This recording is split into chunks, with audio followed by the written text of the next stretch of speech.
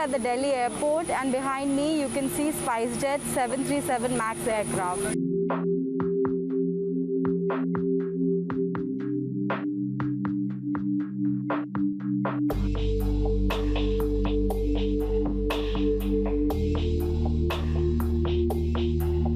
SpiceJet Chairman Ajay Singh earlier today said that Boeing is going to compensate SpiceJet in form of cash and aircraft.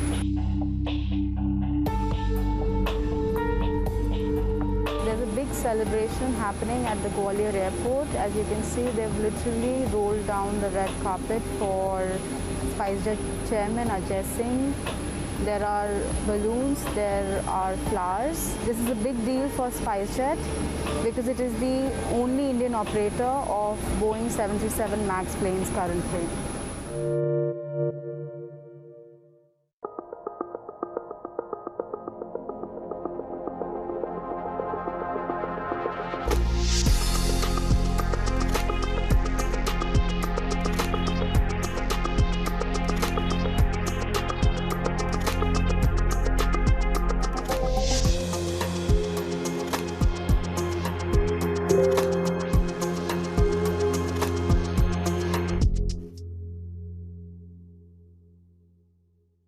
I think what we've seen during this period of time is that communicating via video is not a fad. We are using it in all aspects of our lives, for work, for learning, for communicating, for staying in touch.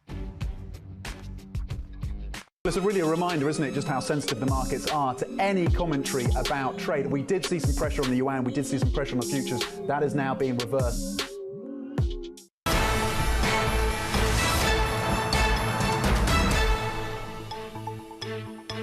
Welcome back to Bloomberg Markets Europe. Half an hour to go until the start of cash equities trading for this Friday morning. Here are your top stories. Bear scare. US stocks crater, wiping out $1.3 trillion after the rally the day before. The sell-off continues in Asia as inflation concerns hammer bonds. The hawks fly in Frankfurt. Austria's Robert Holzmann says the ECB could decide on a rate hike next month, with other governing council members pushing for July. And Chelsea is close to signing a sale agreement with a group led by former Guggenheim Partners President Todd Boehly. A deal could be reached today, according to Bloomberg reporting.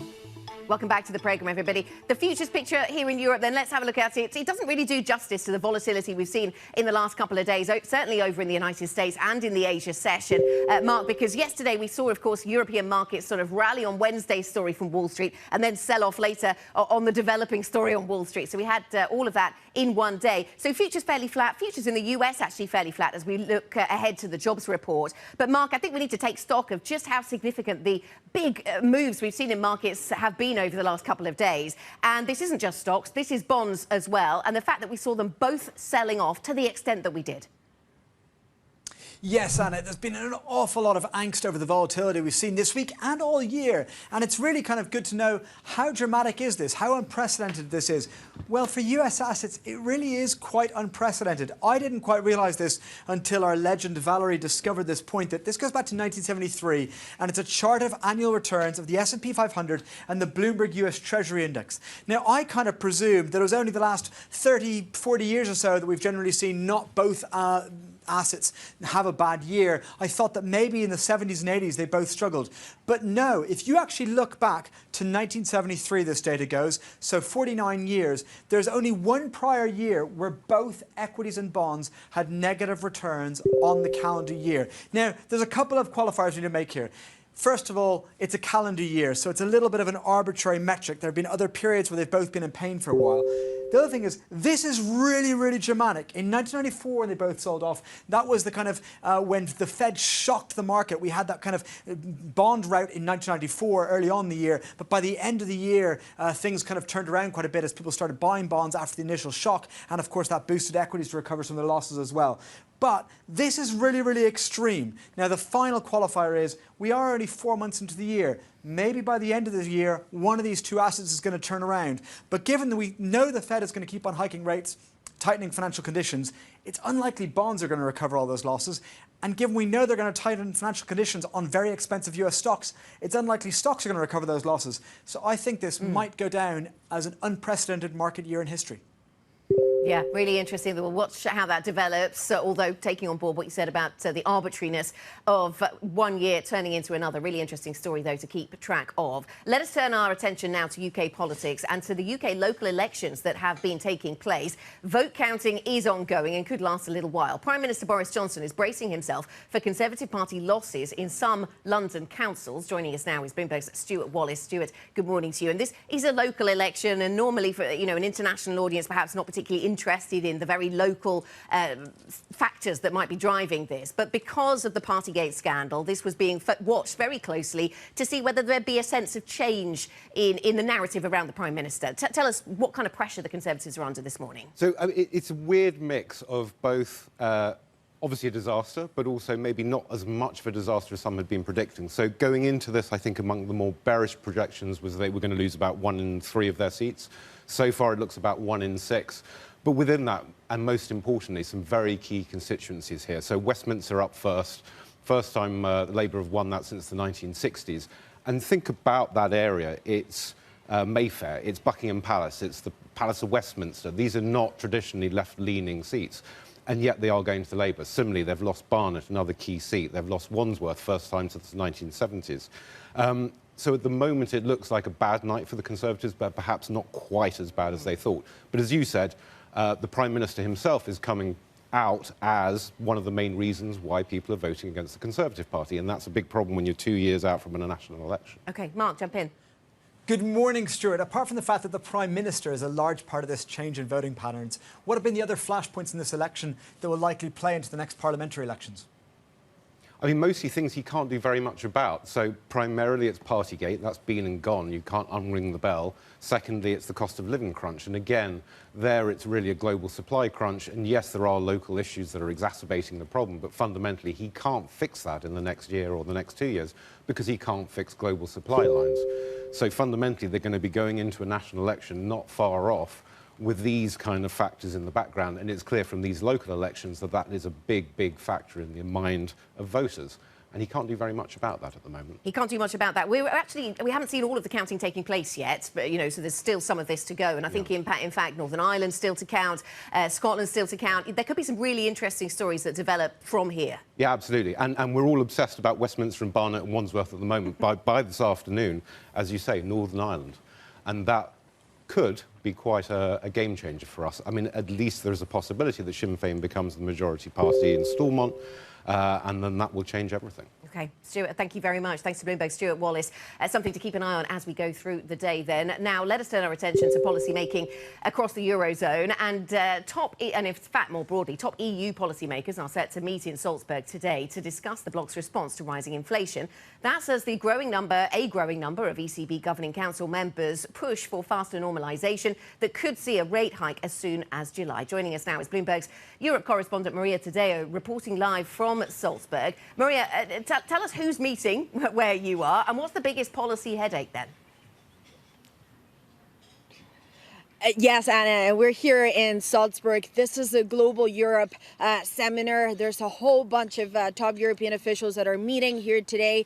In fact, we are going to be speaking, by the way, with the Budget Commissioner for the European Union in about an hour, Paolo Gentiloni, the head for economic affairs for the EU. But most importantly, and this is really the voice that I want to hear today, is Olli Rehn, the central banker from Finland, will be here. Now, in terms of the biggest headache, well, Anna, over the past 48 hours, the one theme that I've picked up repeatedly, and it's a little bit of a cliche, and I hate saying it, but it really is uncertainty. For many of these officials, they say, of course, that the war in Ukraine has clouded everything. They worry about the second round effects, of course, of sanctions. And, of course, they're looking now at a picture in which, well, the European Union is barely going to grow this year. There's a dreaded word, perhaps even recession, stagflation. Fabio Panetta already said that, by the way. De facto, we're heading into a period of stagflation. And then, of course, inflation that keeps jumping. And, those price pressures, Anna, from food prices, petrol prices, all of this is related, of course, to the energy issue that we're seeing in Europe. And then, of course, Ukraine at war,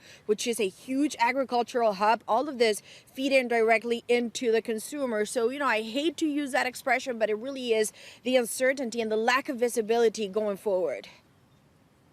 Good morning, Maria. Where does this all leave the path forward for the European Central Bank? And is there any potential for a June move with that meeting fast approaching?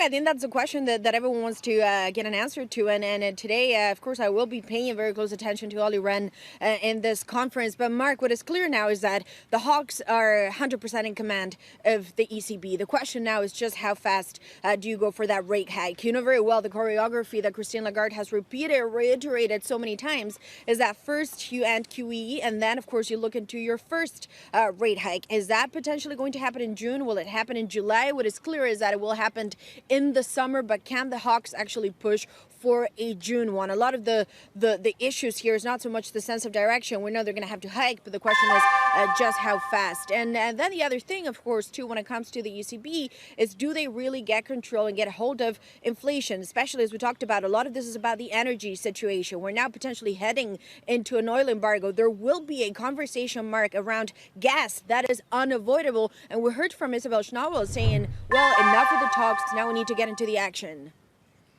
Maria, thank you very much. Our Europe correspondent, Maria Tadeo, reporting there from Salzburg on the European growth challenges.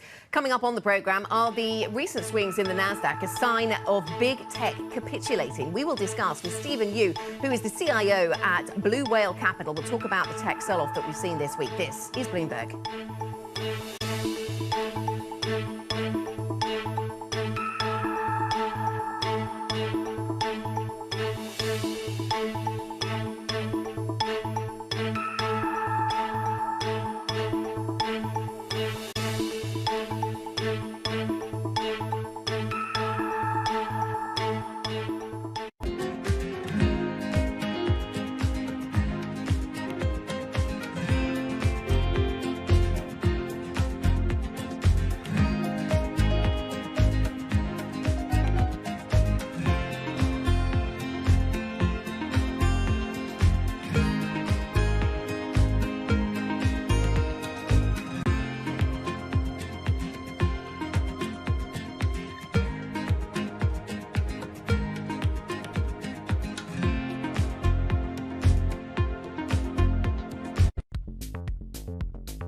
When you think of cutting-edge technology at sea, you might be thinking of stuff like this.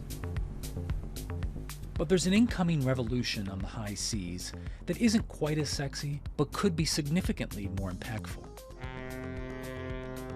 Container shipping is the key component of global trade. About 80 or 90% of all the world's goods are transported at sea at some point. But there's a significant unseen cost to the modern era of global commerce. About 3% of all the world's CO2 emissions come from shipping. 3% may not sound like a lot, but that's roughly comparable to the entire CO2 output of Germany. Since reducing trade isn't a likely option, what about a technological improvement to help reduce the emissions from these well-stocked maritime behemoths?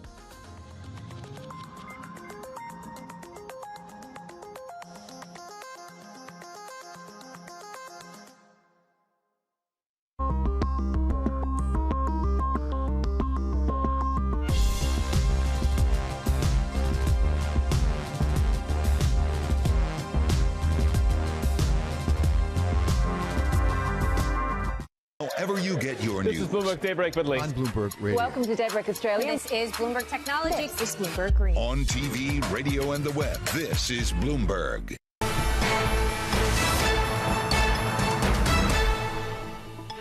Welcome back to Bloomberg Markets Europe. It's just under 20 minutes to go until the start of cash equities trading, and futures here in Europe look fairly flat after a couple of very volatile days.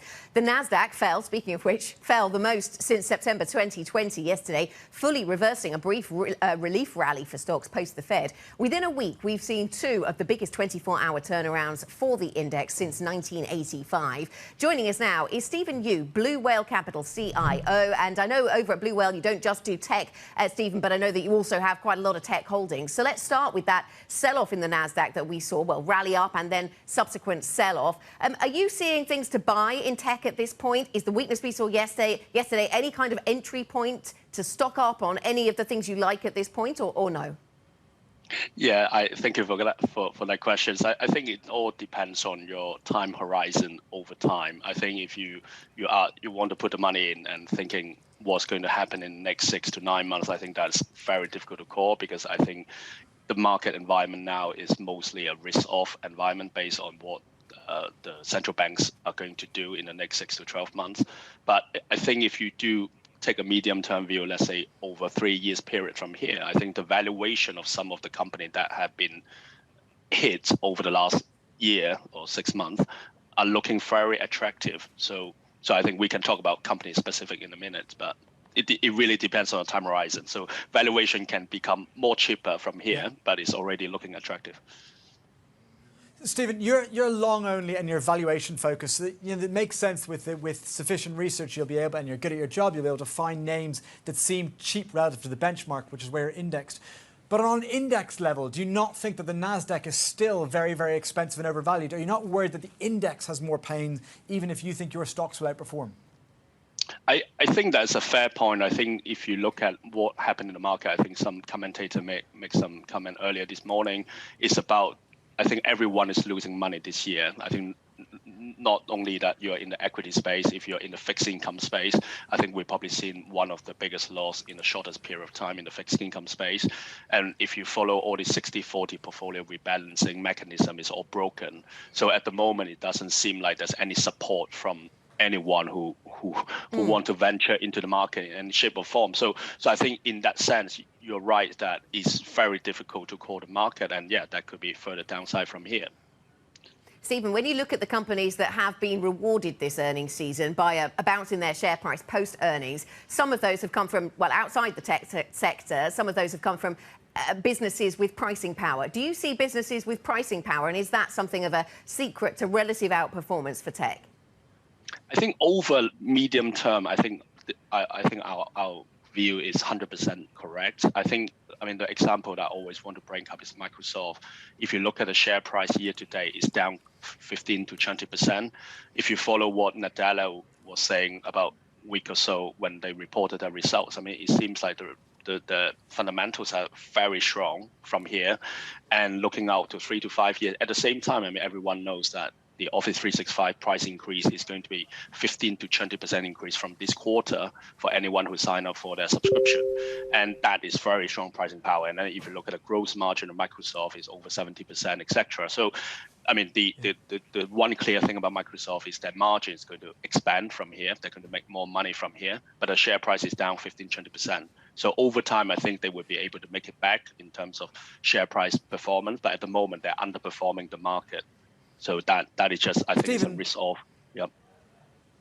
You're very heavily invested in the chip story. You've got ASML, Lam Research, NVIDIA as 3 of your top 10 holdings, which are all kind of tangential plays on the broader chip story. Now, I presume that ties into your pricing power kind of idea, but is that a belief also that the problems in the chip sector will be ongoing, or given your investments there, do you have any insight of how the supply chains on chips will continue?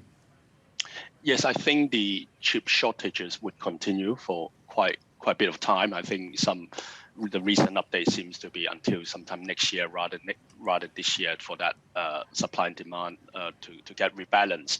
But I think the reason that we're really interested into the chips is not so much about the chip shortages over the short term, it's about the structural demand for more chips. So if you think about all the new cars that comes to the market now, they would have some sort of like chips in many more chips or silicon content within the car in terms of the info entertainment and everything that we do, like the driverless autopilot and all that stuff. And I think in a way that you can even argue that some of these semiconductor names are like industrials, because everything that we do now, every gadget or equipment that we buy now would have some sort of chips in it. So it becomes like a critical component. And the reason we have all the supply chain issue about different equipment company not able to deliver what they deliver is because of the chip shortages. So I think what happened recently is just make this company more mission critical in terms of what we need from them going forward.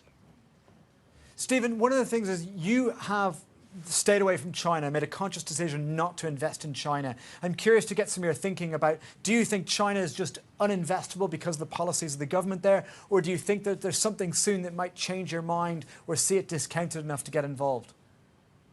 Yes, It's a good one. I think you already make the point, which we agree. I think the uncertainty in policy, that is something that makes the quality of the business to be quite low when you invest into that from a shareholder perspective, the lack of transparency and disclosure, etc.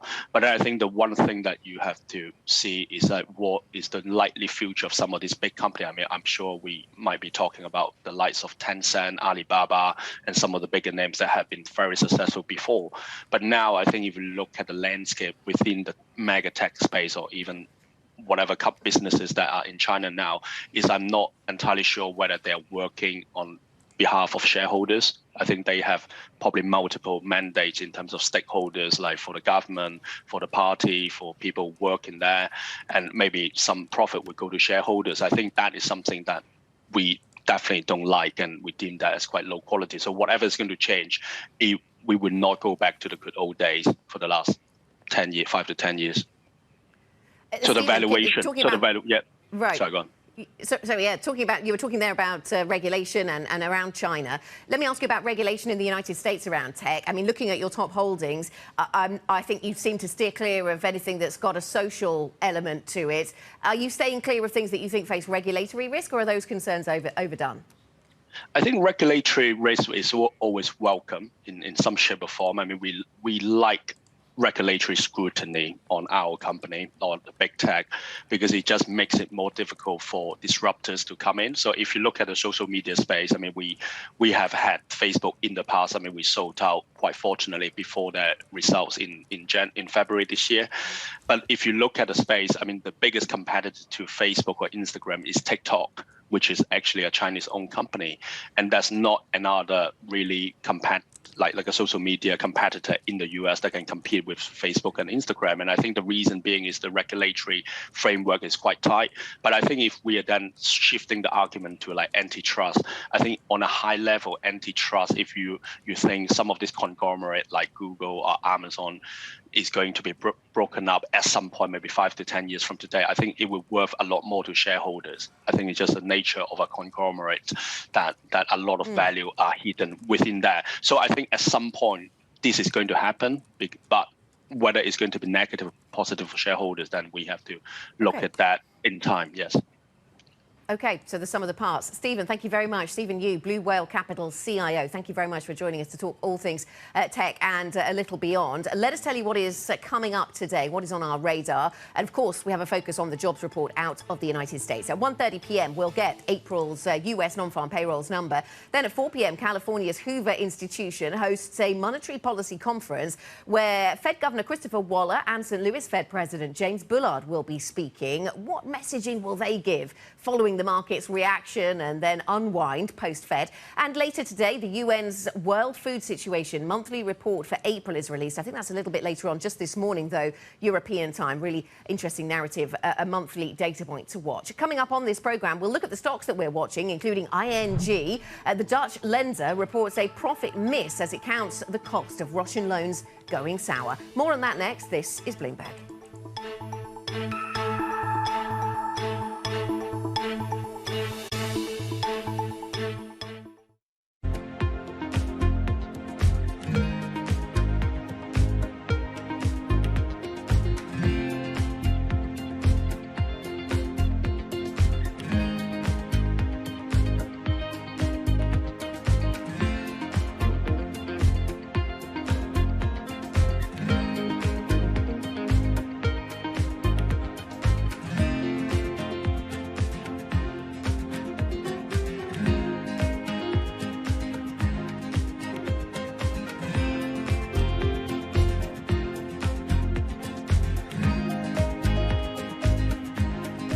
Lots happening on Wall Street. It's the basic law of economics. It validated what the market was already pricing. Need to catch up? This is Bloomberg Wall Street Week. I'm David Weston. We've got the information and insights. David, you just hit the nail right on the head. From businesses most influential and instrumental. And that's the way you run good risk management. It's a challenging dynamic. We could continue to see that kind of strength. Bloomberg Wall Street Week premieres Friday with replays all weekend on Bloomberg Television and Radio. This is a market that over the past few weeks has made it clear it wants to go higher. It got a little spooked by the idea that geopolitical tensions are rising.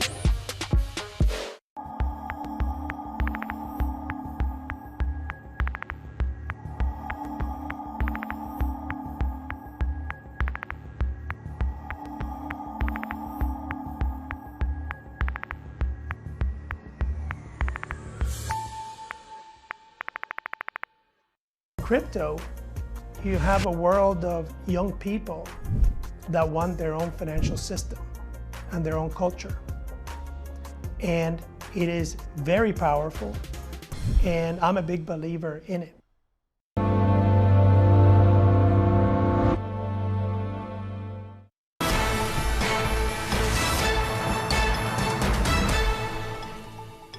Welcome back to Bloomberg Markets Europe. We still have 7 minutes to go until the start of cash equities trading for this Friday morning. We made it to Friday with a lot of volatility in these markets, and Danny Berger is here to take us through some of the individual stocks that we're watching this morning. Danny, let us start with the banking sector then, and ING. Well, look, for a lot of the banking sector, the story had been, yes, we're taking a hit from Russia, but our other numbers are so strong, it doesn't matter. Well, ING, because of their immense exposure to Russia, taking an $878 million provision because of their exposure to the country. Now, I talked to the CFO earlier who said that, look, we are writing down these assets. We're not able to sell them. He was so confident for the year, but still a pretty sizable miss and also higher than expected loan loss provisions. Good morning, Danny. We also had earnings out from Adidas. What was the story there?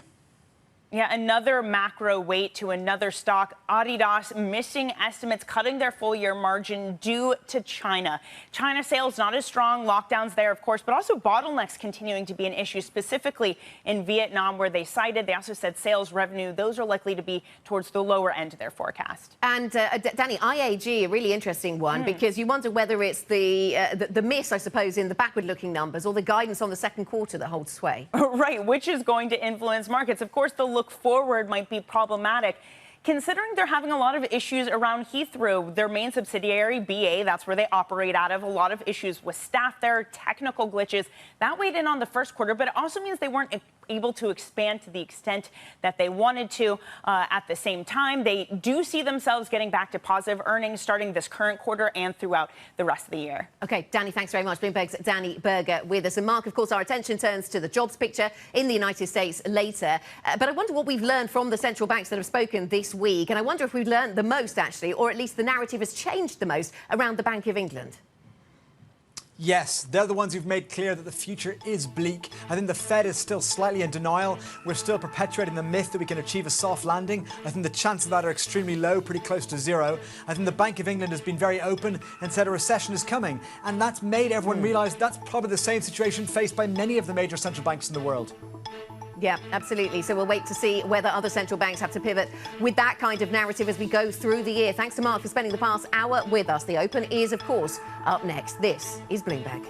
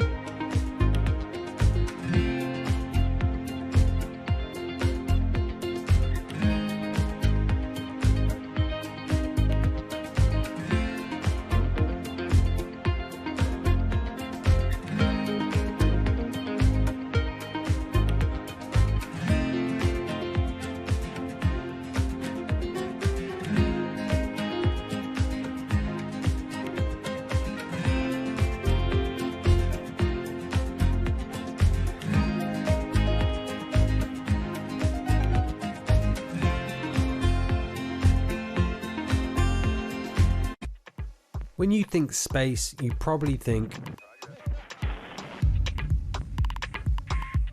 one space agency that travels under the radar is ESA,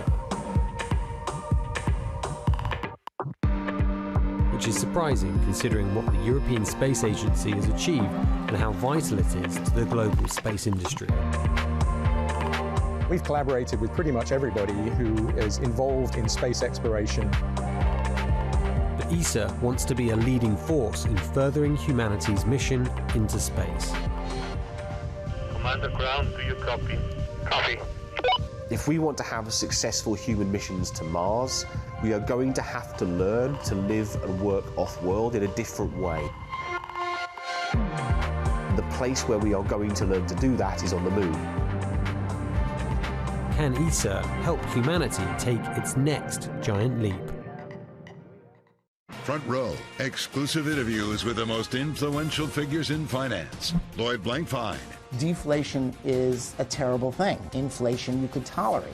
Kathy Wood. Tesla will be in the pole position to dominate. Jeremy Grantham. We've had a very, very abnormal honeymoon Goldilocks period. First available on the Bloomberg Terminal, then on Bloomberg Television and Bloomberg.com.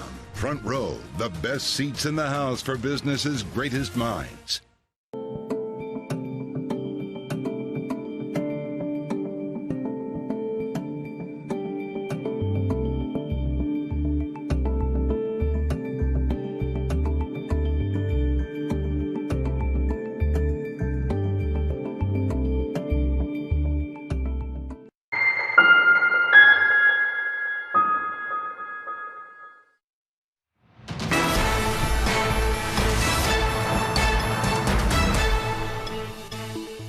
Welcome to the European market open, everyone. A minute to go until the start of cash equity trading. I'm Francine Lacqua in London with Tom McKenzie. And here are your top stories. Bear scare, US stocks crater, wiping out $1.3 trillion. The sell-off continues in Asia, but European futures hold steady.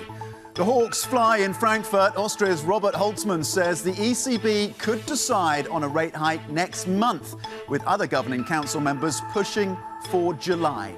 And Chelsea is close to signing a sale agreement with a group led by former Guggenheim Partners president Todd Bailey. A deal could be reached today, according to Bloomberg reporting. Tom, let's take a minute to look at the futures, but actually also think about the close that we had yesterday in the U.S. So this is what we're seeing in futures. Yesterday, the bloodbath that we saw, of course, on the NASDAQ and the S&P.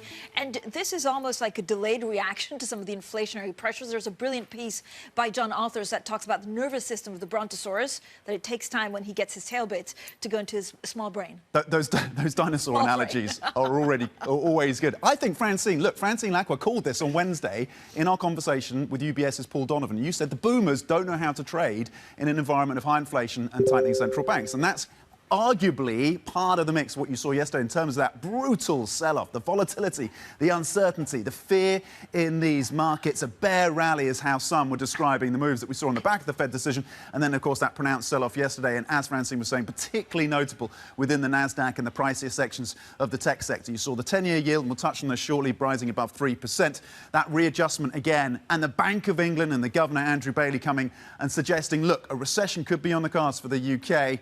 Stagflation risks in the Eurozone, all of that in the mix. In terms of how this is playing out then into the European markets, the Spanish IBEX currently down 0.8% or 64 points. The French CAC 40 lower by 0.7%. In Germany, a little less bad, but still down 0.5%. And we know that Maria today is on the ground watching what happens in Salzburg and trying to pass where the ECB is heading as that debate continues amongst officials there. The hawks arguably in the ascendancy. Let's move it on and see how things are playing out then as other assets adjust to that brutal sell-off, both in bonds and equities yesterday. Also crypto taking a hit as well. The future stateside pointing to losses of 0.3%. The US 10-year now comfortably above that 3% in terms of the yield, just a move up of a little under 2 basis points in today's session, but a marked move, of course, yesterday. Do you hold about 3% on that 10-year yield? It's worth noting when it comes to the Eurozone, the spread between the Italian benchmark 10-year and the German benchmark is now around 200 basis points. 250 is seen as a danger zone by some watching that spread divergence. In terms of the Bloomberg Dollar Index, again, the Bloomberg Dollar Index at a 2-year high, and you're seeing further gains of 0.4%. And Bitcoin was crushed yesterday as well, currently trading at 36,370, down 0.2% after dropping almost double digits, around 10% in the session yesterday, as part of that risk-off move, Francine. Yeah, the yield between Germany and Italy is extremely important because it's also the two countries, Tom, of course, that rely the most on Russian gas and oil. Now, this is a picture for the sectors, a lot of pressure overall. Now, there are a couple of stocks that are better than expected, but overall, out of the 19 groups that make up our sector watch in Europe, all of them are down. You have travel and leisure down some 1.5%, technology, the second biggest faller, and then you have energy down 0.2%. Now, if you look at the differential, of course, what's happening between the U.S. and Europe, you could argue that valuations in Europe have been a lot more depressed because of that proximity to Russia, which is why we're not seeing a correction like we did in the U.S. yesterday. A couple of macro stories tying into the individual corporates that we're looking at today. You've got the pandemic, post-pandemic moves around the airlines, IAG. I'll just break that down shortly.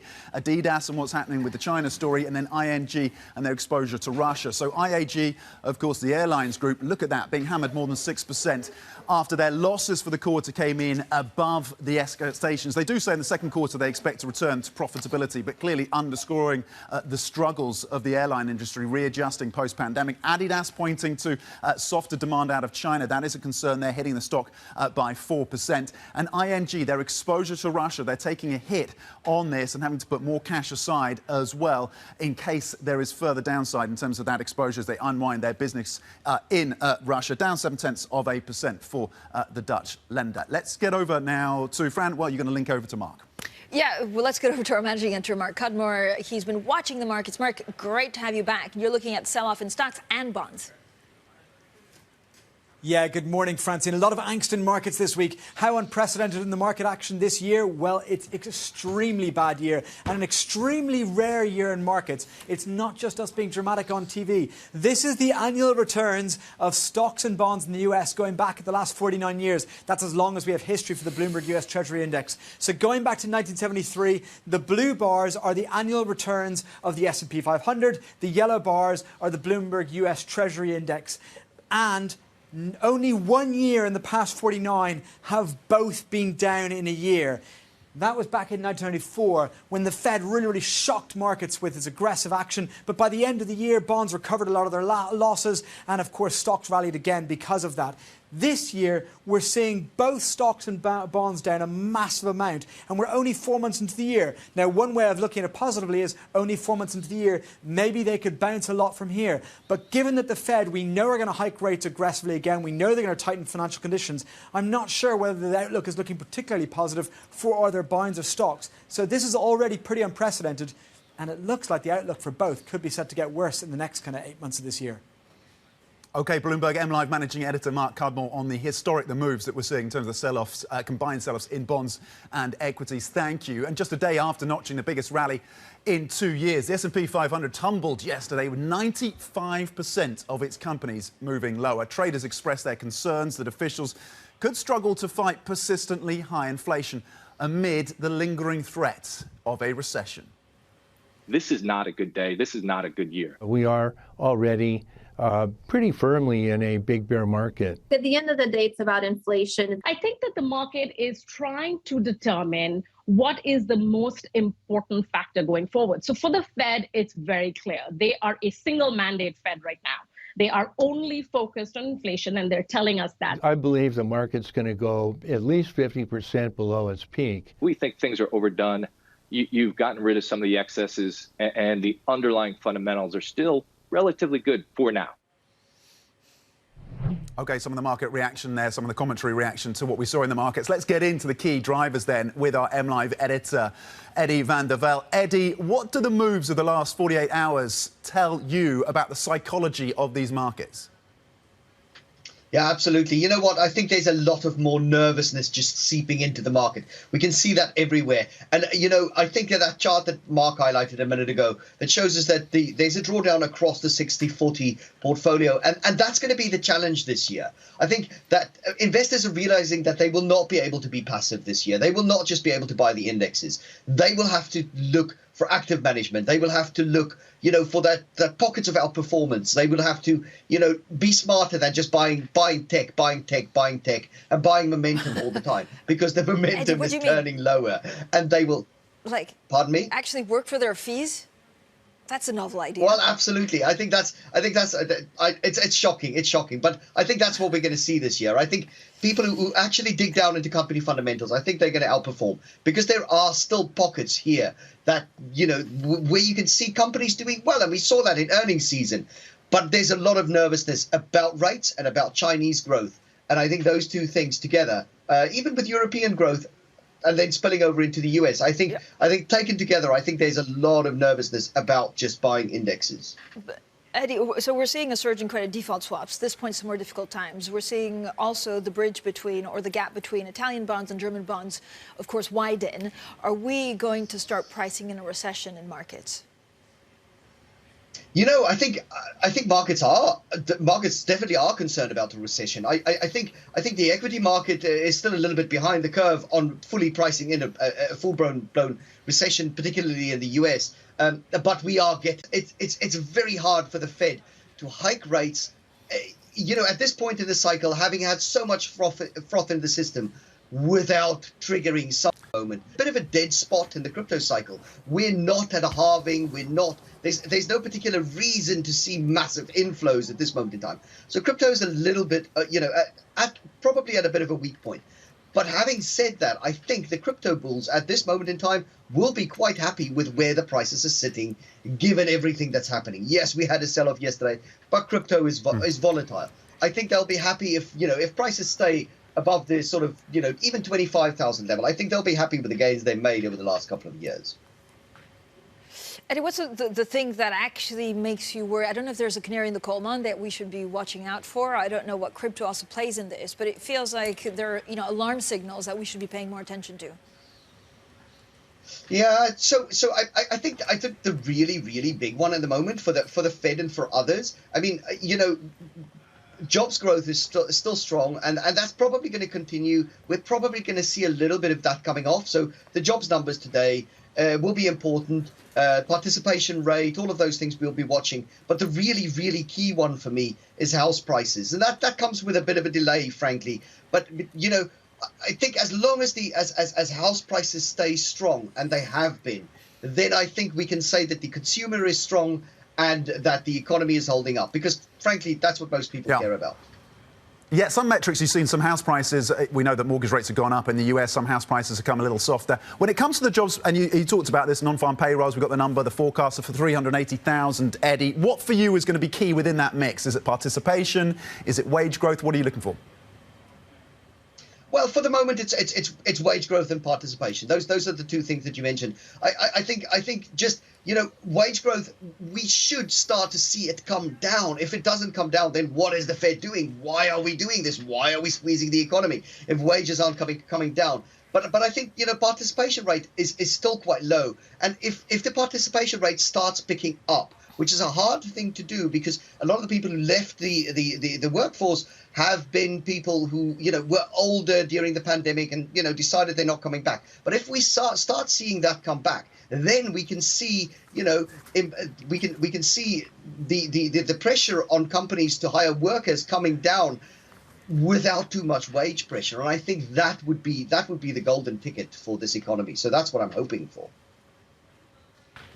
Eddie, thank you so much. Bloomberg's MLive editor there, Eddie van der Walt, on all of the market action. Now, coming up, as the EU looks to wean itself off Russian crude, we'll dive into how the region will manage the European Commissioner for Budget and Administration. That interview is coming up shortly, and this is Bloomberg.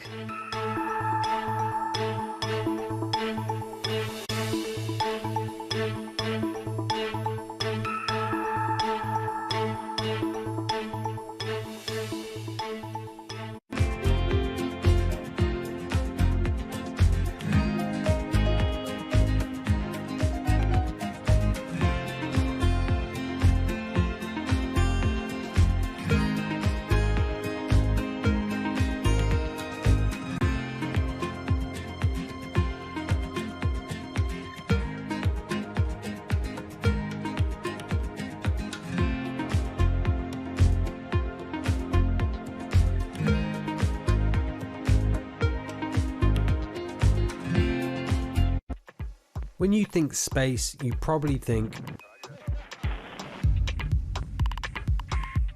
one space agency that travels under the radar is ESA,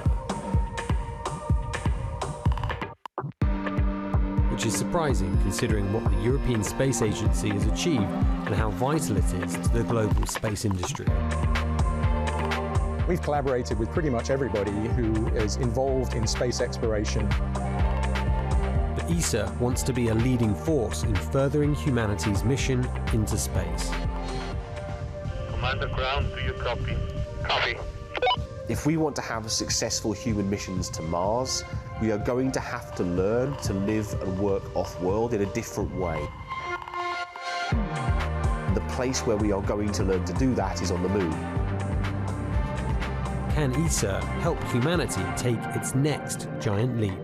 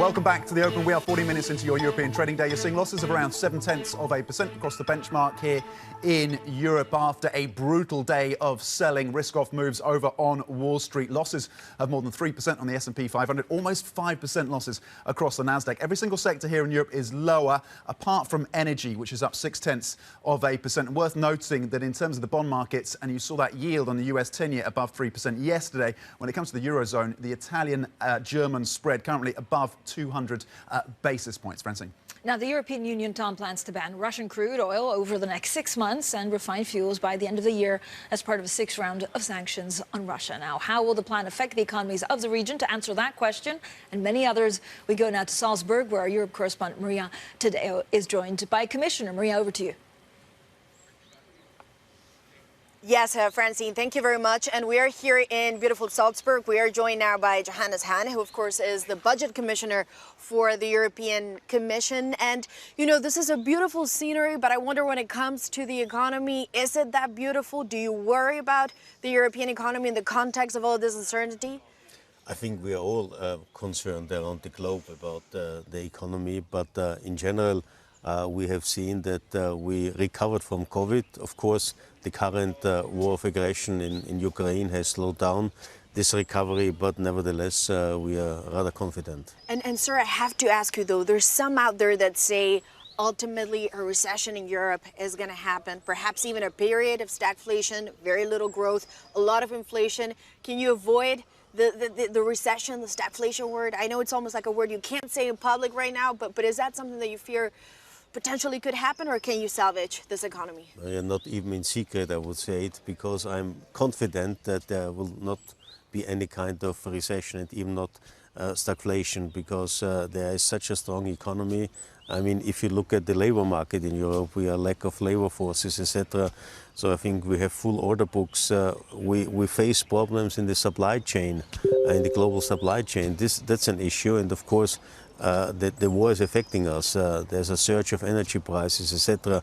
But in principle, I think we have taken the right measures, addressing them already at the beginning of our mandate to invest in the green transition, in digitalization. And unfortunately, the war has confirmed the necessity to invest and even to accelerate the transition. So I guess what you're seeing is that investors, when they look at Europe, they have to make a difference between the core factors of the European economy and everything that's external. Exactly. And I mean, if I look at so to say, the reaction to our issuance program, this is exactly what the market confirms. And I'm going to ask you about the issuance program. Of course, you're leading that. But I also have to ask you about the inflation, because you mentioned that too. I mean, we're seeing that everywhere. The food prices, the petrol prices, your bills. I know I pay more than I did a year ago myself. I'm sure you do too. But I wonder, and not to get into the details of the European Central Bank, I know you don't want to comment on the monetary policy, but do you have trust and faith in the ECB that they can actually get a hold of this? Well, look, I have every trust in the ECB because it's not only one person being there in the board, it's a group of persons, different backgrounds, of course.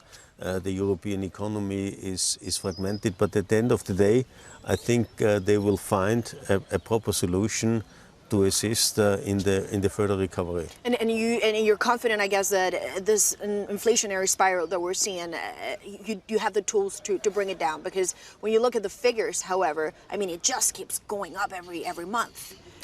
Yeah, I mean, they will certainly take the necessary decisions. I don't want to make any further comments. It's very sensitive, but I have confidence that they will take the right decisions. But you say you have confidence in them. And Mr. Hahn, I have to ask you also about, you know, this program, the EU Next Generation. I mean, we all remember that summit. It was 5 days, no sleep, finally came about, and then you've started to issue. I wonder, however, it was very successful at the beginning, but given all this uncertainty, do you still see the same appetite for investors? Do they find European debt and bonds still attractive, or actually are they taking a step back to reevaluate? No, quite the opposite. I think we had a green bond issuance in March, so after the beginning of the war in Ukraine, and we raised 6 billion. But the order book was 78, so they're still buying into this thing, even after the war. Even after the war, there is a demand because they more than ever consider the euro as a safe asset. And I think, unfortunately, but fortunately for us, it has triggered additional, so to say, confidence in our currency.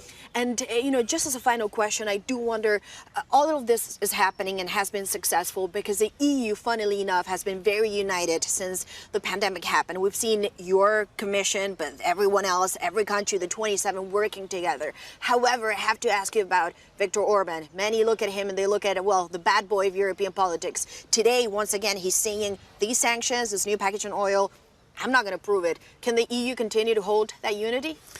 Well, at the end of the day, we always find a good compromise, and I'm also confident here. Okay, we know Viktor Orban, but I am convinced. When you say we know Viktor Orban, what do you mean? But I'm definitely convinced he will not be a spoiler. He understands what has to be done, and of course, it's always important to calibrate things right, to anticipate the different needs and challenges member states facing. But at the end of the day, we have shown 5 times when adopting sanctions that Europe is and stays and will be also in the future united. So it will also be the case this time. So this package, the 6th one, you're confident that just like it happened with the 5 previous ones, this will be approved? I mean, you don't see this unity breaking and this decision not happening? No, I think everybody understands how serious the situation is, that the Ukrainians are also defending our way of life, our values, and that's why we have to assist them. Yeah, of course, and when we think about the people of Ukraine, of course, every day and everything that they've gone through. So, Commissioner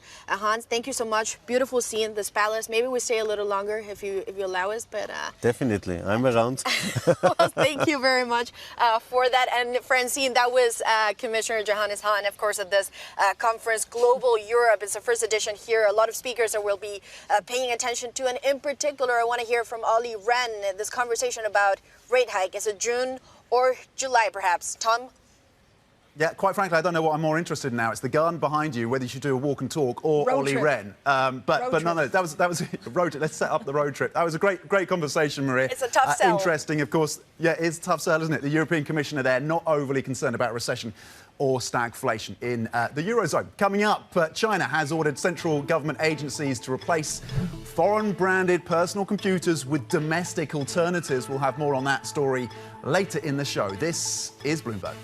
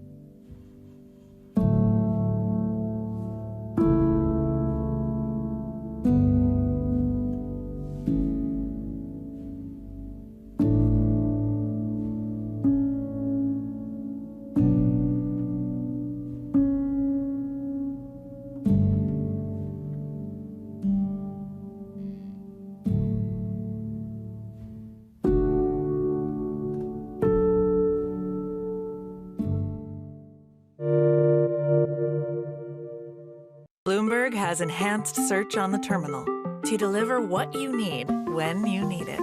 Now, you can simply type phrases in everyday English in the command line.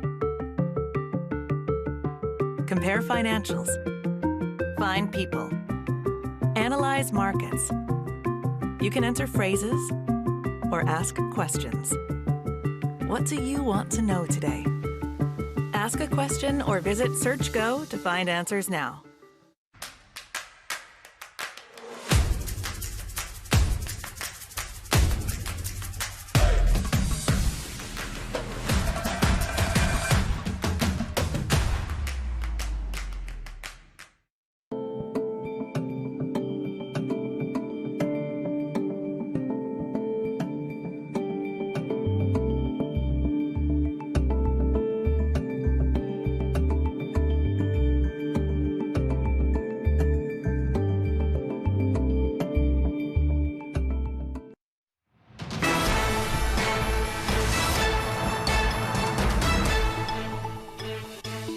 Welcome back to the Open, everyone. 24 minutes into European trading day, and you can see we're seeing a little bit of pressure. Of course, some of these stocks are falling. Bonds are also falling on these inflation concerns, but really nothing like we saw in the U.S., where you had lost about 3%, even 4% for some of the indices. Treasuries extending a tumble that's lifted the U.S. 10-year past a 3%, the dollar gauge near a 2-year high. So that's a short wrap-up of the markets. Now let's get straight to the Bloomberg Business Flash. Here's Laura Wright. Hi, Laura. Hi, Francine. ING has reported first quarter profit that missed analyst estimates after the bank set aside more than expected in order to cover the cost of loans going toward Russia's invasion of Ukraine. The biggest Dutch lender put aside 834 million euros related to its Russia exposure. The U.S. Federal Trade Commission is said to be reviewing Elon Musk's $44 billion Twitter takeover, setting up a deadline in the next month for the agency to decide whether to conduct an in-depth review of the transaction. Under U.S. merger law, Musk is required to notify the FTC of the transaction and wait at least 30 days before closing to allow an investigation into potential antitrust concerns. Peloton is said to be exploring a sale of a sizable minority stake to shore up business as the company's stock continues to sink. The hope is to find a big-name corporation or private equity firm that can help validate the business with its investment. Peloton's value has plummeted from its pandemic highs. That's the Bloomberg Business Flash. Tom, Francine. Laura Wright, thank you very much indeed. Let's quickly check in on those bond markets then. Francine mentioned the fact that there is a continued sell-off, particularly around US Treasuries. You're seeing that 306 now on the US 10-year, currently up just over 2 basis points. But in the Eurozone, that spread between the Italian and the German is in focus, a full 200 basis points. 250 is seen as a danger zone, 300 basis points seen as making the front pages in Rome. Keep across that one for you. Plenty more coming up. This is Bloomberg.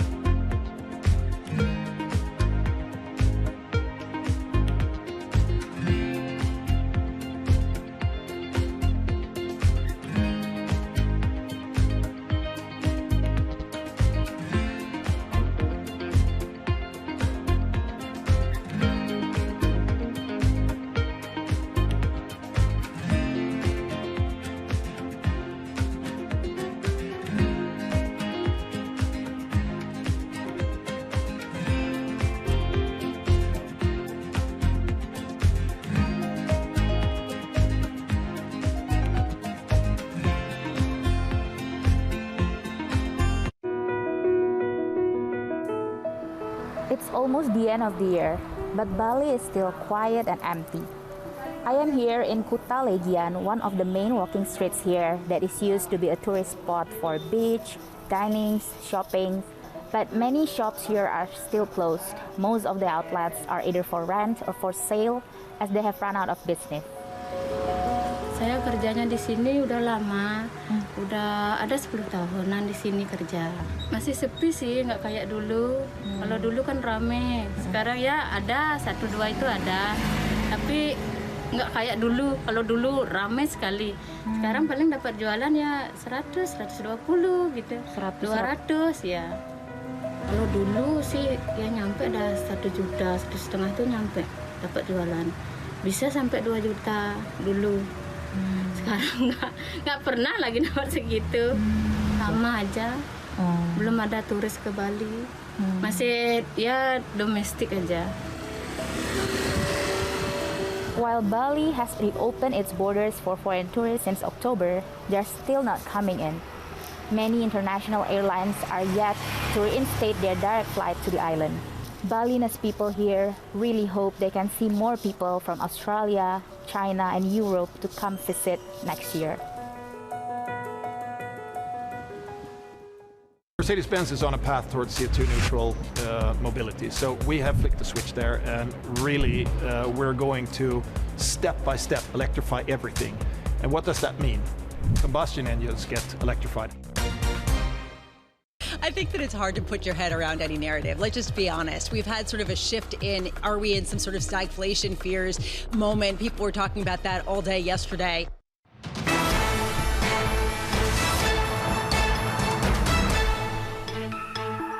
Welcome back to The Open, everyone. 30 minutes into the European trading day, and here are your top stories. Bear scare. U.S. stocks crater, wiping out $1.3 trillion. The sell-off continues in Asia and Europe. The Hawks fly in Frankfurt. Austria's Robert Holzmann says the ECB could decide on a rate hike next month, with other governing council members pushing for July. And Chelsea is close to signing a sale agreement with a group led by former Guggenheim Partners president Todd Boehly. A deal could be reached today. That's according to our very own Bloomberg reporting. Tom, we look at the markets, but of course Chelsea's also my team, so I could be a little bit distracted. For which I have no sympathy whatsoever. I know, no one does. It's just me and Lucy, the floor manager. We're like arch fans. When you look at the markets, it was a bloodbath yesterday, but again, it seems like it's a delayed reaction to inflation.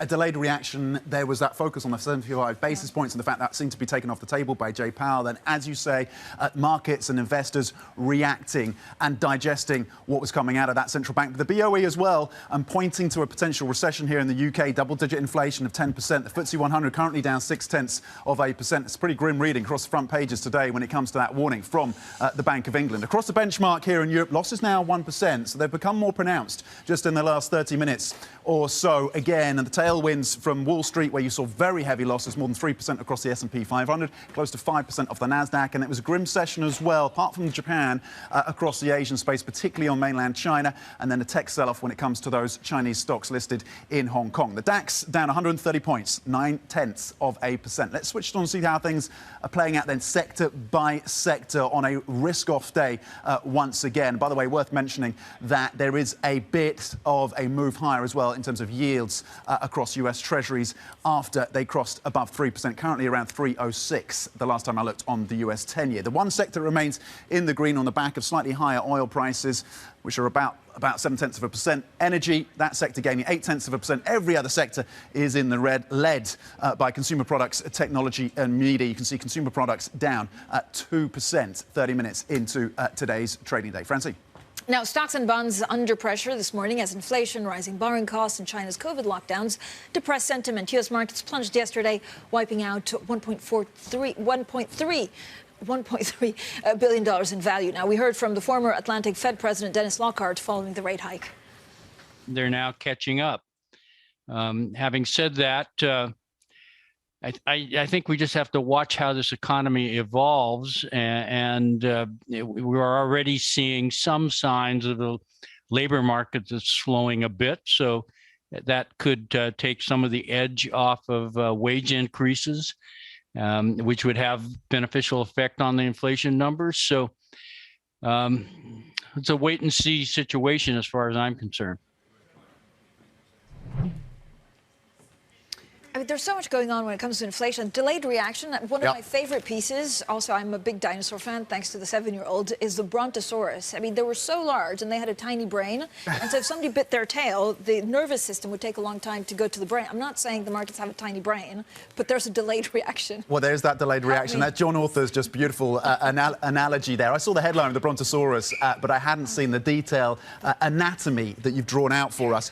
The jobs market also, of course, in focus stateside today with the non-farm payrolls. The estimates for being at 380,000, looking at wage growth and participation. Francine. I feel there's a bit of a natural history museum side to this fixed income. Joining us now, Stephen Major. He's Global Head of Fixed Income Research at HSBC. Stephen, so good to see you in the studio. First of all, you're in London.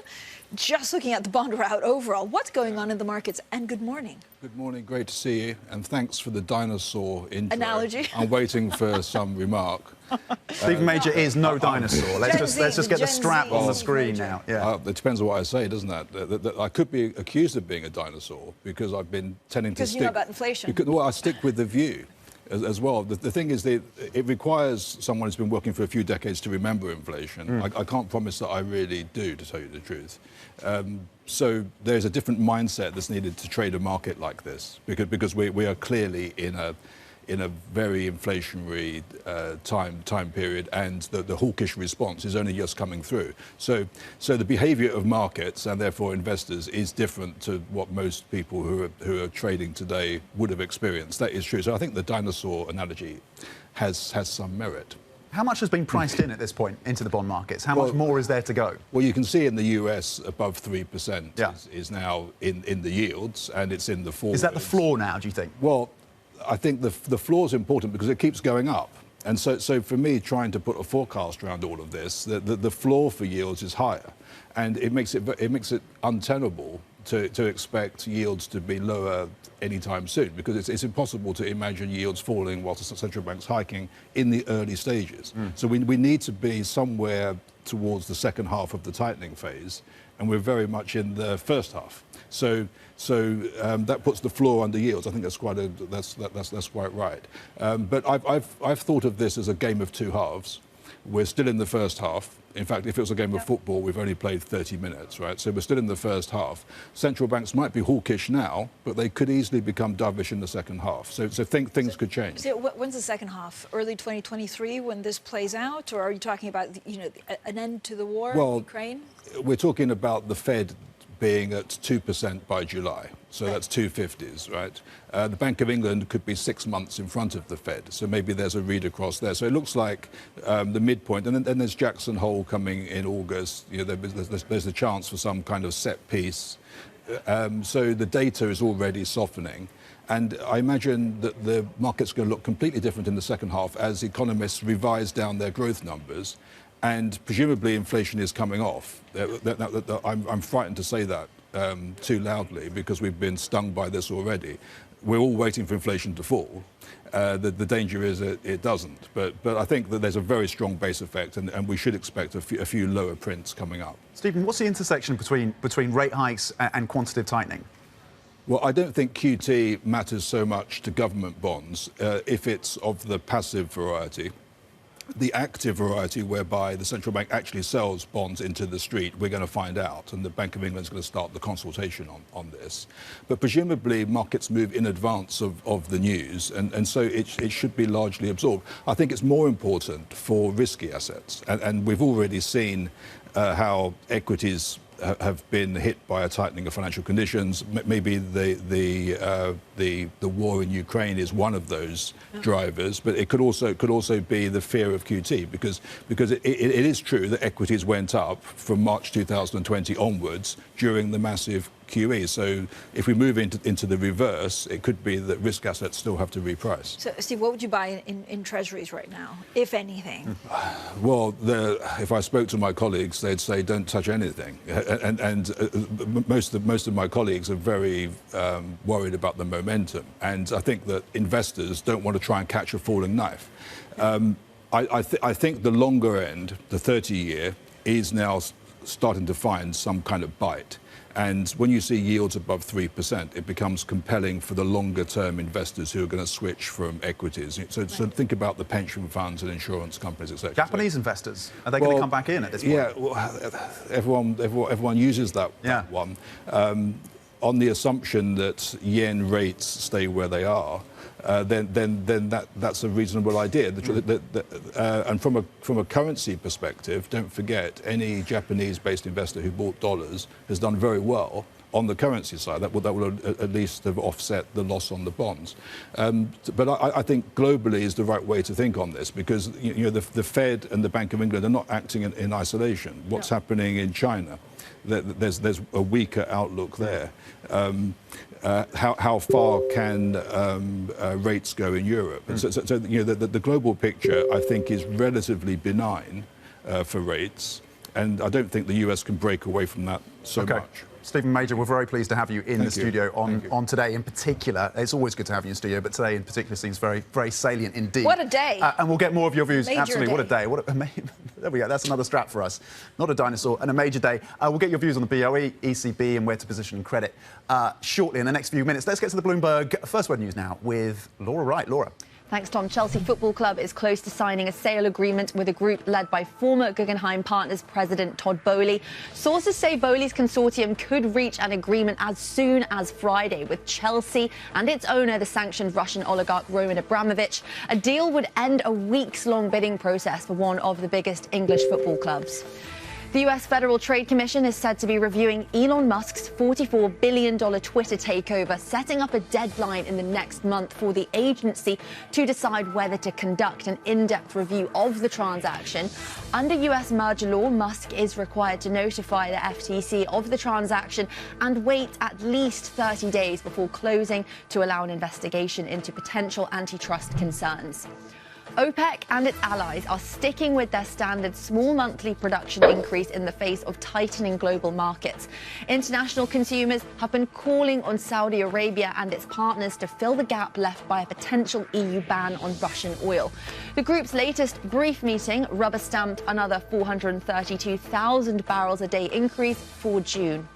Global news 24 hours a day on air and at Bloomberg Quick Take, powered by more than 2,700 journalists and analysts in more than 120 countries. This is Bloomberg. Tom Francine. Laura, thank you so much. I can't wait, actually, to also have a bit of football chat with our Stephen Major. Coming up, the Bank of England Governor, Andrew Bailey, paints a gloomy outlook for the UK economy as he says growth is expected to slow sharply. We'll get Stephen Major's views on that as well. This is Bloomberg.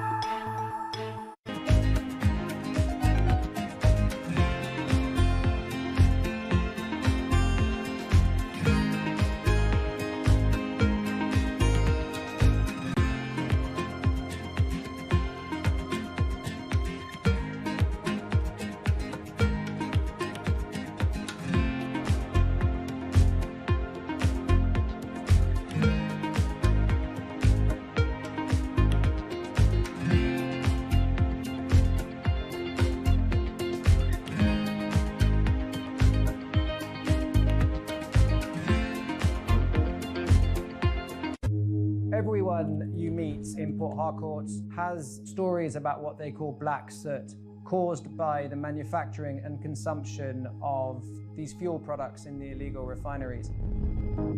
Oil theft, known as bunkering, and the refining of its spoils is worsening the damage from decades of fossil fuel exploitation, creating one of the world's most severe ecological disasters. Our sacred forests, our homes have to give way to oil wells, and no one gets much benefit. Imagine a resident of Port Harcourt who inhales this soot every second in 24 hours, 7 days a week, 30 days in the month, and for years now. We are dying slowly but surely, and our lifespan is reducing every day.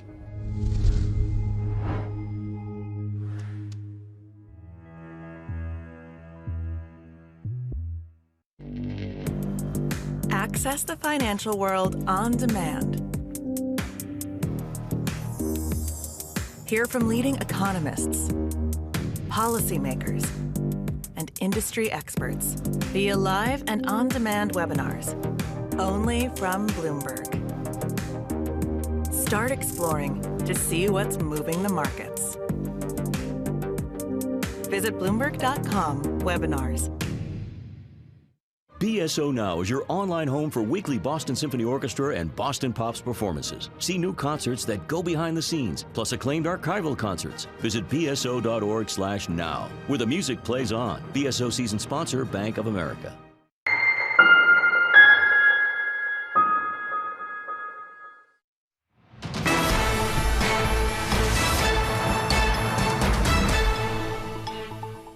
Welcome back to the Open. The Bank of England issued the gloomiest outlook of any major central bank this year as it raised its key rate. That was yesterday, of course. Governor Andrew Bailey is warning Britain to brace for double-digit inflation and a prolonged period of stagnation or even recession. We think that a lot of the work in terms of the cure is going to be done by the fact that we are experiencing a historically large shock to real incomes in this country coming from outside the country. So it's a terms of trade shock in that sense. Import prices are rising. That's predominantly energy, food and some core goods. Okay, still with us is Stephen Major, Global Head of Fixed Income Research at HSBC, listening into the Bank of England Governor, of course, Andrew Bailey, speaking to Guy Johnson yesterday. How are you thinking about the trajectory of the economy then, as the BOE wrestles with both inflation and a slowdown in terms of growth? Is stagflation now one of those, a base case for you? I'm not sure whether he's throwing the kitchen sink at it, but he was refreshingly candid, because here you've got a central banker openly talking about recession, stagflation risk, and everyone is now trying to pass every word and every piece of data, because maybe there's a read across for the global economy. I mean, he's probably right. Inflation is high and sticky. There's a natural self-reinforcing feedback mechanism because people won't be able to spend, and the second half of the year is going to be much weaker than the first half. So he's being quite open about this, and I've got this vision of a window that's open for the hikes to be done, but it won't be open for very long. And maybe that's what they're saying. We need to get this done because it's not going to be appropriate to be tightening later this year. Steve, on QT, and this is one of the most interesting things for the markets, what does it mean for front-end gilts? Front-end doesn't mean very much. If anything, it's probably positive. In other words, it could be lower front-end yields, because if QT is a form of tightening, and this is active QT, which is not the passive kind we've been used to, then it's more for the longer end. And if it does tighten financial conditions, then presumably it means less rate hikes. Right. Now, I don't have an exact formula, no one does, but imagine it could take the edge off of the rate hike. Net, it should mean lower yields at the front end than would otherwise be the case. Yeah. One of the questions we're putting to a lot of our key guests over the last few days has been, can the Eurozone avoid a recession? Yeah. And how would you position around that eventuality? Well, the proximity to the war is part of the challenge here, and also the sensitivity to energy prices. And it does look like the recession risk is very high. And therefore, for the ECB, desperate to get away from negative rates, that window is open, but it could slam shut very quickly. Well, particularly if they're not looking until July. Well, this is the challenge, isn't it? Because by July, the Fed's at 2%, if they've done 250s. So, Stephen, are you going to see why? I mean, we saw this gap widen today between Italian BTPs and German bunds. Is that just going to continue as the ECB gets more hawkish? Well, that's the other angle to the policy that the Fed and the Bank of England don't have. It's the credit side, if you like, sovereign credit and corporate credit. And a big part of the policy has been containing those spreads. Now, they can do it through the reinvestment policy using the PEP or some other devices that they could come up with. So that is an incredibly important part of policy, because it's the transmission mechanism in economics terms. And they can't allow Italian spreads to go too far. And I think it's already front page news that the spread is where it is. Talk to me about R-star, which I want to ask you earlier. Has it moved higher? This is unobservable. And any economist will tell you that you can maybe observe it with hindsight using a model. But even if you have an estimate, the confidence interval is huge, 100 basis points maybe either side. But there's no evidence that it has gone up. Maybe the risk around it is increasing, but none of the central banks have revised their estimates higher yet. But I would suggest that the drivers of R-star, which is the longer run real natural rate, the drivers are about demographics and debt and technology, wealth inequality, globalization. These are things that predated the pandemic and the GFC, and there's a powerful trend in place. So unless someone comes up with a coherent argument that says that the weighted average of these variables is swinging round, I don't really see why we would revise up. So, thank you. Yeah.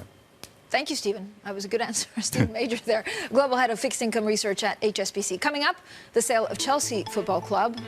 Steve is a fan. He's not. He's going to kill me for saying that. It appears to be moving closer, with a deal possibly being finalized today. We have the latest on that next. This is Bloomberg.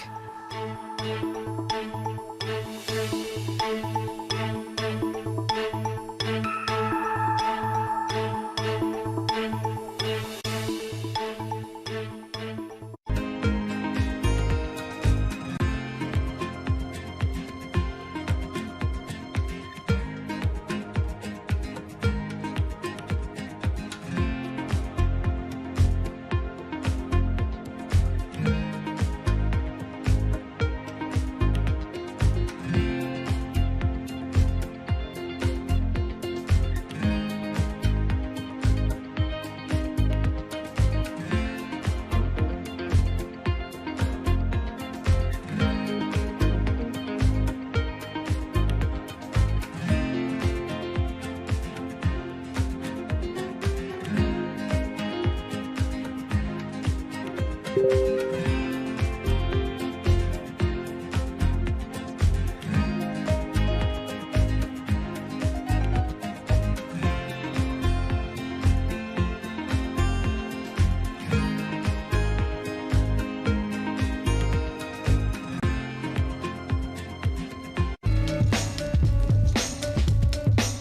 energy prices and a short supply of key chemicals that produce synthetic fertilisers are sending pig, cow and horse manure prices soaring. Even human waste is in demand as farmers hunt for alternatives.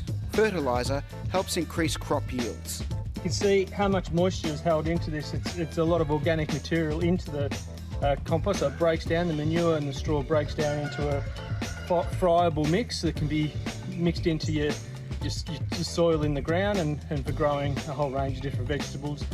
Holds the nutrients in, holds the water in, and it really increases the kind of biodynamic profile of the soil. The recent price spike could mean more farmers going organic for the long term.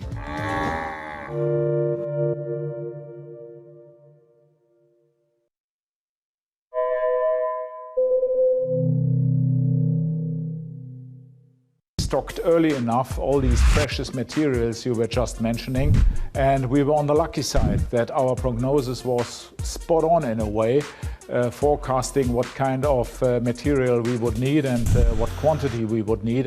It's really a reminder, isn't it, just how sensitive the markets are to any commentary about trade. We did see some pressure on the yuan, we did see some pressure on the futures. That is now being reversed.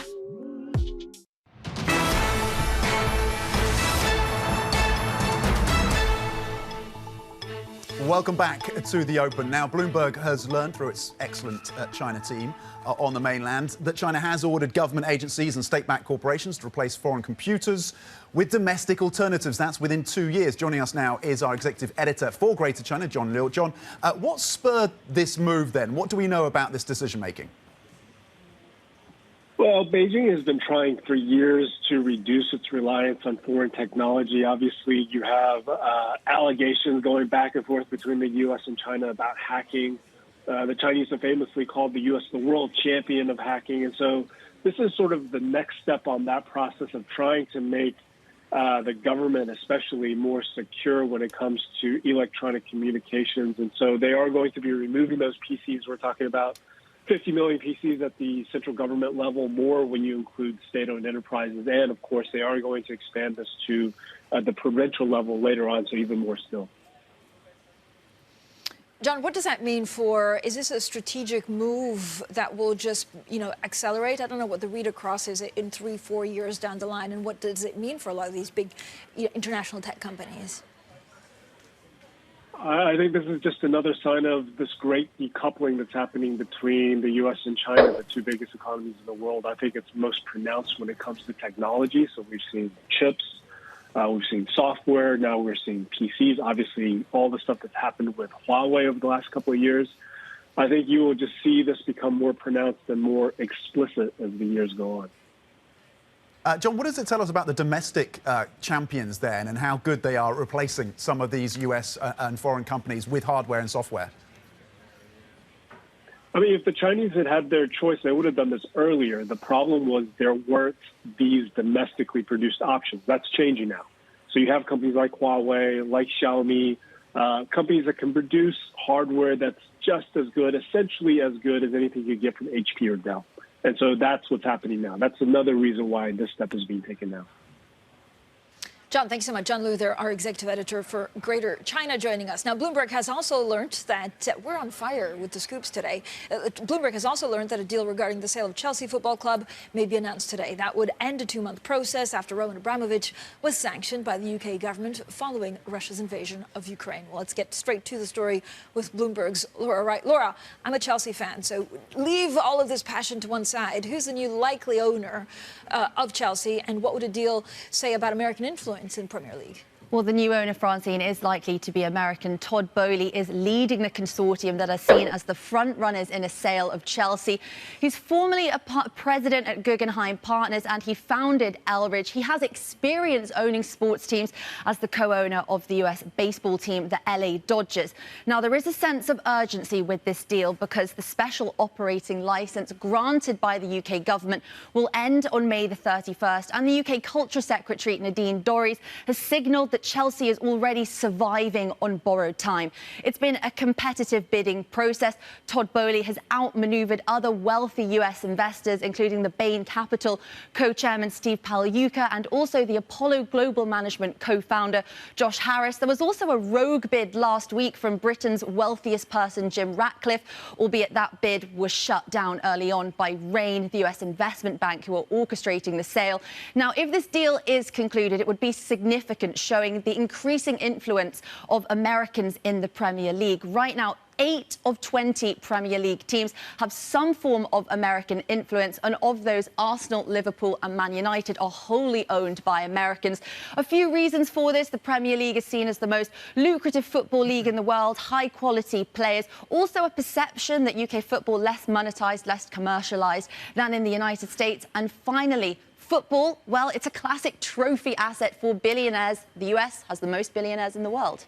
I don't know if we can forgive Francine for being a Chelsea fan, but let's zoom My in the... bid Can we didn't go zoom in on the Gunners, please? Let's just zoom in. Hold that. Just hold that there I was on the behind the Gunners. consortium. It didn't Well, go I'm a through. Crystal Yeah. Palace fan now since I've moved to South London, so allegiances can change. Slightly less worse than Chelsea. Tom McKenzie, how dare you? I'm just stating facts. This is objective fact statement in a reporting and editorial sense. There's a loan question as well. Just briefly, Laura. Yeah, quick note on this. It became contentious during his tenure as Chelsea owner. Abramovich lent the club £1.5 billion. He said initially he didn't want it back when the club went on sale. Reports emerged earlier this week stating bidders had been asked to contribute an extra £1.5 billion, but a statement last night from Abramovich's spokesperson refutes those claims. Great stuff. Laura's been across this story for us. We'll continue to be, and we'll keep monitoring for it. Important, of course, within the football market. Plenty more coming in. This is the end for the European market open this Friday. Surveillance Early Edition is up next. Stay with us. This is Bloomberg.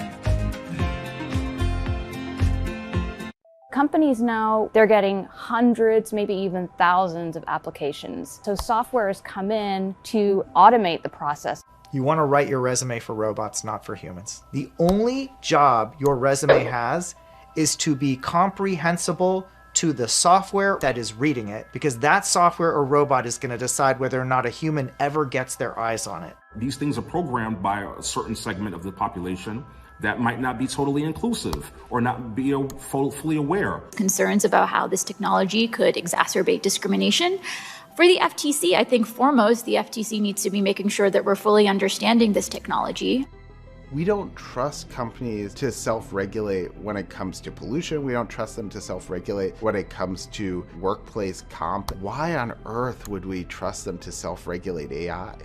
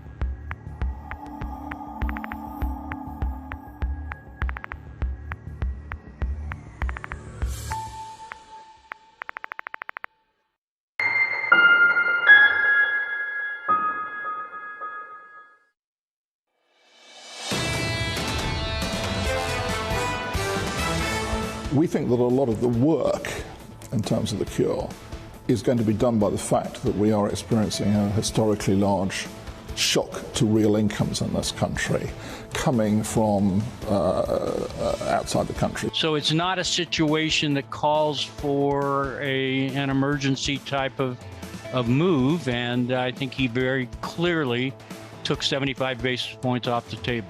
We think there are risks on the upside to inflation, but we also think that the core story here is a big real income shock to the country. This is Bloomberg Surveillance, Early Edition with Francine Lacqua.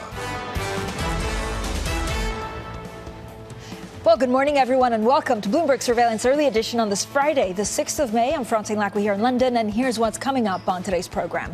Bear scare, U.S. stocks crater, wiping out $1.3 trillion. The sell-off continues in Asia and Europe. The Holocaust fly in Frankfurt, while Austria's Robert Holzmann says the ECB could decide on a rate hike next month, with other governing council members pushing for July. And Chelsea is close to signing a sale agreement with a group led by the former Guggenheim Partners president, Todd Boehly. A deal could be reached today. That's according to Bloomberg reporting. Now, first thing is first, let's check in on the markets. So we did have quite a bloodbath when it came to the stocks yesterday. Some of them, including the Nasdaq, the S&P, down between 3% and 4%. Now, we're still seeing quite a lot of pressure on the European stocks, down 1%. But of course, it's a different story here because of valuation.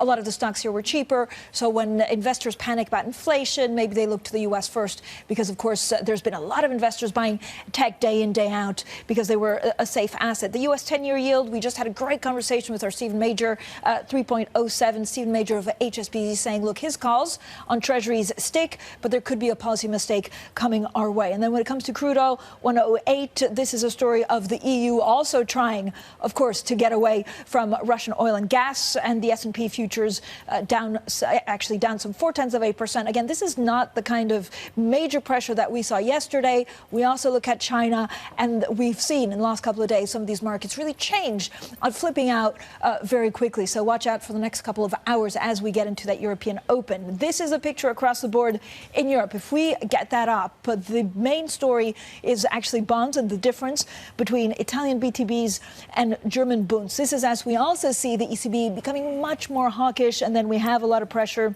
on some of the travel and leisure. The CAC 40 down 1%. Here, the FTSE over in the UK down some 0.6%. So just today, after notching the biggest rally in 2 years, the S&P yesterday tumbled with 95% of its companies moving lower. Traders really expressing their concern that officials could struggle to fight persistently high inflation amid the lingering threat of a recession.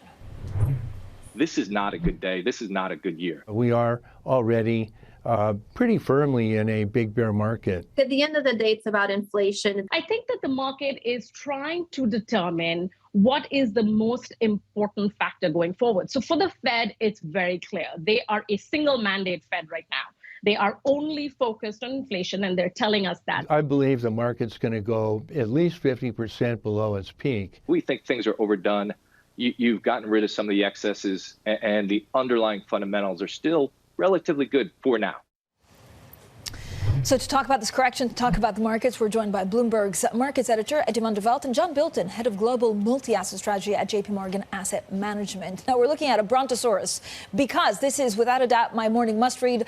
Bloomberg opinion columnist John Authers writes in his latest column that the recent volatility seen in the markets reflects a slow-moving realization of the pain of inflation. Now, he uses the Jeremy Grantham analogy of the brontosaurus. I feel like I'm an expert on dinosaurs. And Brontosaurus basically has a brain and a nervous system that were so inefficient that it would take a long time to realize that it had been bitten in the tail. So we're joined by John and Eddie for the very latest. John, I mean, this actually, I feel like, is a great analogy because you had the inflation data, you had the Fed data, and suddenly the market's saying, wait, how do I trade inflation? Then we saw this huge sell-off yesterday. I think it's an interesting analogy, but let's actually look at what markets do. Yeah. Markets are a pricing mechanism for the future, not what's just happened. And I think what the world is trying to figure out, and one of the reasons we're seeing all this volatility in the stocks all around the globe, is because we're trying to calibrate Where is peak hawkishness? Where is peak inflation? How do we deal with an economy which, below the surface, actually has quite a lot of good data still coming But John, out? what happened yesterday? So if you look at the NASDAQ, if you look at the S&P down 5%, this is the inflation data and what we heard from the Fed. What are they looking at that we didn't see last week? Well, I think, you had a big rally out of the Fed announcement when 75 bips was taken off the table, some sort of relief that we're not going to get this sort of further reach into hawkishness. And then questions coming out when we see data, or we see the announcements from the Bank of England. We see the zero COVID measures being doubled down on in China. Issues that are continuing to worry the market. We are trying to calibrate to a new regime and also at the same time figure out what that regime is. Eddie, what do you make of what we saw yesterday? And I know, John is not giving me full marks for my Brontosaurus analogy, I think it's but great. The reaction function, I feel it just takes a long time to play out. So how many more volatile days could we see? Yeah, Francine, I think that's because you picked a Brontosaurus. I think what we really wanted to see is either a T-Rex or even Godzilla here, because I think the Fed has really put the spanner in the works here, and I think we could see something really scary coming out of the woods, because I think what markets are asking themselves at the moment is, why not 75? Why is it that the Fed is suddenly saying, well, hang on a second, 50 is enough? But 75 may just be enough to topple this economy over, and I think what they are worried about, I think they're worried about the bits that they can't see. So I think they're worried about what we're going to learn and just how scary the growth picture is at the time when inflation is so hot. Because I think just to stretch that analogy, I think stagflation is the T-Rex in this conversation. Okay, and then John's one of the guys that calls the markets better. So you're a velociraptor in this. What do you see? Where do you tactically actually look at market corrections? So markets correct through bull phases. That's been known for some time. The idea that we are seeing a growth slowdown, massive and accelerating inflation, I think the data are beginning to suggest we may be peaking out in that. When it comes to the inflation level, prevailing levels of inflation have caught central banks by surprise. There is no mistake in that. Why? Why? Because I think it was seen initially as being a purely supply-side issue linked to COVID and then latterly to the invasion of Ukraine. Today, I think it's being clear that there's a second-order effect where it's creeping through into wages. Things like average hourly earnings today are going to be watched very, very closely. The core CPI print next week is going to be watched very closely. The Fed will not step into dovish territory until they know that they've started to win against inflation. But at the moment, if they're responding to a sequential increase in inflation, which they can't see either, they may risk making a policy mistake in the other direction. Underneath the surface, though, labour is strong, growth is solid. Look at services ISMs. They came in very strong. This is not an economy fighting for growth. Let's also hear from the Bank of England governor, who spoke to our Guy Johnson yesterday about incomes. We think that a lot of the work in terms of the cure is going to be done by the fact that we are experiencing a historically large shock to real incomes in this country coming from outside the country. So it's a terms of trade shock in that sense. Import prices are rising. That's predominantly energy, food and some core goods.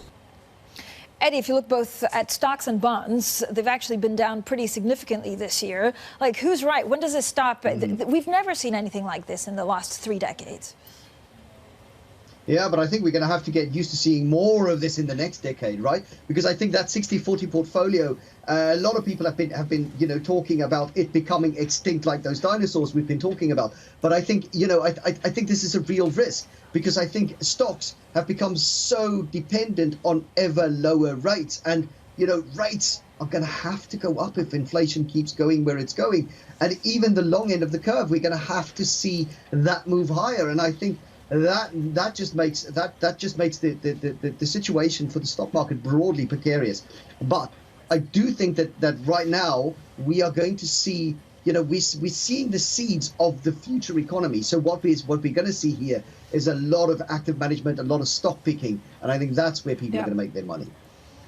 Okay, we're going to push John to see how he earns those fees. He's been doing a great job, but we'll push a little bit further to see what clients want from him. Eddie, thanks so much. Bloomberg's markets editor Eddie van der Walt and John Bilton, I'm not picking on you, head of global multi-asset strategy at JP Morgan Asset Management, stays with us. Coming up, China orders central government agencies to replace foreign branded personal computers with domestic alternatives within 2 years. That story's next, and this is Bloomberg.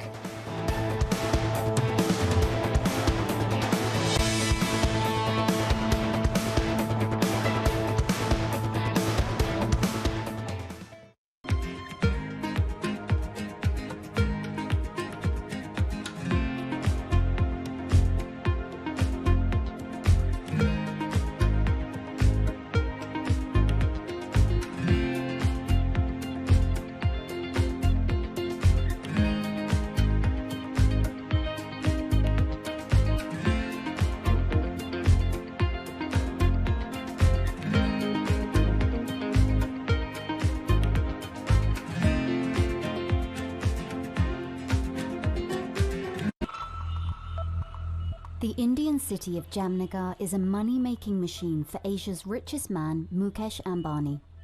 His company Reliance has the world's biggest oil refinery complex here in the city. Jamnagar is also where Ambani is making his newest bet, a $10 billion investment in green energy. His ambition is closely aligned with the Indian government's plan to reach net zero emissions by 2070.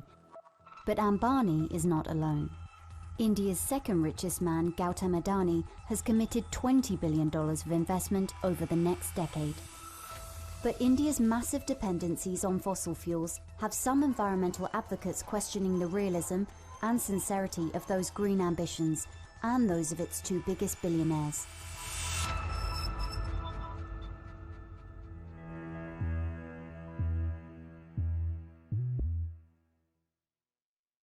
A lot's happening on Wall Street. It's the basic law of economics. It validated what the market was already pricing. Need to catch up? This is Bloomberg Wall Street Week. I'm David Weston. We've got the information and insights. David, you just hit the nail right on the head. From businesses most influential and instrumental. And that's the way you run good risk management. It's a challenging dynamic. We could continue to see that kind of strength. Bloomberg Wall Street Week premieres Friday with replays all weekend on Bloomberg Television and Radio.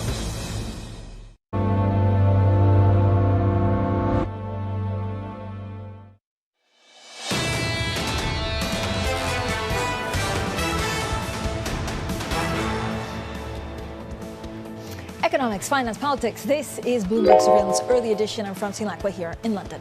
Now, China has ordered central government agencies and state-backed corporations to replace foreign-branded personal computers with domestic alternatives within 2 years. It marks one of Beijing's most aggressive efforts so far to eradicate key overseas technology from within its most sensitive organizations. Well, joining us now is Bloomberg's Chief Asia Economics Correspondent, Enda Curran. So, Enda, this feels very significant. How far will they go?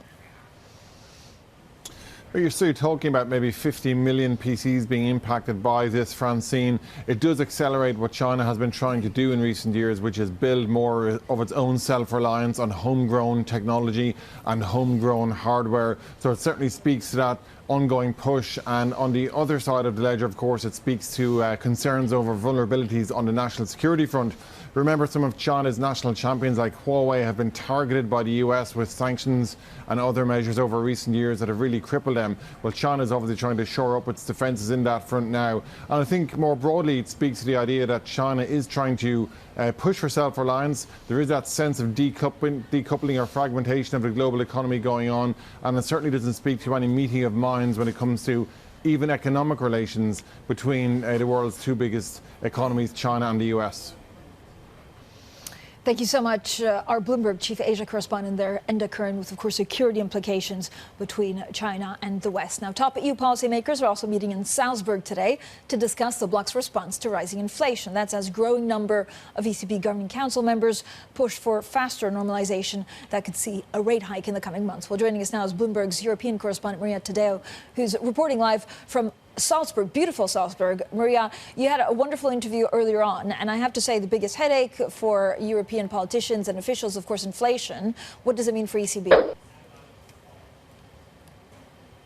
Yes, Francine, and you know, it's very clear now when you talk to officials here, they'll tell you the biggest concern is the inflation picture because a lot of the factors we can't control. Francine, a lot of this is about the energy situation. We know that the second round effects of those sanctions that the European Union is pushing through will have an impact on petrol prices, fuel prices. All of this goes straight to consumers, but also then you have the food angle to this. Ukraine is a huge agricultural hub, and of course they can't harvest in these conditions. So for European officials, it really is about the inflation picture, showing that they have the credentials, the credibility to really signal that they're well anchored and the European Central Bank can get a hold of it. The reality is, Francine, having said that, is that the numbers do show runaway inflation. There is now open talk here. Perhaps they don't want to say it publicly about this imminent recession, this stagflation also happening, and possibly this push, this big drive to get a rate hike that could happen maybe June, July. We know the market and Christine Lagarde has guided investors very clearly. First you end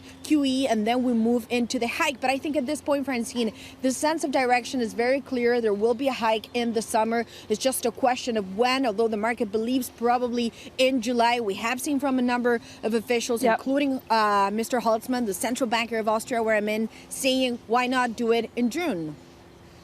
Yeah, I mean, and it does, you know, that's widening, of course, spreads between Italian BDPs and German bonds. Thank you so much. Our European correspondent, Maria Tadeo, reporting from Salzburg. Let's go back to John Bilton, head of global multi-asset strategy at JP Morgan Asset Management. John, you have China, and there's definitely, I guess, more concern about their interaction with the West, trying to get some of the supply chains back home. And at the same time, you have Europe dealing with this inflation. Where do you find value, given everything that's going on in the markets? You know, where do you find value for stocks? Well, I think first and foremost, you've got to look at your overall positioning.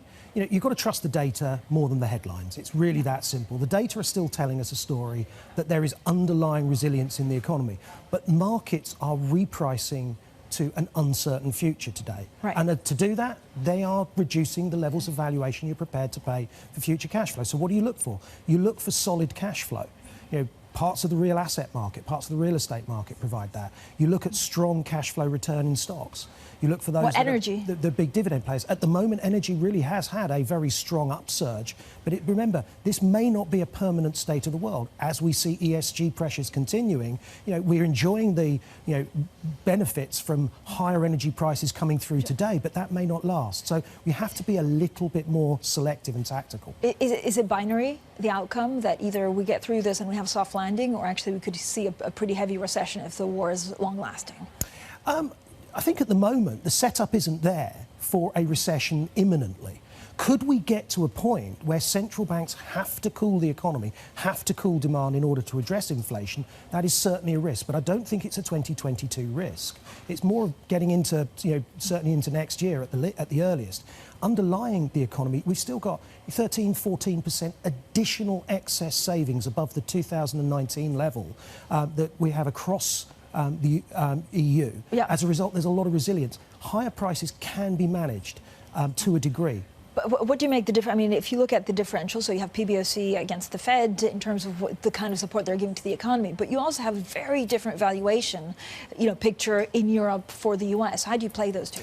Well, I think in Europe has always tended to trade at a discount to the US, and the discount is relatively wide. But the US, is down, depending on where you see forward earnings on the S&P 500, 230, 240 over the next 12 months, you're on 17 or 18 times earnings. That is not as aggressively valued as it was. It's not as cheap as Europe, but Europe, of course, has the geopolitical angle as well. I would go back to the underlying shape of the economy. We do not expect a recession in 2022.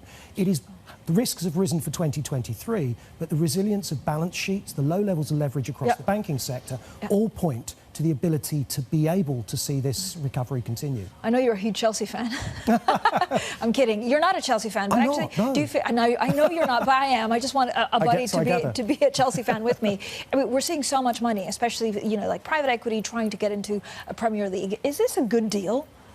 In all honesty, I have no idea. I'm so you didn't put a consortium? put together?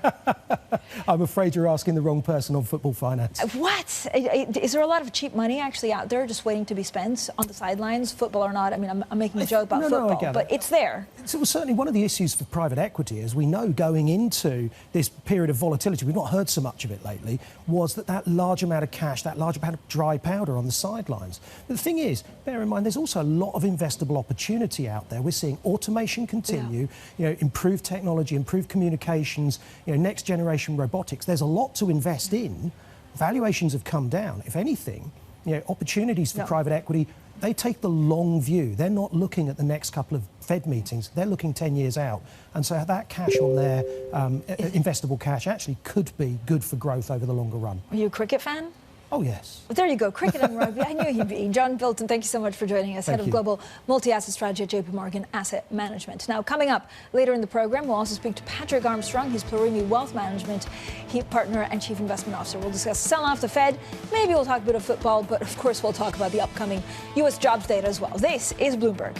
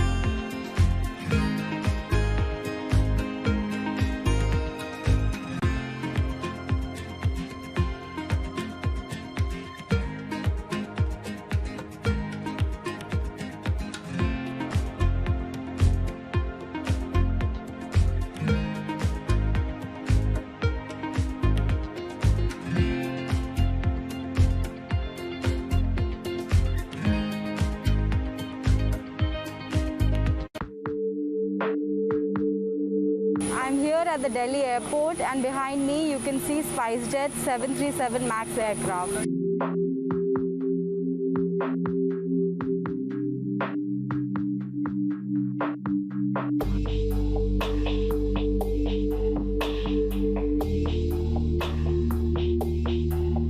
SpiceJet Chairman Ajay Singh earlier today said that Boeing is going to compensate SpiceJet in form of cash and aircraft.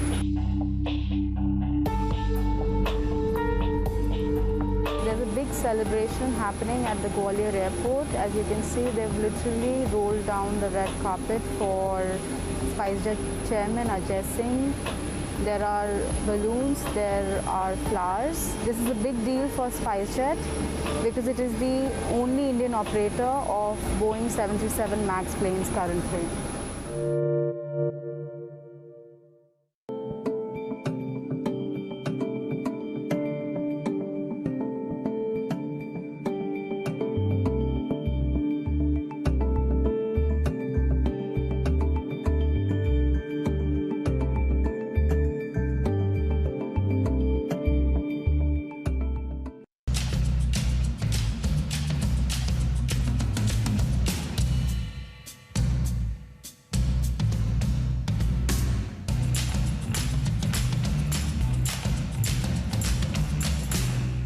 However you get your news. This is Bloomberg Daybreak Middle East. On Bloomberg Radio. Welcome to Daybreak Australia. This is Bloomberg Technology. This is Bloomberg Green. On TV, radio, and the web, this is Bloomberg.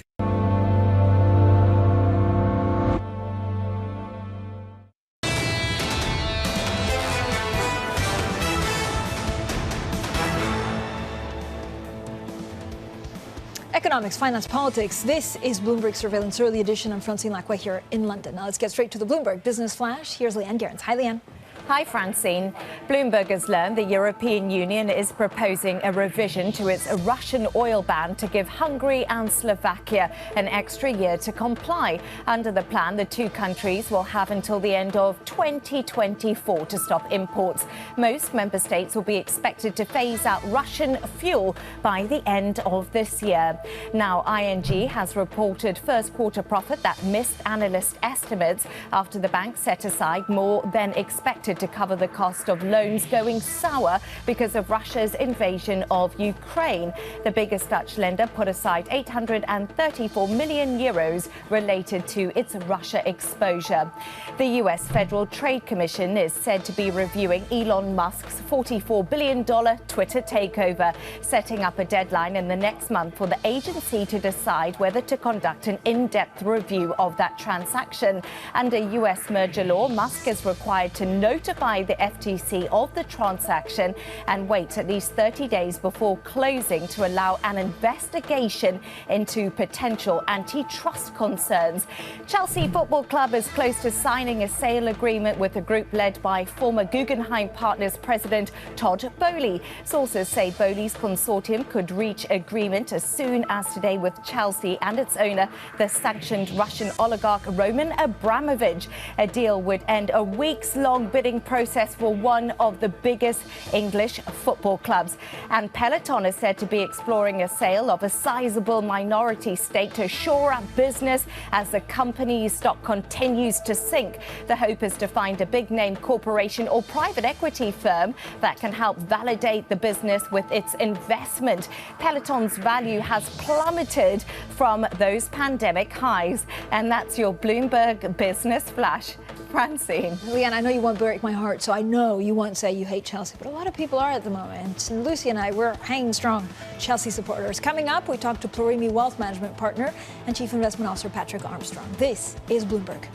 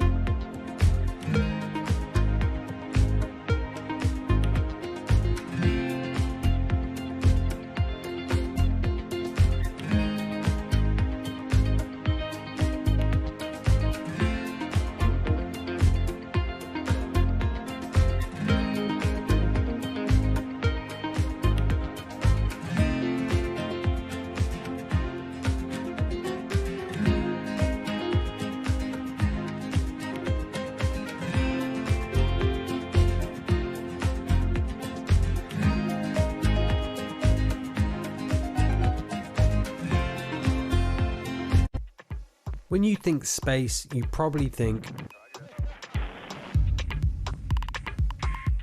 one space agency that travels under the radar is ESA, which is surprising considering what the European Space Agency has achieved and how vital it is to the global space industry. We've collaborated with pretty much everybody who is involved in space exploration. But ESA wants to be a leading force in furthering humanity's mission into space. Commander Ground, do you copy? Copy. If we want to have successful human missions to Mars, we are going to have to learn to live and work off-world in a different way. The place where we are going to learn to do that is on the moon. Can ESA help humanity take its next giant leap? Front Row, exclusive interviews with the most influential figures in finance. Lloyd Blankfein. Deflation is a terrible thing. Inflation you could tolerate. Kathy Wood. Tesla will be in the pole position to dominate. Jeremy Grantham. We've had a very, very abnormal honeymoon Goldilocks period. First available on the Bloomberg Terminal, then on Bloomberg Television and Bloomberg.com. Front Row, the best seats in the house for business's greatest minds. Why do the biggest names in business choose Bloomberg? That is a great question. It's a great question. It's a great question. Great question. Great question. Great question. Great question. That's going to be the best question I get all night. I'm glad you asked that. Bloomberg Television. Top experts. Great questions. This is a market that over the past few weeks has made it clear it wants to go higher. It got a little spooked by the idea that geopolitical tensions are rising.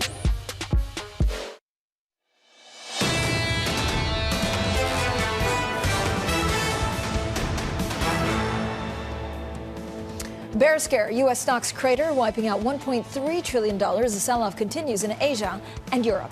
The hawks fly in Frankfurt. The ECB's François Villeroy de Galhau says interest rates may be raised back above zero this year. And Chelsea is close to signing a sale agreement with a group led by the former Guggenheim Partners president Todd Boehly. A deal could be reached today. That's according to Bloomberg reporting. Now, good morning, everyone, and welcome to Bloomberg Surveillance Early Edition. I'm Francine Lacqua here in London. We'll get on to Chelsea.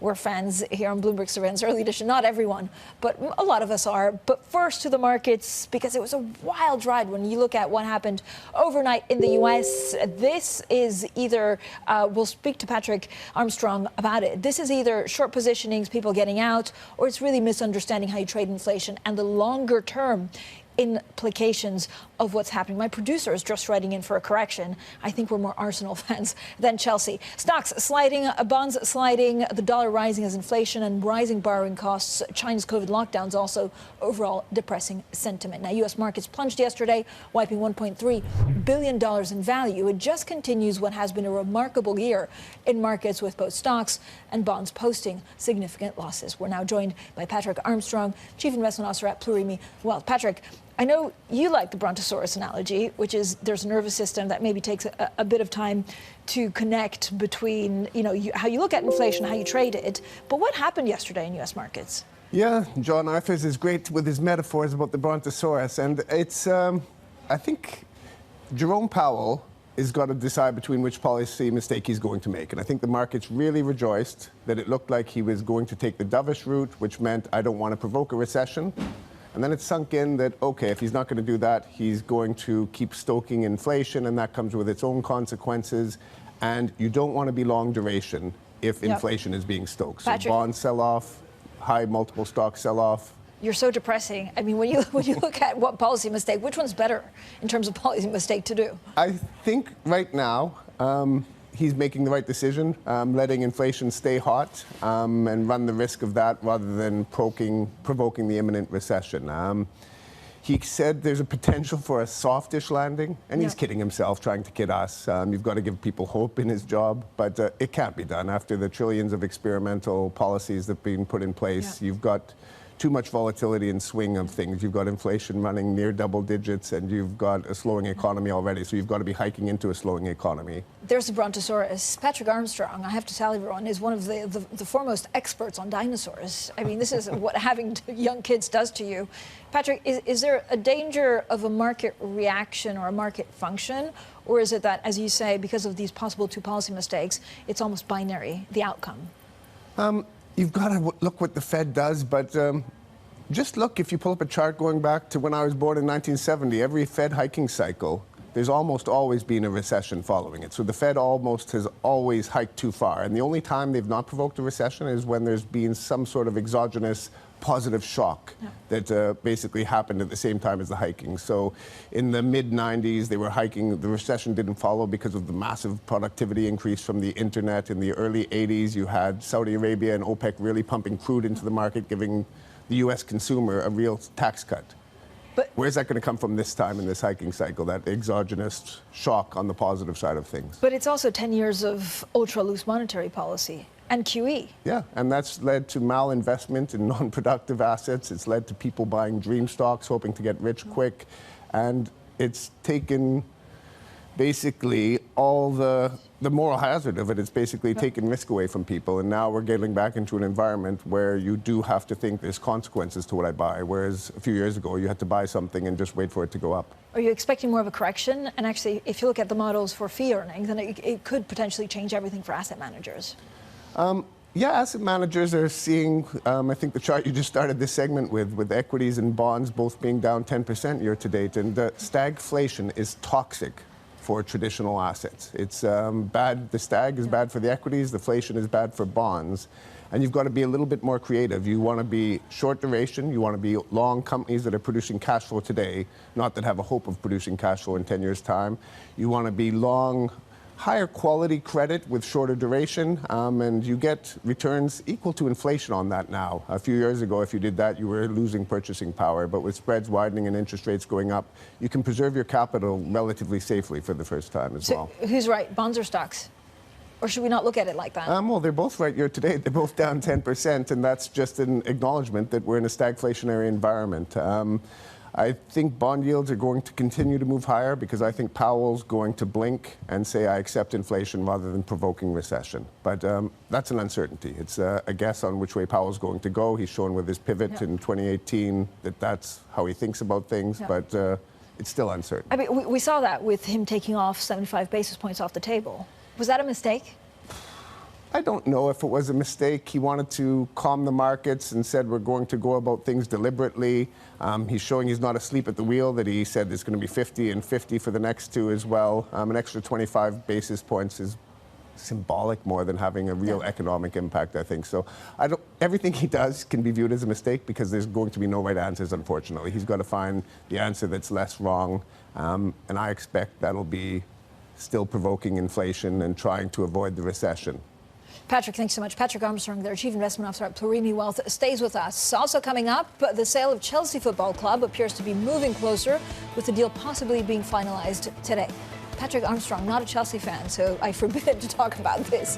We have the latest on that next. This is Bloomberg.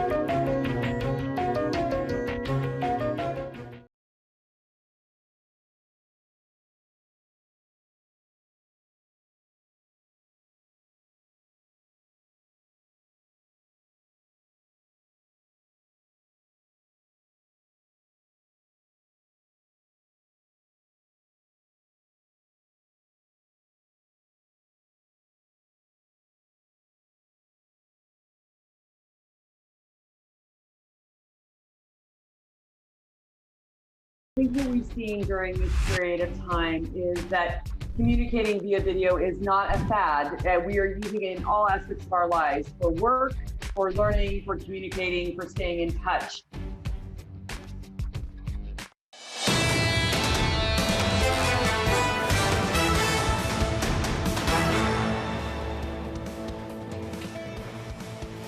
Economics, finance, politics. This is Bloomberg Surveillance Early Edition. I'm Francine Lacqua here in London. To the markets, because there's quite a lot going on. It started yesterday overnight in the US, where we saw huge losses across the board. If we have an asset board, we'll bring it up, because we saw the S&P 500, the NASDAQ, and others really being slammed. Now, Bloomberg has also learned that a deal regarding the sale of Chelsea Football Club may be announced today. That would end a 2-month process after Roman Abramovich was sanctioned by the UK government following Russia's invasion of Ukraine. Let's get the story with our Laura Wright. Laura, who's the new owner likely to be, and what would a deal actually say about this American influence in the Premier League?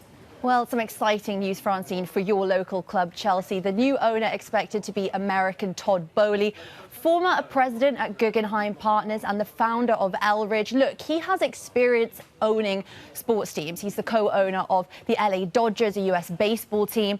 There is a sense of urgency surrounding this deal, considering the special operating license that the UK government granted Chelsea will run out on May the 31st. The government have signalled little appetite to extend it, with the Culture Secretary Nadine Dorries admitting Chelsea is already functioning on borrowed time. This has been a competitive 2-month bidding process, and if successful, Todd Boehly's consortium have fought off some stiff competition from other wealthy US private equity investors, including the Bain Capital co-chairman Steve Pagliuca and the Apollo Global Management co-founder, whose name escapes me at this present time, Francine. But look, this is important because the influence of Americans in the Premier League, already 8 out of 20 Premier League football clubs have some form of American influence. 3 of those, Liverpool, Arsenal, Man United, are wholly owned. And the Premier League, look, it's seen as attractive for a number of reasons. It's considered as the most lucrative football league in the world. It's seen as less monetized, less commercialized than US Sports League.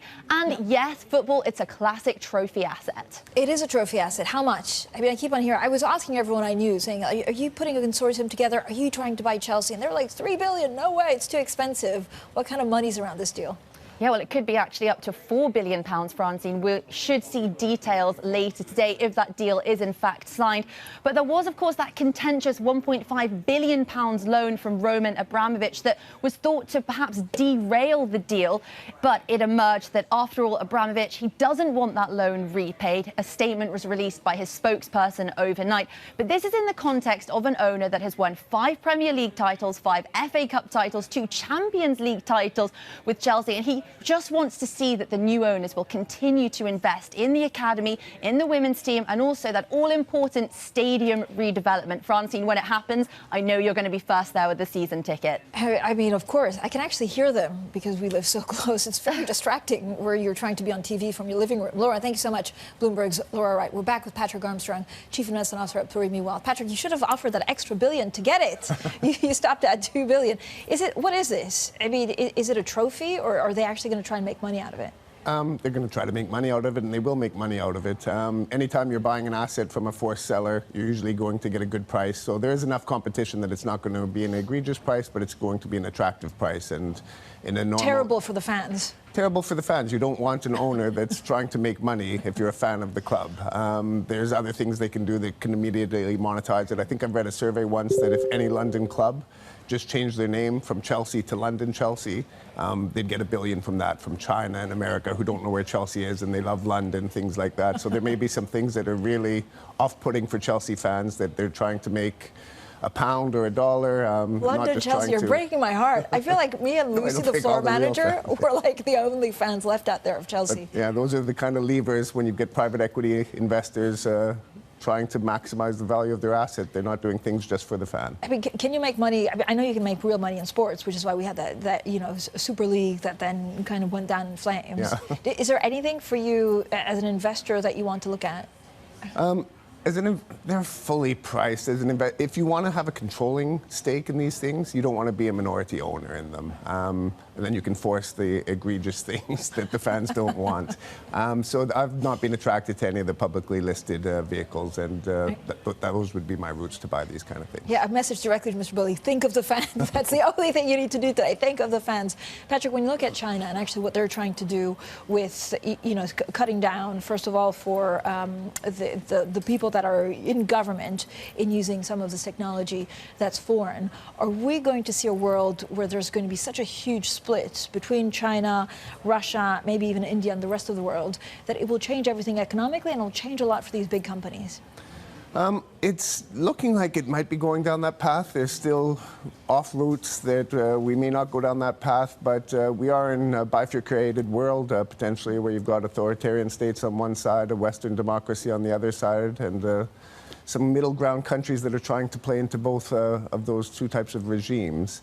It is a world of deglobalization, unequivocally. So we've gone from the 80s, where Volcker broke inflation's back, and we moved into deregulation and globalization, lower costs. The pendulum swung the other way now. Protectionism, stagflation, and populism. And what do you do with all of these tech stocks? I know it's, this is a step away, but these are the companies that did so well in the pandemic because we thought everyone would order their food in, we'd all be on Zoom and just talk through our technology and phones. Those kind of tech stocks, avoid. They still got a lot further to fall, I think.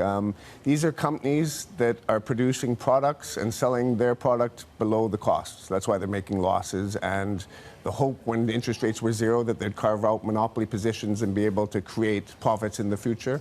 The minute Delivery Hero raises prices, Just Eat takes all the market share. The minute Uber raises prices, Lyft takes all the market share. So they have flawed business models. They're still trading at billions in market cap, and they're never going to get on that path to profitability. Patrick, thank you so much. Patrick Armstrong, their Chief Investment Officer at Plurimi Wealth. I'm still disappointed you didn't buy Chelsea. Think about it. You still have time, like a couple of hours, to put in that second bid. Coming up, Elon Musk secures an extra $7.1 billion of new financing for his Twitter takeover bid, including from Larry Ellison of Binance. We have more on that next. This is Bloomberg.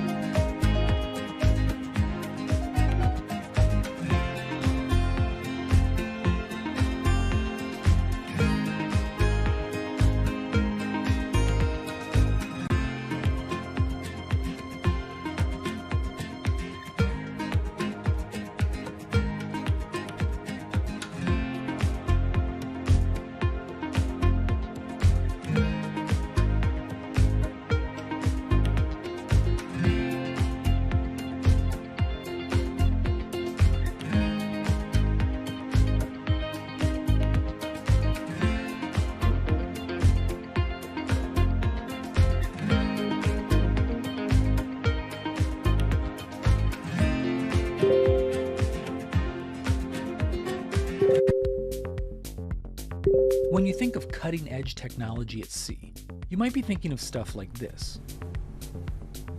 But there's an incoming revolution on the high seas that isn't quite as sexy, but could be significantly more impactful. Container shipping is the key component of global trade. About 80 or 90% of all the world's goods are transported at sea at some point. But there's a significant unseen cost to the modern era of global commerce. About 3% of all the world's CO2 emissions come from shipping. 3% may not sound like a lot, but that's roughly comparable to the entire CO2 output of Germany. Since reducing trade isn't a likely option, what about a technological improvement to help reduce the emissions from these well-stocked maritime behemoths?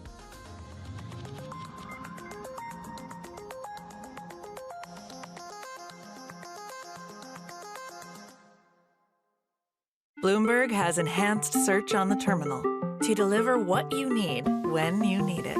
Now, you can simply type phrases in everyday English in the command line. Compare financials. Find people. Analyze markets. You can enter phrases or ask questions. What do you want to know today? Ask a question or visit SearchGo to find answers now. I think that it's hard to put your head around any narrative. Let's just be honest. We've had sort of a shift in, are we in some sort of stagflation fears moment? People were talking about that all day yesterday.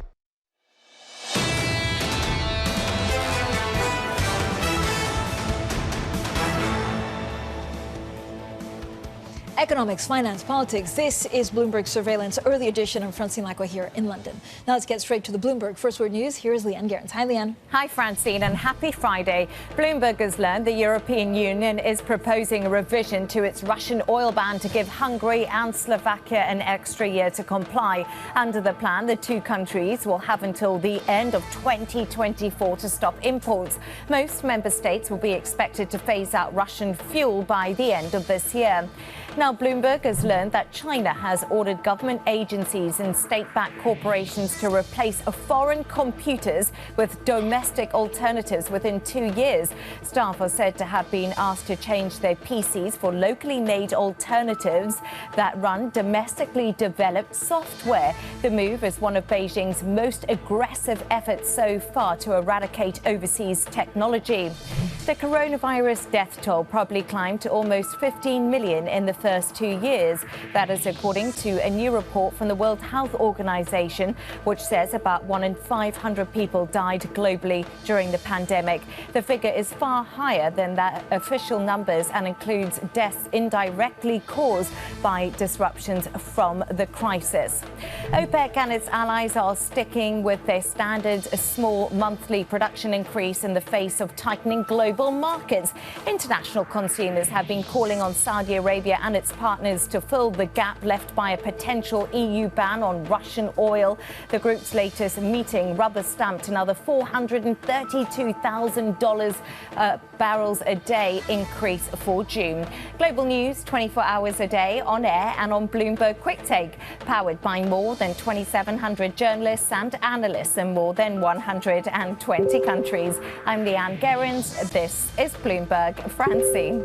Leanne, thanks so much. Now, the Bank of England issued the gloomiest outlook of any major central bank this year as it raised its key rate. Governor Andrew Bailey is warning Britain to brace for double-digit inflation and a prolonged period of stagnation or even recession.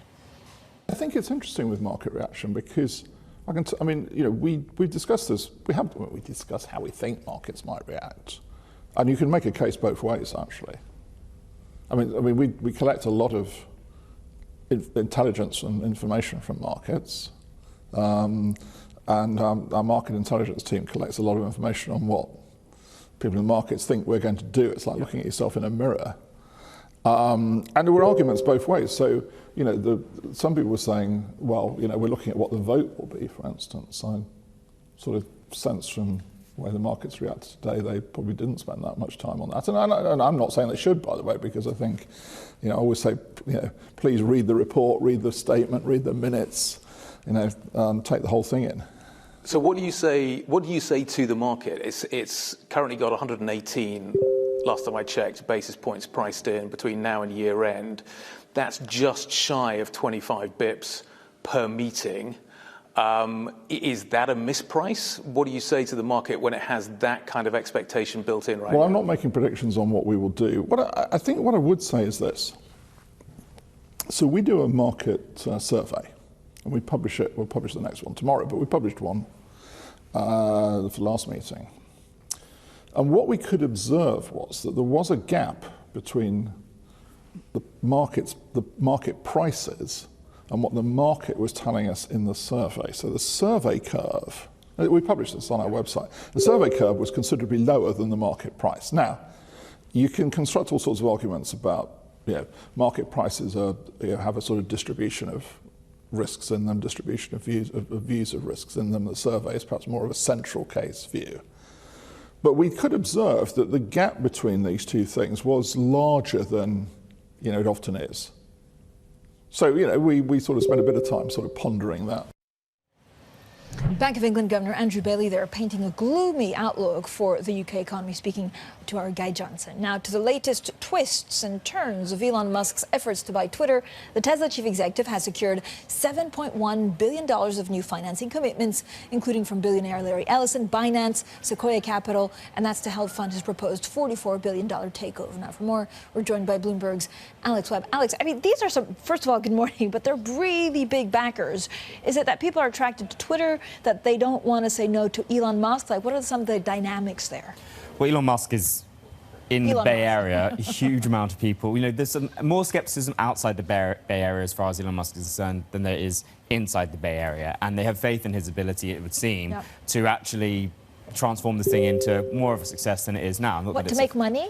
Well, that's the slightly confusing thing, that publicly he's said, I'm not in this to make money. But equally, he's got investors. So he must be telling them, and it's been reported that when he presented to banks, he presented some sort of financial vision to them so that they clearly got on board with it. We don't know what that is. I guess maybe often in Silicon Valley the perception is, or the model is, make a product people like, and then the economics will follow. So perhaps that is, in a sense, the pitch. How's the FTC looking at this?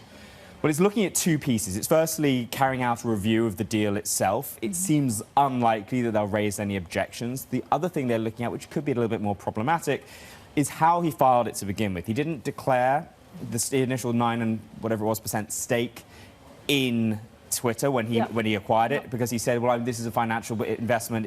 I'm not going to do a takeover. Of course, what happened? He then ended up, making it an acquisition or a takeover bid for Twitter. So that is the thing they're looking at. Maybe a little more question marks around that. Alex, yesterday we were joking around with the Binance founder that, they should come on the show and do something about crypto on Twitter. And he said, I don't really know Elon Musk. And then we find out subsequently that they're investing in it. I mean, is there a link between crypto, Twitter? Like, what does this end up being? It is something that the crypto enthusiast world exactly is getting very ginned up about. That the whole vision for Web3, this mildly non-specific but decentralized internet where you don't have big tech companies controlling anything. They think this is a great vehicle to push that vision. Now, of course, at the same time, Elon Musk is saying that I want to get rid of all the bots, and a lot of the bots are crypto bots. So, there is a balance there to be found. Alex, thank you so much. Smart as always, our Bloomberg Quick Take correspondent on technology, Alex Webb. Now, in the meantime, we'll leave you with our morning must-read from John Authors. I love it because, of course, it's talking about dinosaurs, and we're also reaching out to a new audience. I got a note from someone saying the Brontosaurus analogy is just so clever and smart. My 7.5-year-old was watching, and he got so excited. So good morning to all of the 7-year-olds out there. The idea behind John Authors' piece is that a Brontosaurus has a nervous system that was so inefficient that it would take a long time to realize it had been bitten in the tail. The analogy could work well with what's going on in the markets today. If you look at markets overall, yesterday they really fell out of bed with the Nasdaq, the S&P between 3% and 5% lower. Stocks and bonds today continuing to fall on inflation worries. Of course, they also worry about rising borrowing costs and China's COVID lockdown, a depressing sentiment. But this is something that we also knew 48 hours ago. So maybe there is a reaction function that takes a bit of time to fall into place. Risk aversion sweeping away the relief rally that we saw just yesterday morning following the Fed decision on Wednesday. Bloomberg Surveillance Early Edition continues in the next hour. Kriti Gupta in New York, Anna Edwards and Tom McKenzie here in London. This is Bloomberg.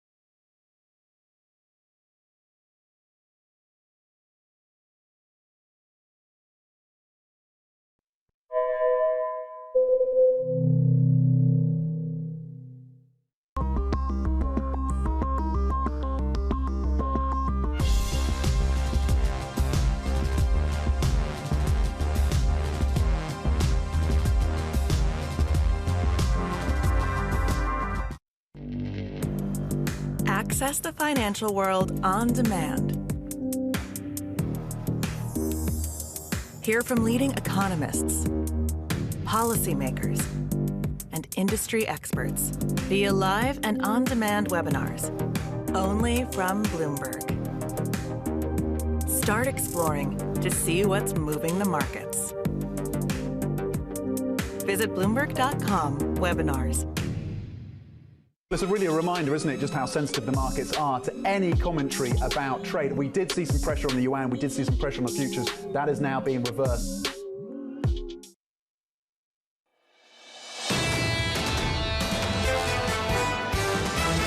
I think we're going to stay on the edge of our seats. I think that the market is trying to determine what is the most important factor going forward. So for the Fed, it's very clear. They are a single mandate Fed right now. They are only focused on inflation, and they're telling us that. These are three central banks, all with slightly different challenges. Markets got drunk on liquidity post-COVID. We think things are overdone. You've gotten rid of some of the excesses, and the underlying fundamentals are still relatively good for now. This is Bloomberg Surveillance, Early Edition, with Anna Edwards, Matt Miller, and Kaylee Lines. It's 10 a.m. in London, 5 a.m. in New York, and 5 p.m. in Hong Kong on this Friday, May 6th. Our top stories today. Global stocks and bonds falling after that major sell-off on Wall Street. Investors are worried about inflation, higher interest rates, and the risk of recession. Meanwhile, the US dollar rose against major currencies. The US jobs report's out later today. There's concern that the falling jobless rate and rising wages may lead the Fed to be more aggressive with rate hikes. The report is likely to show the unemployment rate dropping to 3.5%. And China's moving to eradicate key overseas technology. Beijing orders central government agencies and state-backed operations to get rid of foreign personal computers. Welcome to Bloomberg Surveillance Early Edition. I'm Anna Edwards with Tom McKenzie here in London and Kriti Gupta over in New York. Kaylee Lines and Matt Miller are both off today. And Tom, really interesting to see the way that the run-up in stocks and then the subsequent sell-off in stocks on Wall Street is really working its way into the global narrative this morning. Yeah, and of course that's been felt in Asia. The benchmark, the MSCI Asia Pacific, ended lower. The one area of green was Japan and the Nikkei on the back of reporting there that maybe Japan is going to start welcoming tourists again as the pandemic there eases. That's boosted some of the travel talks linked to Japan and within Japan. But apart from that, the story is one of negativity. As you can see, losses of 1.6%. Concerns again as China reiterates that it's not walking away from its COVID-0 policy. Instead, actually instructing individuals within China not to question that policy. And then, as the headline said, that marked decoupling when it comes to US tech within government agencies and SOEs. The CSI 300, the benchmark, ending lower by 2.5%. The Hang Seng as well, that tech stock rout that we saw in the US with the NASDAQ ending almost 5% lower. That read across to what happened in China because of the ADRs were battered. And you saw that tech stocks listed in Hong Kong, Chinese tech stocks, took a hit of almost 4% as well. The Nikkei, as you can see, ended up 0.7% again on the back of that reporting around tourism. Let's switch it on and see how things are playing out across the currency space. Then that weakness for the Chinese yuan. Year to date, down about 5% versus the US dollar. It briefly went to 670. That could be another line in the sand for the Chinese currency. Currently at 668, lower by 0.4%. The Japanese yen, lower by about 13% year to date, is 150, the next level for that currency for Japan. The rate differential, of course, becoming more extreme between the BOJ and the Fed. Of course, when it comes to China, part of it is the dollar mix, part of it is concerns about the trajectory of that economy. And Kriti, for the US, what are you looking at? Yeah, Tom, we are looking at a little bit of a risk-off mood when it comes to the U.S. Remember, this follows that pretty strong conviction selling that we saw yesterday. But what's interesting to me is yesterday's move, a lot of people are saying, well, it's not necessarily this panic selling that you tend to see. It's really institutionals just not really hopping in, not really buying the dip. A buyer's strike, as one of our guests put it yesterday. This is important because it's that sentiment that seems to be carrying on today. Futures down about 0.4%. Even yields, a little bit of a softer move. But remember, yields moved up 16 basis points yesterday when it comes to the 10-year yield, now up about, I believe, 3 or 4 basis points, call it 4 if you will. So you are once again seeing that sell-off pattern in stocks and bonds really continue. And remember, when we talk about that sell-off in yields, we also have to talk about the dollar as well. A little bit stronger this morning, but still a very marginal move. And crude, of course, up 1.5%. This is important as the EU starts to move closer and closer towards that Russian oil ban. What comes next? Does this pave the way for natural gas eventually? That's going to be the question we ask there. And even a risk-off tone. You can see it in Bitcoin as well, down about 0.6%, Dana. Chrissy, let's have a look at the European map then, and European equity markets feeling some pain today, it would appear, and perhaps more than we'd anticipated. When looking at the futures picture earlier on, it looked as if a lot of this would be yesterday's story. We worked in some of Wall Street's enthusiasm from Wednesday into the start of our trading day yesterday, and then some of the subsequent sell-off. There was clearly still some to go, and the fact that US futures have been a little bit weaker through the European session also weighing on markets. Add in there some negativity around earnings, and you get a pretty negative picture, down by more than 1% on the CAC 40 and on the Xetra DAX. There's the earnings story. I'll come to that in a moment. There's also the FX story to focus in on, and we continue to see that the pound is weakening against the US dollar. This was happening in the run-up yesterday to the Bank of England meeting yesterday, and continues to be the case afterwards, and is again the case this morning. 123.34 is where we trade on cable, down another 0.2% as we readjust our Bank of England view around, yes, inflation, but also growth. So that's where the market is on that one. The euro, interesting to see how this one dropped in the last 24 hours and then has worked its way back up again, back up to that 105 handle. Yesterday, the focus was on some fairly dovish commentary from one ECB official. Today, the focus on the French side, a slightly more hawkish take on things. And so as a result, we saw a little recovery in the common currency. The Adidas share price down by more than 5%, or Adidas, if you're in some parts of the world, down by more than 5%. This on concerns around their business in China. That is also weighing on some of the Asian providers to Adidas through the Asia session. IAG down by 8.5%. This is the aviation business, the operator of British Airways and Iberia, amongst other airline brands, and they're blaming Omicron basically for the way that their backward-looking numbers disappointed the markets against estimates. Quick look at some Russian assets, and Chrissy, we will focus next week on what's going on the inflation side of things. You were talking about the European position on Russian energy, and that is still being closely watched by those who are playing in what some describe as fairly broken markets over in Russia, but that is being watched. And will there be extra time given to Hungary and some other European countries to comply with those rules around oil and energy products from Russia? That is one of the questions hanging over these markets at this point, Chrissy. Yeah, it's a lot of fascinating stuff when it comes to Russia in particular. We have to see how those capital controls really play into the markets and how we are really going to be dealing with that in light of that sanctions ban. Anna, thank you. Let's look at what's coming up ahead today. We're going to hear from the Fed with John Williams, Neil Kashkari, Raphael Bostic, and James Bullard all speaking today, of course, after that quiet period. We'll see what they have to say really on those Federal Reserves. Counting is also underway in the UK local elections. Boris Johnson's Conservatives have already lost control of 3 London strongholds, and we'll get that U.S. jobs report at 8:30 a.m. New York time. Tom, a very heavily watched report as we talk about whether or not how tight this labor market is and just how much work we still have to do.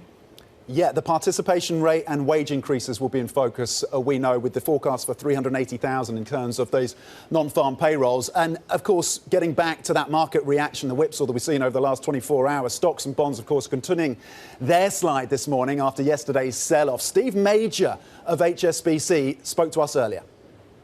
There's a different mindset that's needed to trade a market like this, because we are clearly in a very inflationary time period, and the hawkish response is only just coming through. So the behaviour of markets and therefore investors is different to what most people who are trading today would have experienced.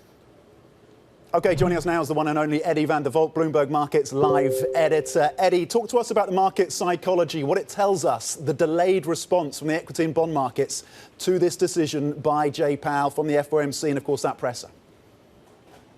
Yeah, you know what? I think Stephen Major made a really interesting point there, that this is a very different environment and the market will have to be ready, thinking on its feet. You can't just buy the indexes. I've been saying that all morning. I think, people need to pass the message a lot more.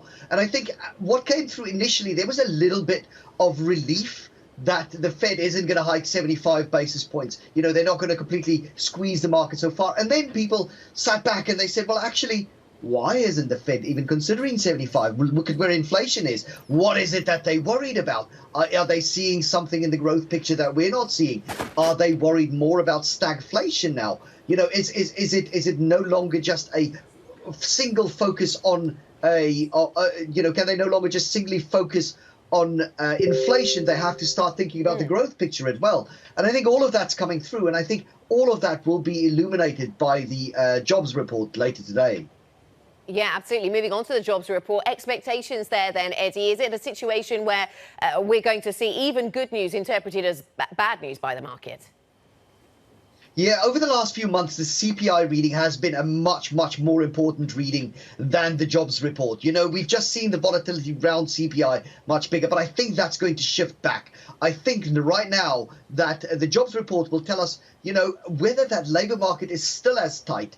Is the Fed and wage growth still happening at the pace that it has been? You know, we want to see a little bit more about the participation rate. All of those things will tell us whether the Fed's policy is having any effect and whether it's having too much of an effect. And I think, therefore, you know, the jobs report is becoming the absolute key number for me, again, in markets at the moment. Yeah, Eddie Vanderwalt of Bloomberg M Live, I think he's 100% right when he talks about that wage growth. You're really seeing that. So it adds so much pressure to the U.S. jobs report today, which, speaking of, it's expected to show employers added another 380,000 jobs in April, a moderate step down from March. The unemployment rate likely fell to 3.5%, while average hourly earnings rose at a monthly pace of 0.4% and 5.5% on a year-over-year basis. Let's get now to Emily Wilkins, our Bloomberg government reporter in Washington, for the politics of the report. Emily, walk us through it. This is clearly a very heavily watched jobs report on Wall Street, but I'd like to hear the Washington take.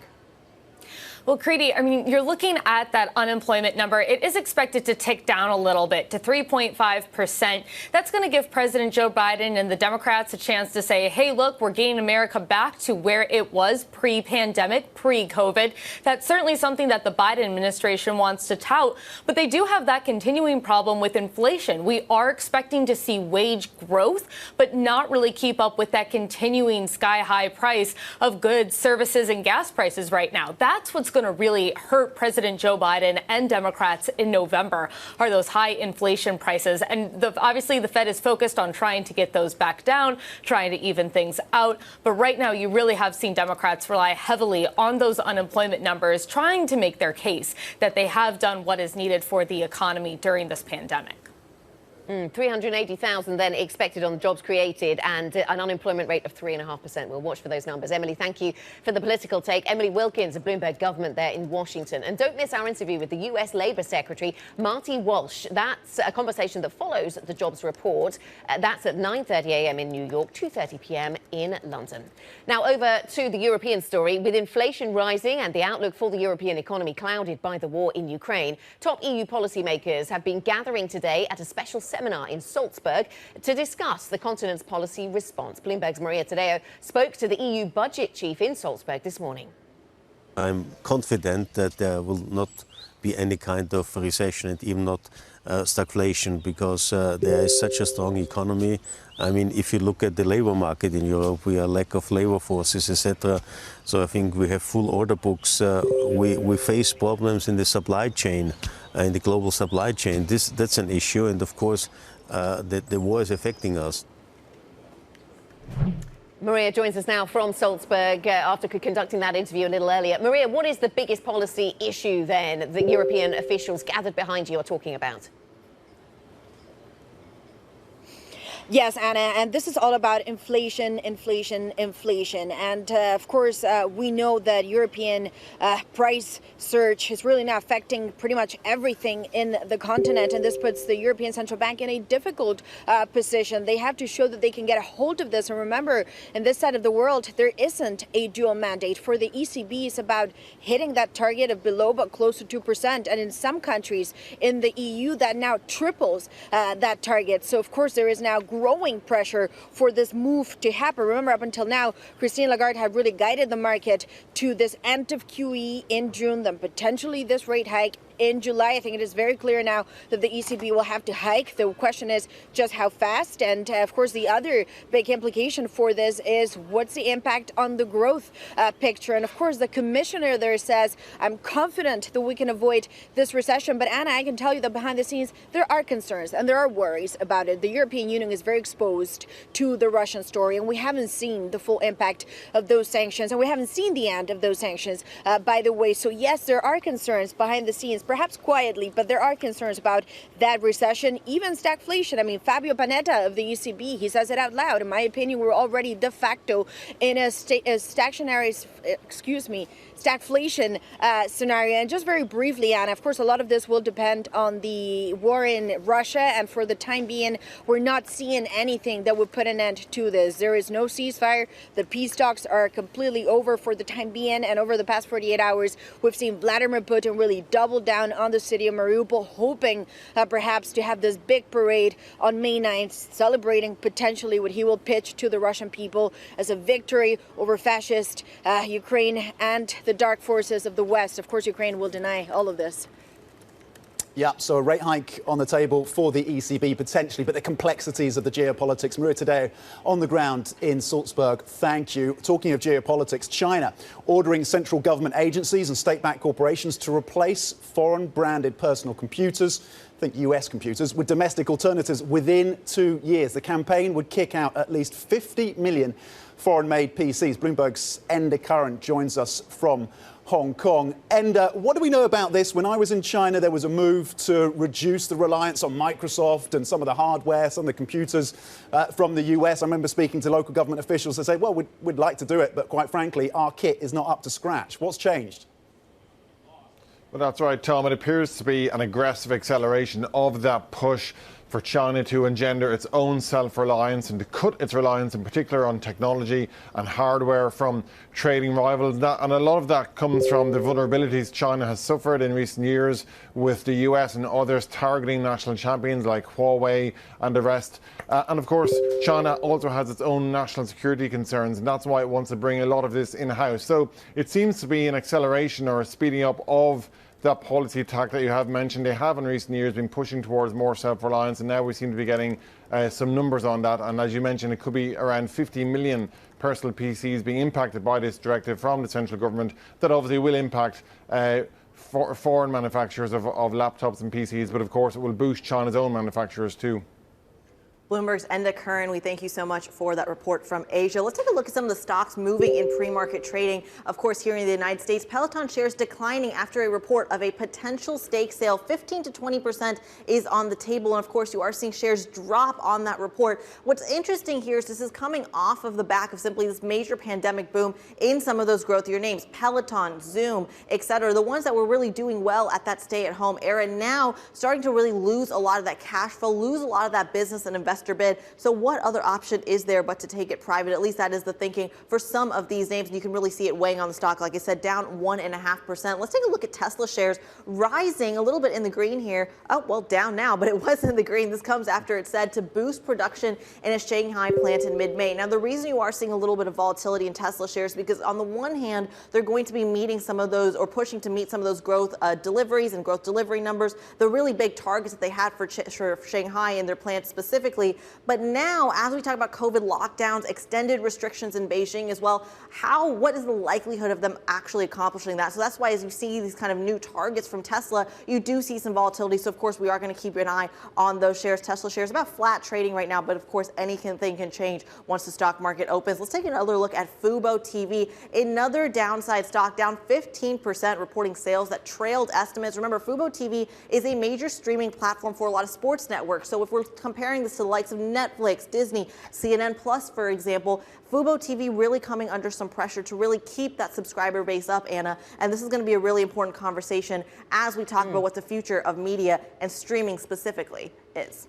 Yep, a lot of competition for your time. Now, coming up on this program, then we'll talk about the market sell-off. Chrissy, Matt Maley joins us, Militae Bank Chief Market Strategist. Great voice to speak to on a day like today, following yesterday. And Elon Musk's right-hand man, who does everything from lining up Twitter deal financing to digging up dirt on adversaries, apparently. Read more in today's Big Take story by typing NI Big Take into the terminal. This is Bloomberg.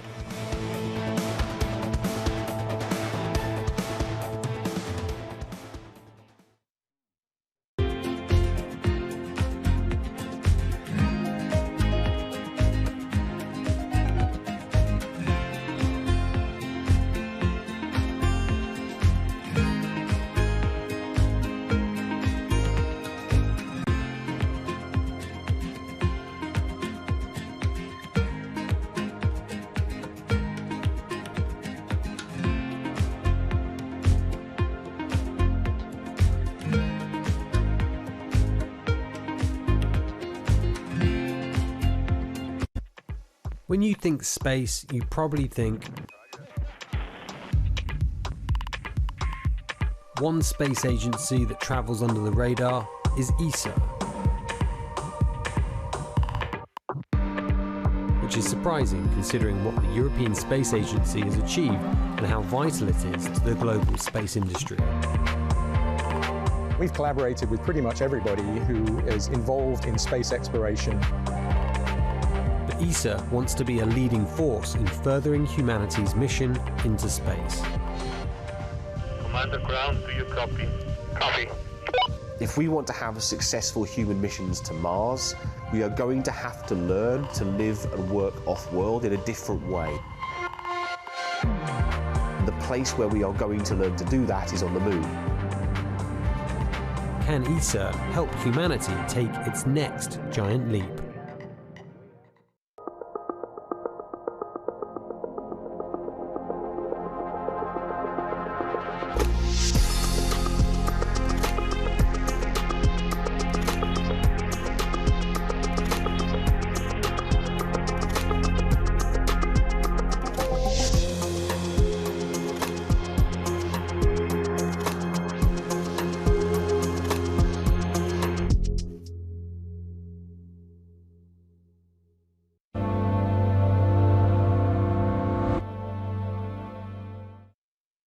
Earnings season is here. A moment of multiple crises. Bloomberg is fastest with the numbers and analysis. You do have some good news and bad news. It's a good time to own volatility. Bloomberg, the fastest numbers and analysis you trust.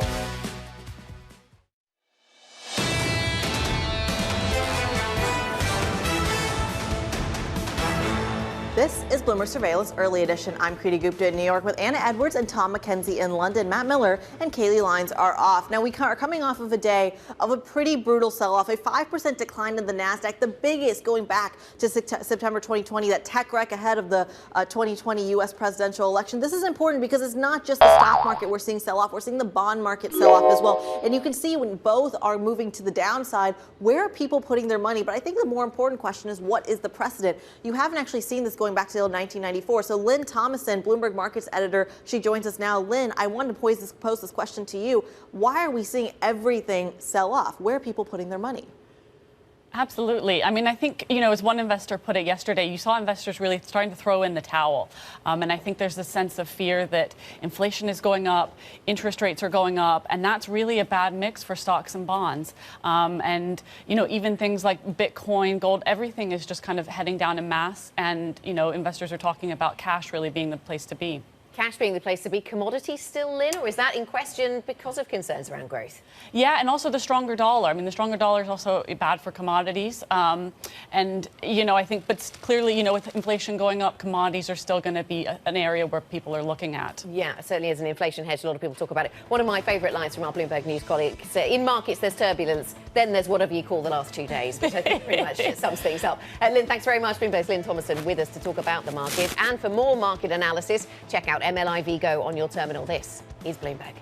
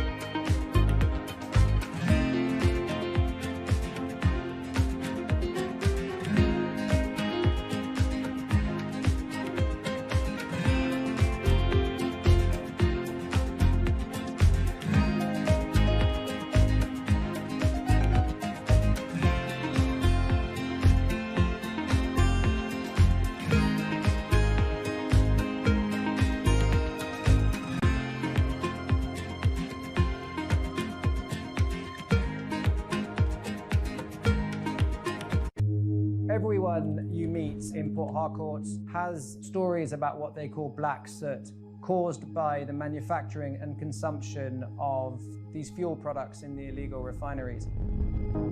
Oil theft, known as bunkering, and the refining of its spoils is worsening the damage from decades of fossil fuel exploitation, creating one of the world's most severe ecological disasters.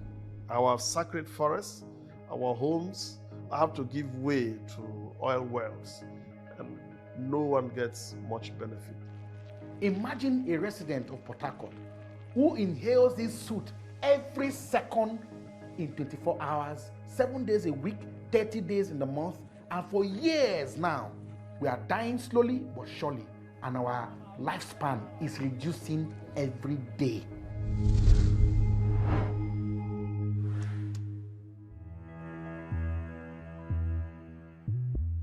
A lot's happening on Wall Street. It's the basic law of economics. It validated what the market was already pricing. Need to catch up? This is Bloomberg Wall Street Week. I'm David Weston. We've got the information and insights. David, you just hit the nail right on the head. From businesses most influential and instrumental. And that's the way you run good risk management. It's a challenging dynamic. We could continue to see that kind of strength. Bloomberg Wall Street Week premieres Friday with replays all weekend on Bloomberg Television and Radio.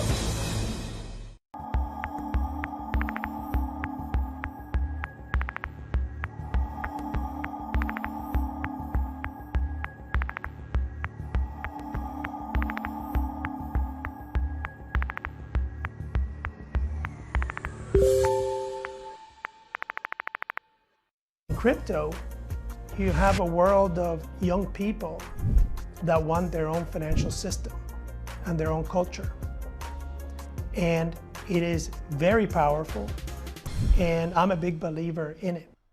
This is a market that over the past few weeks has made it clear it wants to go higher. It got a little spooked by the idea that geopolitical tensions are rising.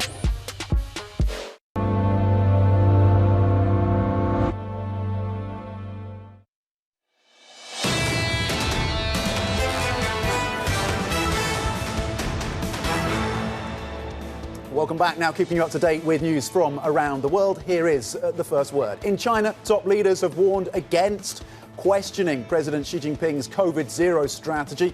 The Politburo struck a more defensive tone as pressure builds to relax the restrictions and protect the economy. China's economic activity contracted sharply last month. On Wall Street, dealmakers may see their bonuses for 2022 drop by as much as 40%. Their problem, a slowdown in IPOs and underwriting. That's according to the compensation consulting firm Johnson Associates. Meanwhile, traders could see increases of as much as 20%. Plenty more coming up on these markets. Stay with us. This is Bloomberg.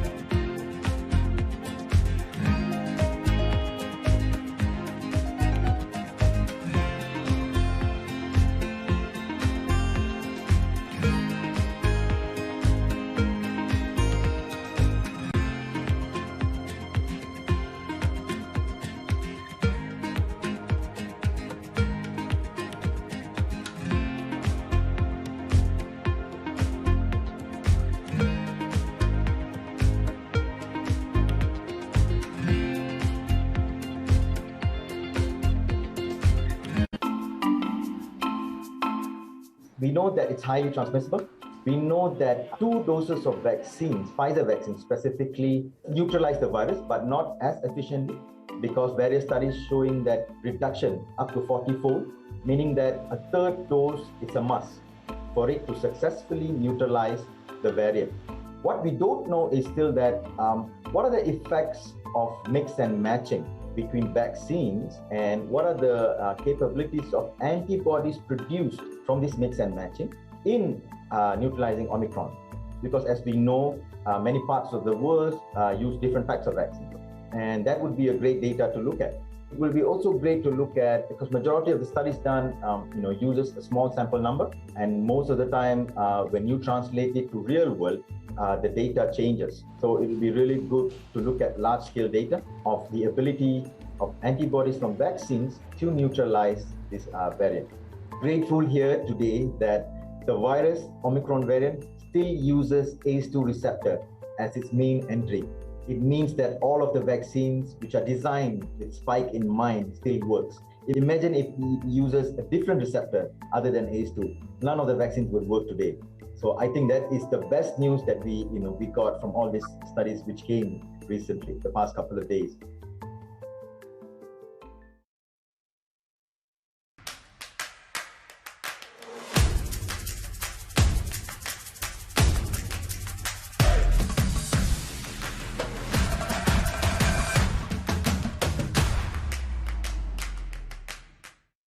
I think that it's hard to put your head around any narrative. Let's just be honest. We've had sort of a shift in, are we in some sort of stagflation fears moment? People were talking about that all day yesterday.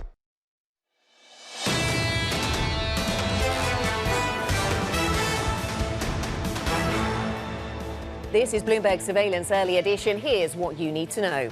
Global stocks and bonds falling after the major sell-off on Wall Street. Investors are worried about inflation, higher interest rates, and the risk of recession. The U.S. jobs report is out later today. There's concern that the falling jobless rate and rising wages may lead the Fed to be more aggressive with rate hikes. And China's moving to eradicate key overseas technology. Beijing orders central government agencies and state-backed operations to get rid of foreign personal computers. The move could result in 50 million foreign PCs being dumped. I'm Anna Edwards with Tom McKenzie here in London and with Kriti Gupta over in New York. Kaylee Lyons and Matt Miller are off today. And Kriti, we're still living with the after effects then of the sell-off that we saw on Wall Street yesterday. Yeah, we really are. You are still seeing that perhaps a little bit of a risk-off sentiment in futures right now. And this is really important as we simply talk about what the actual trade is. I mean, this is significant because if we're not hopping into stocks, you're not hopping into bonds, where is the money going? We've talked about dollar strength a lot, but it's kind of that sentiment that you're starting to see continue into today's trade. So futures down about 1.6%. So already seeing that conviction selling. But is it actually panic selling? We're going to address that later. We also see the 10-year yield up 3 basis points. Remember, this follows a 16 basis point move yesterday. So that volatility not just isolated in stocks, it's in the bond market as well. You are also seeing a little bit marginal stronger dollar following those interest rate differentials. But crude is where you're seeing a lot of the action, up about 2%. A lot of this has to do with the expectation of the EU barreling ahead with that Russian sanctions ban. The quirks of it are something to really get to know. We're going to talk about that in a little bit as well. And Bitcoin down 0.4%. So if you're looking for a risk-off sentiment, you are finding it across all asset classes. Let's get to some of the individual pre-market movers, though, because it's not just a macro sell-off. You are seeing some micro drivers as well. I want to start off with Peloton here. Shares declining after a report of a potential stock sale, 15 to 20%, a potentially minority stake. This is still according to reports. This discussion's still in progress.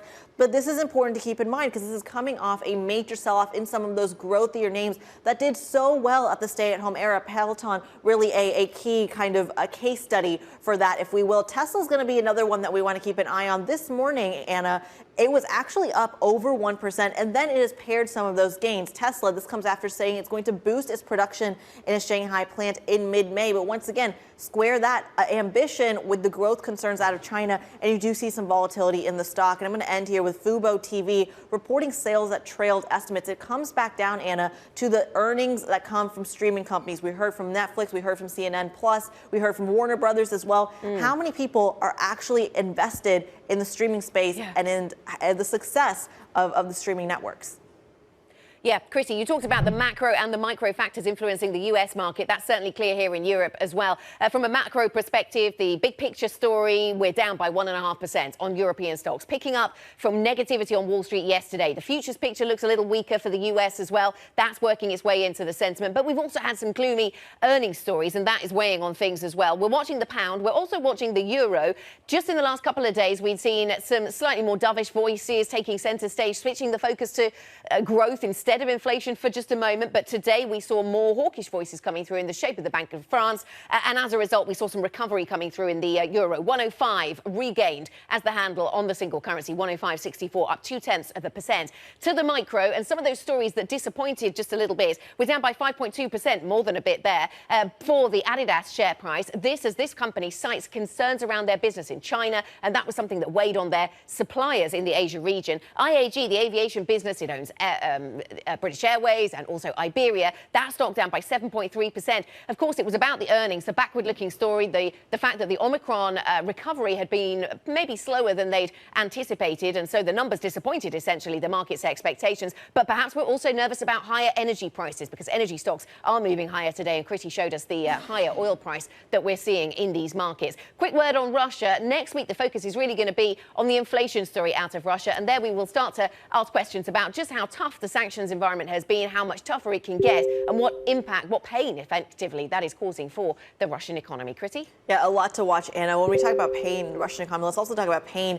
in the markets here, specifically the stock market sell-off we saw yesterday. Chris Murphy, the co-head of derivative strategy at Susquehanna, he spoke to me yesterday about an interesting piece of the sell-off. What exactly is driving it? Take a listen.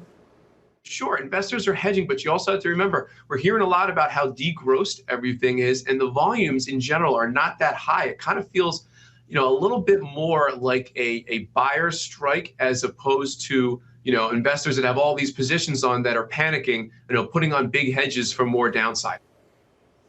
Well, joining us now to dig more into that is Matt Maley, Chief Market Strategist at Miller Tabak. Matt, thank you so much for joining us. I have to really dive into this because it's important to see who is selling and why they're selling. As we just heard from Chris Murphy, this idea that this isn't panic selling. Your take?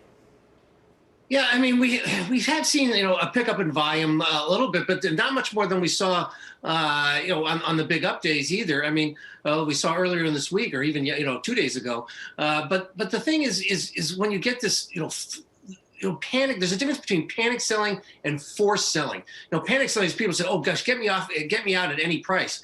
Forced selling, of course, is when you get margin calls and such, where some of these leveraged players have no choice, but they have to sell at any price. It doesn't matter if they think it's cheap or oversold. They just have to sell. The good news is that at some point, when you get kind of that forced selling, those margin calls, you do get a kind of a washout move, a capitulation move. I don't know that we've really seen that yet, but it seems like we're getting close to one, and we'll see what happens. This weekend is going to be very important because a lot of people have lost a lot of money. You worry about this, some big hedge fund going to blow up. We're going to have, they're going to have to, unravel a bunch of positions. That could be a fear, but we seem to be getting close to something that will at least give us a bottom, a near-term bottom. But longer term, we still have this issue of inflation, so we really have to be worried about that. Okay, so Matt, you're watching the next few days and whether this, the economic financials in terms of the conditions lead to any unusual events. How do you want to be hedging with this environment? There's been a call to hedge within equities, within areas like healthcare. Does that align with your views?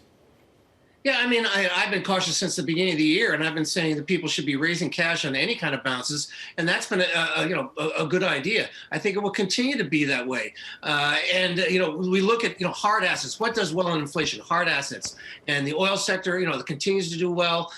We want to stay with that, and I do think that the healthcare sector is fine too. But anything with hard assets, and it's interesting. Everybody's talking about housing bubbles and such, but one of the good things that real estate was a good hedge in the 1970s because that was a very similar time, even though people say it's not as bad as the 1970s, but that was a supply-driven bout of inflation, and because that was the OPEC oil embargo back then, and so it's very similar in that way. And those are the kinds that we worry about cause stagflation. So hard assets are really one to look at. Also in the agricultural area, like Archer Daniels, Midland, stocks like that can be real places where you can hide for now.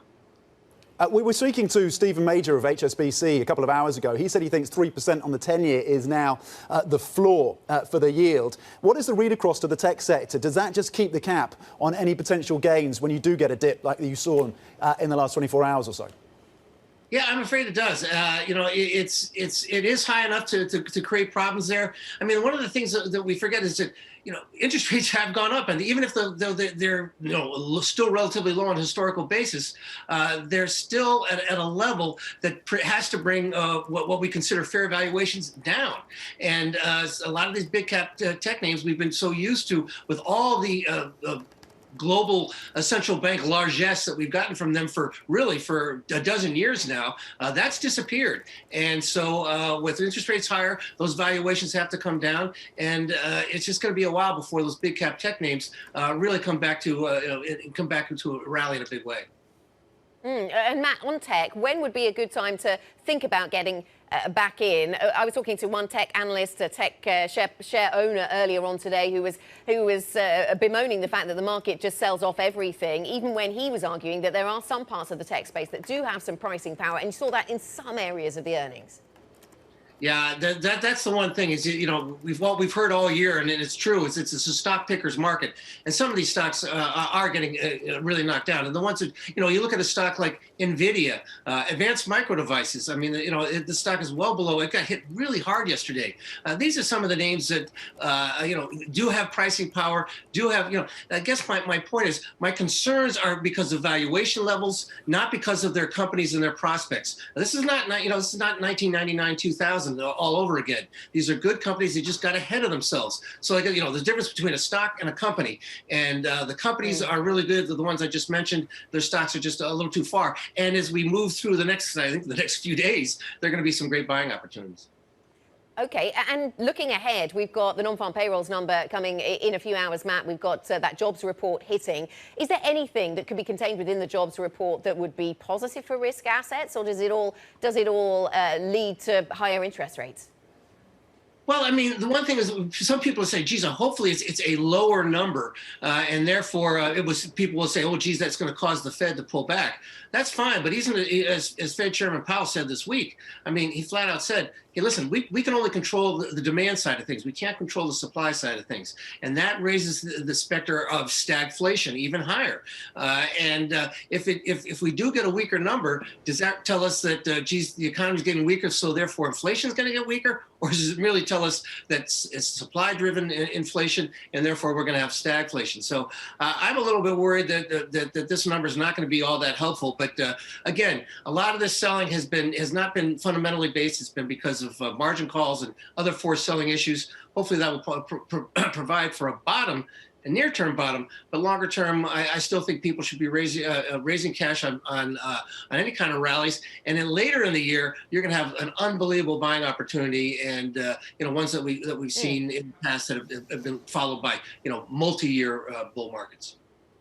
Matt, thank you very much. Thanks for your thoughts. Matt Maley, Miller Tarbeck, Chief Market Strategist. Coming up on the Open, in fact, so a little bit later on in programming, Mohamed El-Erian, Gramercy Funds Management Chair and Bloomberg Opinion columnist, of course, ex of PIMCO many years ago now. That's at 9:30 a.m. in New York, 2:30 p.m. in London. This is Bloomberg.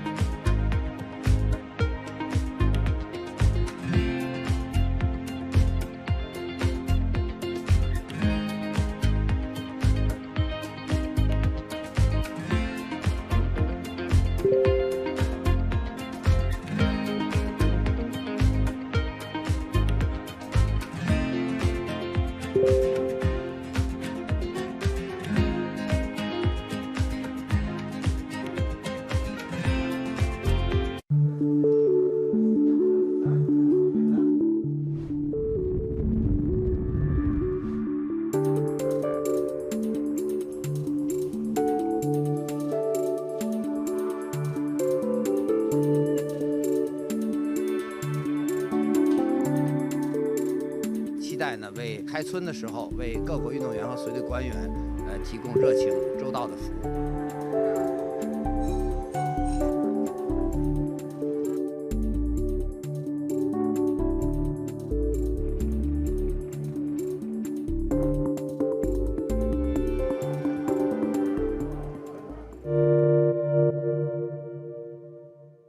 Front Row, exclusive interviews with the most influential figures in finance. Lloyd Blankfein. Deflation is a terrible thing. Inflation you could tolerate. Kathy Wood. Tesla will be in the pole position to dominate. Jeremy Grantham. We've had a very, very abnormal honeymoon Goldilocks period. First available on the Bloomberg Terminal, then on Bloomberg Television and Bloomberg.com. Front Row, the best seats in the house for business's greatest minds. Mercedes-Benz is on a path towards CO2 neutral mobility. So we have flicked the switch there, and really we're going to step by step electrify everything. And what does that mean? Combustion engines get electrified.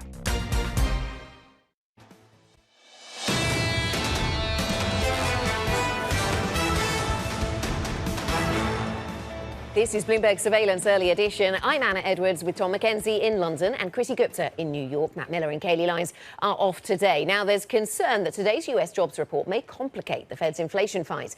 The report is likely to show employers added another 380,000 jobs in the month of April, but intense labour demand risks sparking even faster wage growth at a time when the Fed is already trying to tamp down the highest inflation in 4 decades. Simon Kennedy, Bloomberg Executive Editor for Economics, joins us now here on set in London to talk us through what to expect. And Simon, it's felt for quite a long time like the market's attention hasn't really been on jobs, it's been on inflation. But of course, with the tightness of the labour market, they are really linked. Absolutely, and you're going to see a wave of data today. It could go either way, but certainly, historically, you might look at the payrolls report, and then after that unit labour cost data yesterday, people are tuning into those average wage gains. Is there a risk of a wage price spiral? You know, we like higher wages, but central bankers, and we saw this with the Bank of England yesterday, sometimes edgy about those higher wages because they drive prices up, and then you're into a spiral that's very hard to restrain. So a lot of eyes will both be on the unemployment rate, which could drop back to a pre-pandemic low of about 3.5%.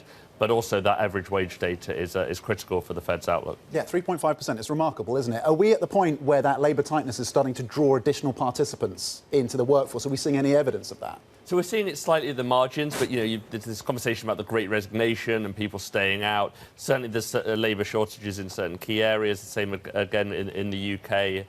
So the hope of the central bankers is that they can pull more people back in, that draw of higher wages, perhaps also the kind of the push of paying more at the checkout will pull people back into the workforce. But again, that labour participation rate, another key number. Previously, we'd first Friday of every month, we'd look at the payrolls number, we'd see it go up, we'd see it go down. The report is far more meaty, far more intensively looked at, not just the headline, but beneath the surface. So the detail matters. Chrissy, jump in. Well, I'm curious about the real wages as well. I mean, Simon's been talking about this. This is important as we talk about not just inflation, but the inflation per income class. For a while, the lowest income class actually had the highest real wages, and I'm curious if that trend is going to change. Well, we'll have to see, but that's a critical part of the debate, and it's also kind of an unfair for the people who are seeing wages go up aggressively for the first time in years. It's kind of unfair to then read that this is being perceived by central bankers as a bad thing. But the more people who can be drawn into the labour force, remember that was the aim of the Federal Reserve. They changed their framework coming up to 2 years ago in the aim of running the economy hotter. And now they seem to be, if not regretting it, then moving faster. Certainly even Jay Powell talking recently about, with hindsight, they might have moved a little faster. And Diane Swank, economist who was on Bloomberg Television yesterday, pointing out that unemployment affects a few people compared to inflation, which affects every person. So that's another dilemma for the central bankers. And Simon, what did we take away from the Bank of England this week? There's almost a sense that this is a central bank that's been hiking for a while now, so not late to this perhaps, or at least they're earlier than some other central banks. Do you get a sense that they're pivoting on that tightrope? We've talked a lot about how there's a tightrope to walk along for the Bank of England, and it's been all about inflation, and now increasingly it is about concerns over growth. Well, if a tightrope can narrow, it did yesterday at the Bank of England. That is a brutal assessment of the economic outlook from probably any central bank. I think every central bank, if honesty is the best policy, then the Bank of England pursued that yesterday. But within the bank, you have differences. You have, you had people voting for 50. You have people looking to the outlook and saying, no, we're probably done with raising rates. So you've got this 50 camp at the most hawkish. They might want to get that extra 25 next time. You've got the people who are 25 going, OK, maybe we go again. And then the third group of 2 policymakers saying they don't really see more hikes. So that's an incredibly difficult position for the Bank of England, perhaps more so even than the Fed. They were pretty honest in their assessment, 10% inflation. They didn't use the recession word, but they see a contracting economy next year. Who'd be a Bank of England policymaker? Yeah, tough gig. Yeah, that 10% inflation, a lot reliant on where energy prices go and the way that, because of the way that the energy cap works here in the UK. So interesting detail there. Simon, thank you very much. Bloomberg's Simon Kennedy with the latest on various macroeconomic themes, the central banking lessons of the week and the data to come. Coming up later, sticking with the jobs report, in fact, we'll get a view on the jobs report from the US Labour Secretary, Marty Walsh. That's at 9:30 a.m. in New York, 2:30 p.m. in London. This is Bloomberg.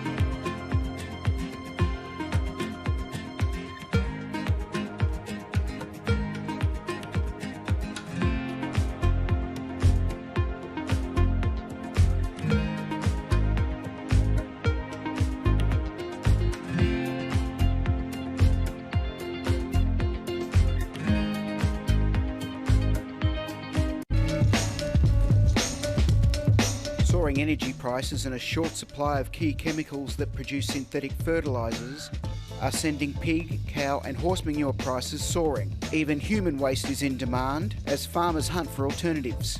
Fertiliser helps increase crop yields. You can see how much moisture is held into this. It's a lot of organic material into the compost, so it breaks down, the manure and the straw breaks down into a friable mix that can be mixed into your soil in the ground and for growing a whole range of different vegetables. Holds the nutrients in, holds the water in, and it really increases the kind of biodynamic profile of the soil. The recent price spike could mean more farmers going organic for the long term.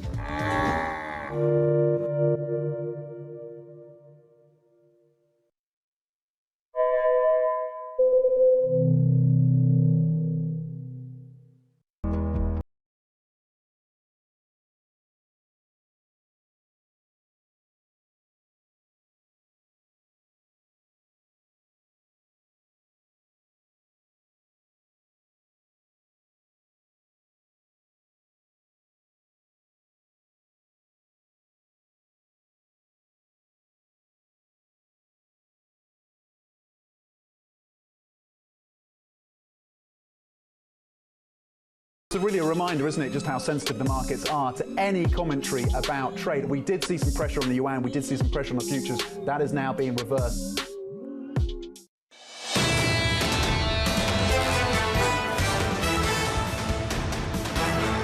This is Bloomberg Surveillance Early Edition. I'm Kriti Gupta in New York with Anna Edwards and Tom McKenzie in London. Matt Miller and Kaylee Lines are off. Tom Keene joins us now on this Jobs Friday. Tom, your single best chart today. Well, it's, Kriti, it's a Jobs Friday, but I'm sorry the markets have intruded, and the markets continue this morning with some really interesting dynamics. I'm looking at yuan, Turkish lira unravels, and sterling had a really ugly 3 a.m.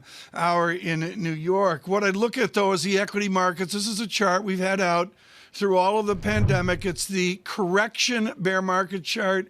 In yellow, a 10% correction. In red, a bear market on a log axis, which means that the proportions are equivalent. What is different this time, Kriti, is the length it's taken to get here.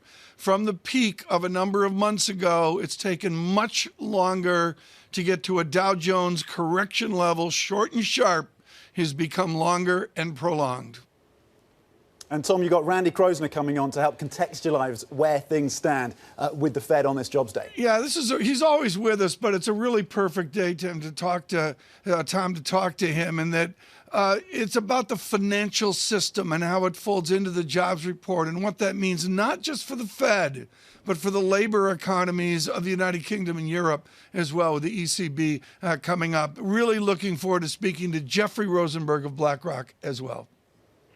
Okay, fantastic stuff. Tom Keene, of course, co-anchor of Bloomberg Surveillance. Thank you. And Bloomberg has learned, switching focus to what's happening in sport, that a deal regarding the sale of Chelsea Football Club may possibly be announced today. That would end a 2-month process after Roman Abramovich was sanctioned, of course, by the UK government following Russia's invasion of Ukraine. Let's get more then with Bloomberg's Laura Wright. Laura, who is the new likely owner? What do we know about the potential deal? Well, Tom, the Americans are coming. The new expected owner is Todd Boehly, who is leading the consortium, who are said to be the front runners. As you mentioned, we may get news today. He's formerly president at Guggenheim. He founded Elridge, and he's an individual that has experience owning sports teams. He's the co-owner of the LA Dodgers, a US baseball team. There's a sense of urgency with this deal to go through because the special operating license that the government granted Chelsea expires on May the 31st, and the government have signalled little appetite in order to extend that license. It's been a competitive bidding process over the last 2 months, and if successful, Boehly's consortium will have fought off stiff competition from other wealthy US investors, including the Bain Capital co-chairman and also the Apollo Global Management co-founder. In terms of American influence in the Premier League right now, 8 of 20 teams have some influence. 3 teams are wholly owned by Americans. That includes Man United, Arsenal and Liverpool. So the Americans are coming and are already here, it would seem, in UK sport and indeed in some football clubs in other parts of Europe as well. Now, there have been reports, Laura, that this could all get held up by conditions around a loan that Roman Abramovich did or did not ask to be paid back. What's the latest on that? Well, basically, during his tenure as the owner of Chelsea, Roman Abramovich lent the club £1.5 billion. He was sanctioned on March the 10th by the UK government shortly after the sale was announced. Initially, he said, don't worry about the money, it's okay. Then reports emerged earlier this week that bidders were asked to front up an extra £1.5 billion. That would be a problem because currently Roman Abramovich is not allowed to receive a single penny in the UK. Then last night, a statement came from Abramovich's spokesperson refuting that he wanted the loan repaid, refuting that he'd increased the price of the club last minute. But look, this is in the context of a Chelsea owner that's won 5 Premier League titles, 5 FA Cup titles and 2 Champions League titles. And he says, look, I just want the best for the club going forward, and he will still have overall say over who that new owner will be. Bloomberg's Laura Wright bringing us all things football, as I'm told it's called, or soccer for our American audience. Thank you so much. Definitely football. We'll have that discussion at another story. time. Just on this story. Fair enough. I concede. Laura Wright, thank you so much, as always. Let's get a quick check on these markets. Weaker futures already, a real connection here, or I should say a continuation, Anna, of what you're seeing from yesterday's price action. Yeah, absolutely. And the session here in Europe, a lot weaker actually than the futures picture had led us to believe it would be. And some of that is to do with yesterday and the sell-off in New York, but also to do with the earnings stories we've had here in Europe today, which have not been fantastic. Also worth noting, a little bit of strength returning to the euro after a day where we were hearing a lot of dovish voices around the euro critty. Now some more hawkish ones getting through, and the euro gains just a touch as we get towards the start of Yeah, and we'll keep an eye on that dollar, of course, as we hear about the U.S. jobs report coming shortly. For now, that's it for Early Edition. Surveillance is ahead with Tom, John, and Lisa. Stick with us. This is Bloomberg.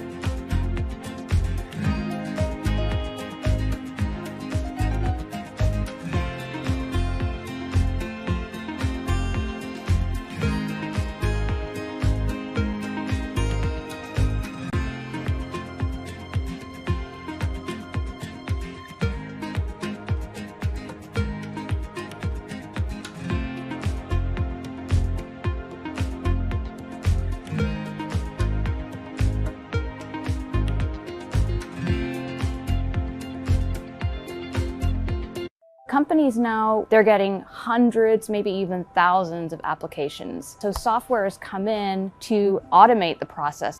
You want to write your resume for robots, not for humans. The only job your resume has is to be comprehensible to the software that is reading it, because that software or robot is going to decide whether or not a human ever gets their eyes on it. These things are programmed by a certain segment of the population that might not be totally inclusive or not be fully aware. Concerns about how this technology could exacerbate discrimination. For the FTC, I think foremost, the FTC needs to be making sure that we're fully understanding this technology. We don't trust companies to self-regulate when it comes to pollution. We don't trust them to self-regulate when it comes to workplace comp. Why on earth would we trust them to self-regulate AI?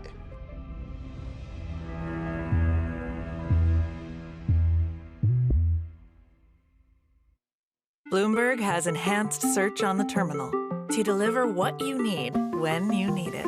Now, you can simply type phrases in everyday English in the command line.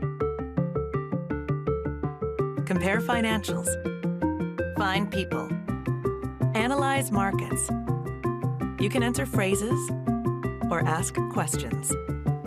What do you want to know today? Ask a question or visit SearchGo to find answers now.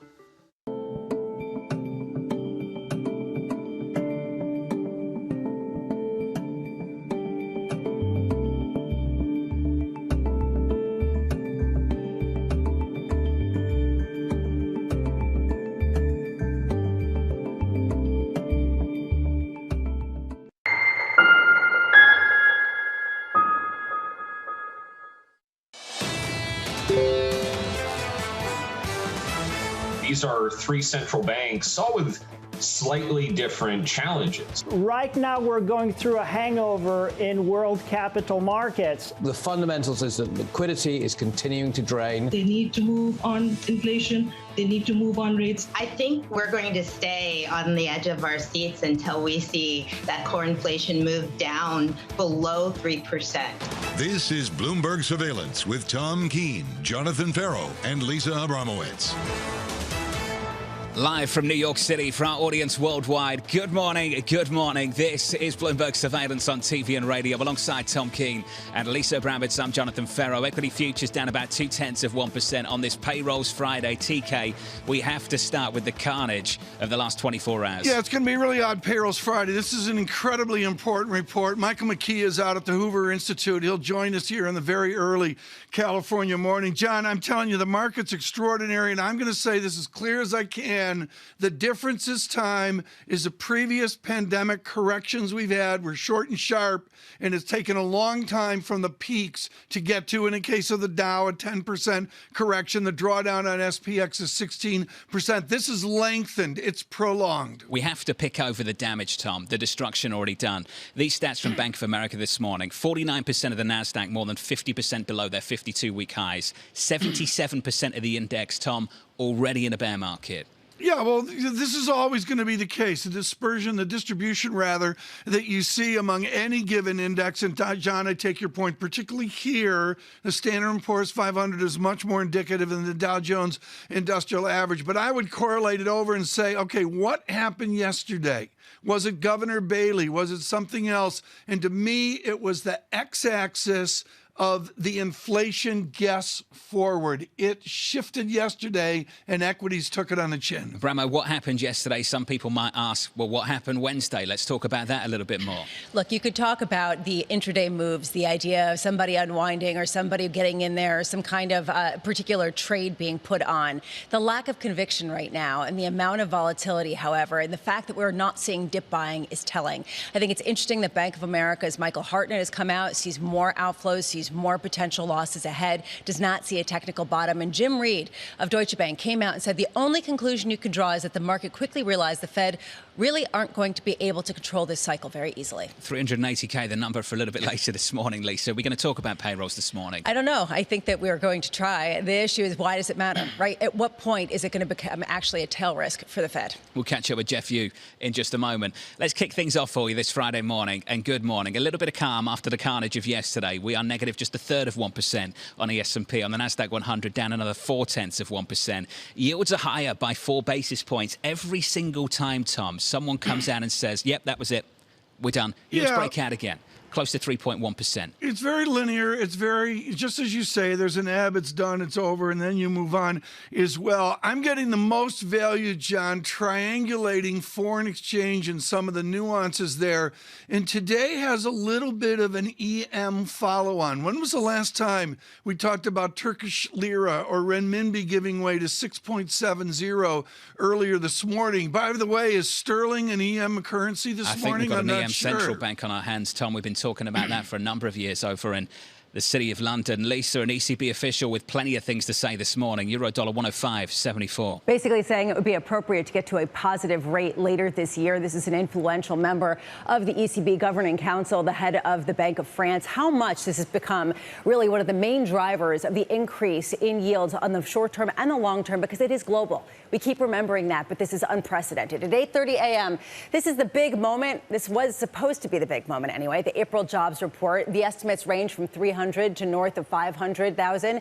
How much does that matter? How much does it matter that the U.S. unemployment rate is expected to fall to the lowest going back to the early 1960s, at a time when Fed Chair Jay Powell says that he is worried about how overheated this market is? Joining you, John Farrow, U.S. Labor Secretary Marty Walsh is joining at 9:45 a.m.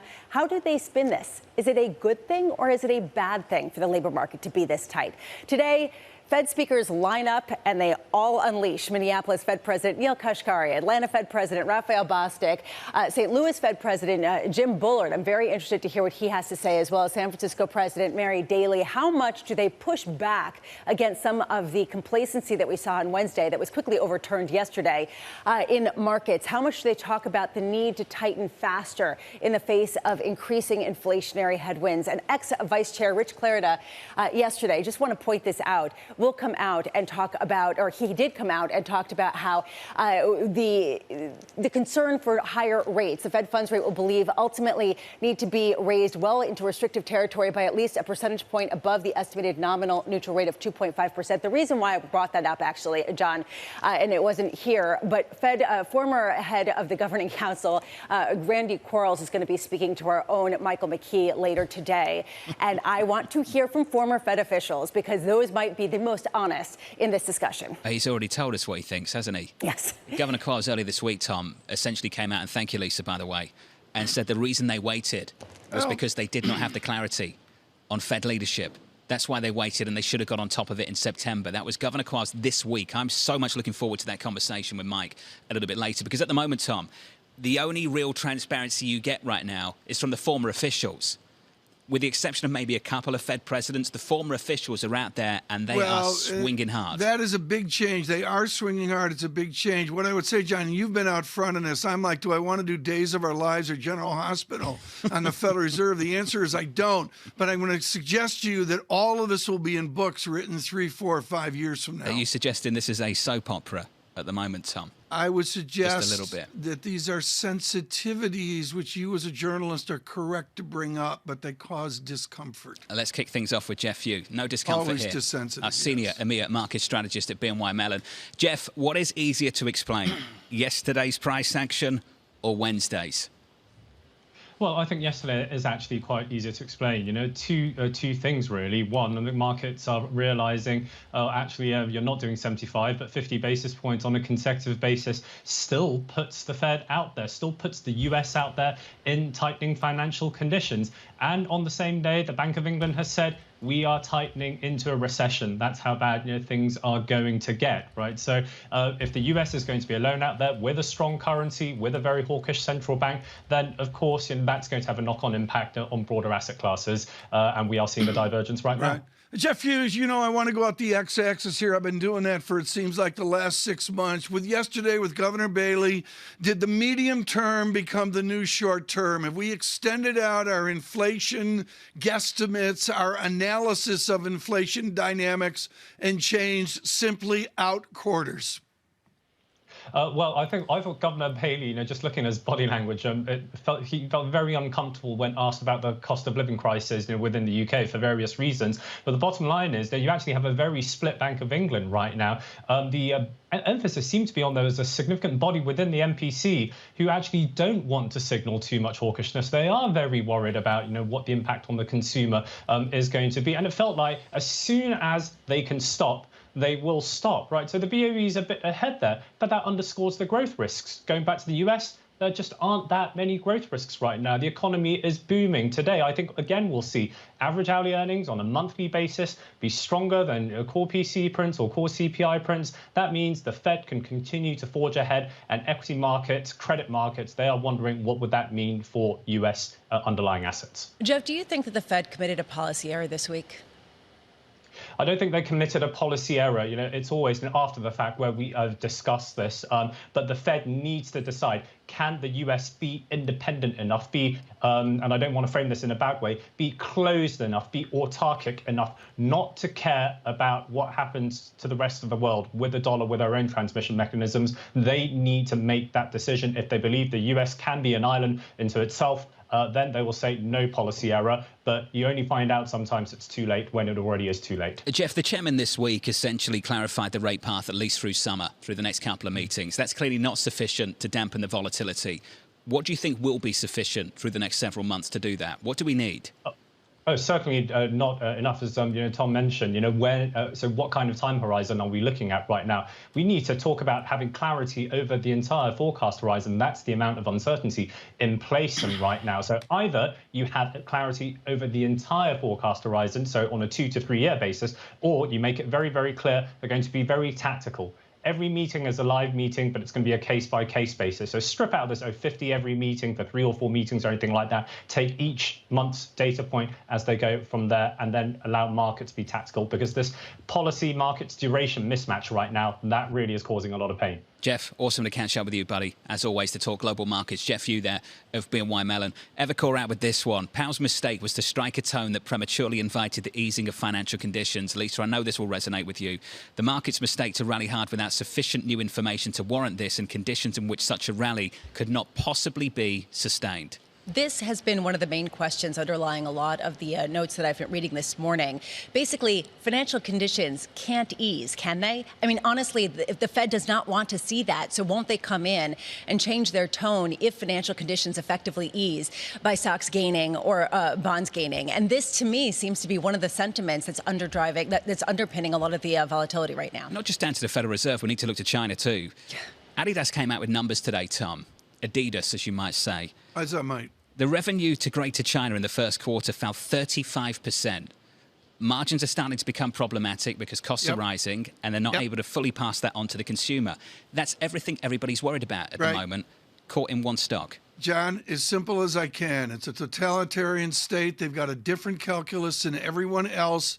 The answer is on this lockdown. I don't have any original information on the lockdown, but his shortest path, given the party Congress this fall and the lockdown right now, is to get it over, get it done.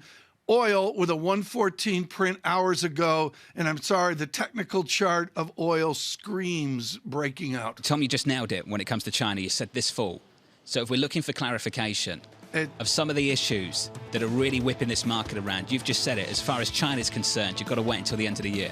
You got to wait out. They got to get this lockdown fixed so they can get to that important party Congress to validate the Xi regime. Tom Keene, Lisa Bramett and Jonathan Ferro. Equity futures down around about 1/3% on the S&P 500. Payrolls just around the corner. Your estimate this morning, 380K, your headline number in our Bloomberg survey. This is Bloomberg.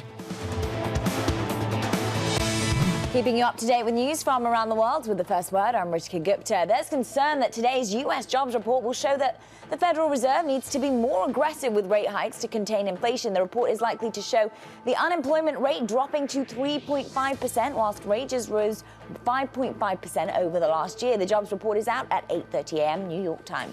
The EU has proposed a revision to its Russian oil ban to give several countries more time to comply. Bloomberg's learned that Hungary and Slovakia would get an extra year until the end of 2024. The Czech Republic would get an exemption until June of that year. All other EU members would phase out Russian oil imports by the end of this year.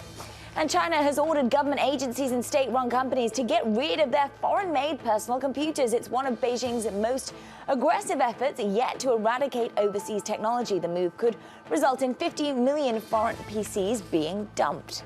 And it is one more blow for a city whose economy has been battered by crime and the coronavirus. Boeing announced will move its headquarters from Chicago to Arlington, Virginia. That will put the company near federal government decision makers in Washington. Chicago has seen a rise in crime that's to move his $38 billion hedge fund elsewhere. And a group led by former Guggenheim president Todd Boehly is close to an agreement to buy English football club Chelsea, one of the most successful of the past 2 decades. The price is certain to be the highest ever paid for an English club. Russian billionaire Roman Abramovich put the team up for sale in March, just before he was sanctioned by the British government. Global News 24 hours a day on air and on Bloomberg Quick Take, powered by more than 2,700 journalists and analysts in more than 120 countries. I'm Ritika Gupta. This is Bloomberg.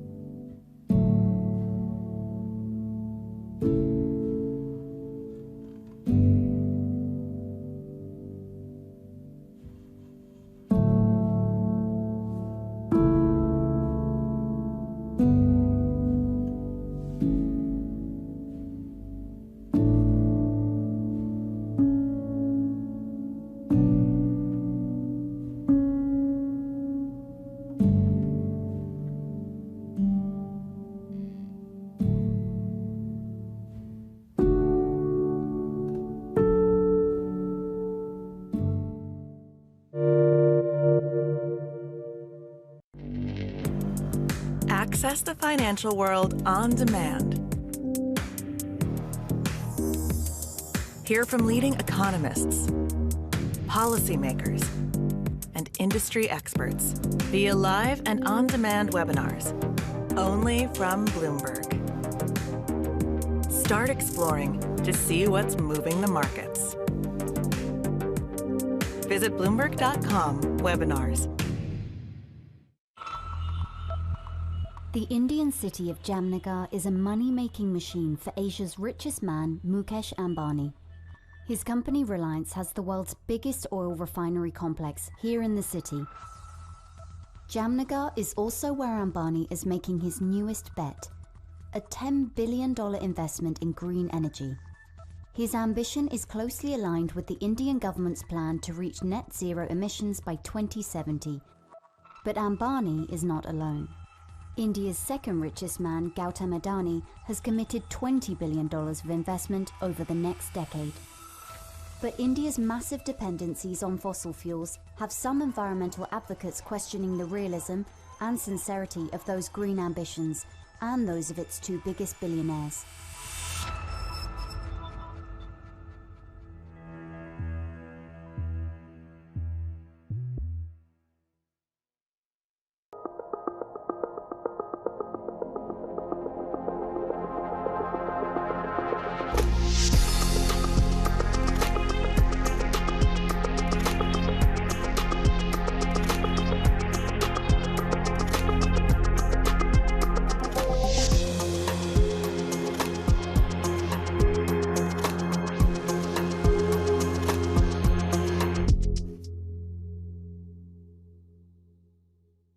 BSO Now is your online home for weekly Boston Symphony Orchestra and Boston Pops performances. See new concerts that go behind the scenes, plus acclaimed archival concerts. Visit bso.org/now, where the music plays on. BSO season sponsor, Bank of America.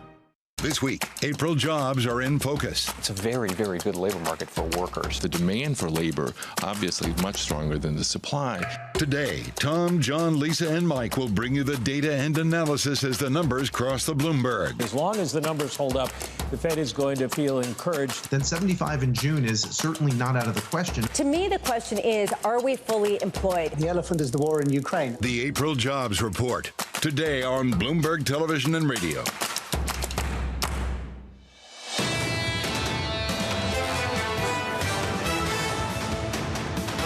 I think there are risks on the upside to inflation, but we also think that the core story here is a big real income shock to the country, and that we think is going to slow the economy down. It's going to slow demand in the economy down, and we're probably already seeing some signs of that. That was Governor Andrew Bailey of the Bank of England sitting down with Guy Johnson, who I have to say is one of the best interviewers of policymakers across Europe. Check out that interview if you can on Bloomberg.com and on the Bloomberg terminal. Equity futures this morning, and good morning to you. Negative by about 0.4% on the S&P. On the Nasdaq 100, down 0.6%. Yields are higher by 5 basis points on a 10-year to, let's call it 3.1% at 3.0868. Euro dollar a little bit stronger here. Euro dollar 105.83. This from B of A just moments ago, cutting their Euro GDP growth forecast to 2.2% for this year, 1.5% for next year. Inflation, 7% this year, 2.9% How do you get next there? year. Tom, their base case that. is not a recession, but they say the buffers are small and the risks are large, and it won't stop the ECB from hiking. The bet right now, John, is just what you said. How do you get from 7-ish down to 2.x-ish? Tom, I think the difficulty they've got right now is they just watched what the Bank of England did yesterday. And Lisa, I imagine they're incredibly nervous that they're about to experience the same thing. And is there any way to really avoid it? Because honestly, if they don't give an honest assessment, is the market going to do its own thing anyway? Another ECB official saying the only way forward is to start raising interest rates, Tom. Next month, big meeting for this ECB. And again, Michael McKee out at Stanford and the Hoover Institute. John, those will be some interesting conversations. He's dived into the land of the Fed hawks. Is that right? So, yeah, we'll have to see what Bullard's out there, and Claret is out there making his first appearance after his exit. And, we'll have to see. Right now, a difficult conversation. There will be no other story in Washington today. All is pushed aside by the report from NBC News, followed on by other reports and explanations by the Biden administration over the character and quality of intelligence given by America to Ukraine in the sinking of a Russian ship with 500 sailors on board. Maria Tadeo is in Salzburg, Austria, and we begin with Emily Wilkins this morning in Washington. Emily, there's flat out no other topic. How does the administration respond delicately to the nuances here, the idea of NATO mutual defense, and yet we didn't cause this ship to sink, but we did provide an intelligence stream? Well, Tom, the reporting from NBC News, which we're now seeing seconded by a number of news organizations, really sort of puts into light about where and how the U.S. is thinking about assisting Ukraine at this time. It's not quite clear exactly what the extent of U.S. intelligence was compared to the extent of Ukrainian intelligence, but it really is showing that President Biden and American officials are sort of changing their thoughts a little bit on exactly how involved they want to be with Ukraine, and shows a little less concern about potentially provoking an escalation with Russia. Maria Tadeo, those are Neptune missiles, which is Soviet technology, I should say Russian technology that Ukraine builds, but this has to have ramifications in Brussels, in London, and dare I say in Warsaw and Salzburg as well. How will Europe react to these reports of U.S. intelligence and a new level of it, an initiative?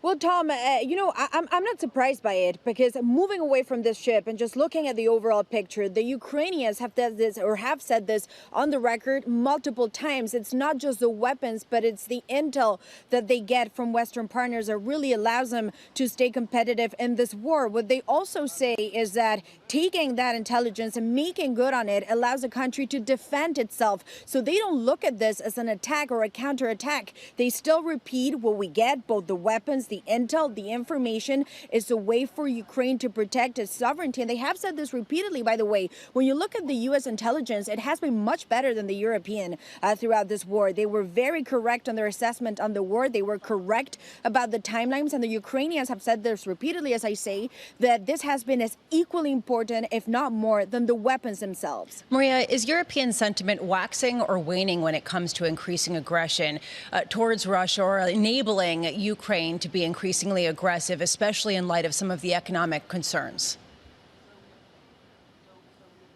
Look, it depends which country. And as always, with the European Union, you talk to 27 different countries, 27 different governments. And I was just in Berlin 2 days ago, and I have to say this is the biggest economy. It has a lot of political momentum behind it. When the Germans sent a signal, everyone else follows. And I was there 2 days ago, and to me, it is very clear that the Germans have not made their mind up. They're not like the United States. They're not like the Biden administration. They really do worry about this potentially spilling over. They believe that there are a lot of risks attached to it, and they're not perhaps as facilitating as the United States has been. So when it comes to that alignment on Ukraine, the Germans are still much more cautious than the Americans. And I would say there's one key factor here. Zelensky has been very good at convincing the U.S. administration that he can win. When it comes to the Europeans, they believe that this is not about victory, but it's about a ceasefire, that should be the focus. It's not a victory, it's a ceasefire. I'm pretty sure where you are, they recorded scenes of The Sound of Music. Did you know that?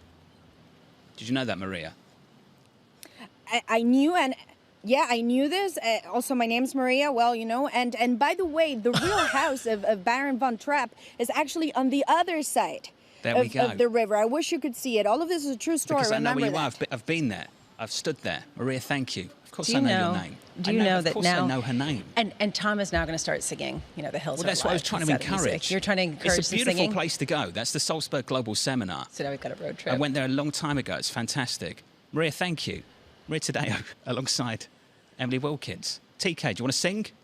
Oh, no, I couldn't. No, you're done. I couldn't. John, when Sound of Music came out, of course, there was no other technology, and it was the birthday party movie for girls across this nation.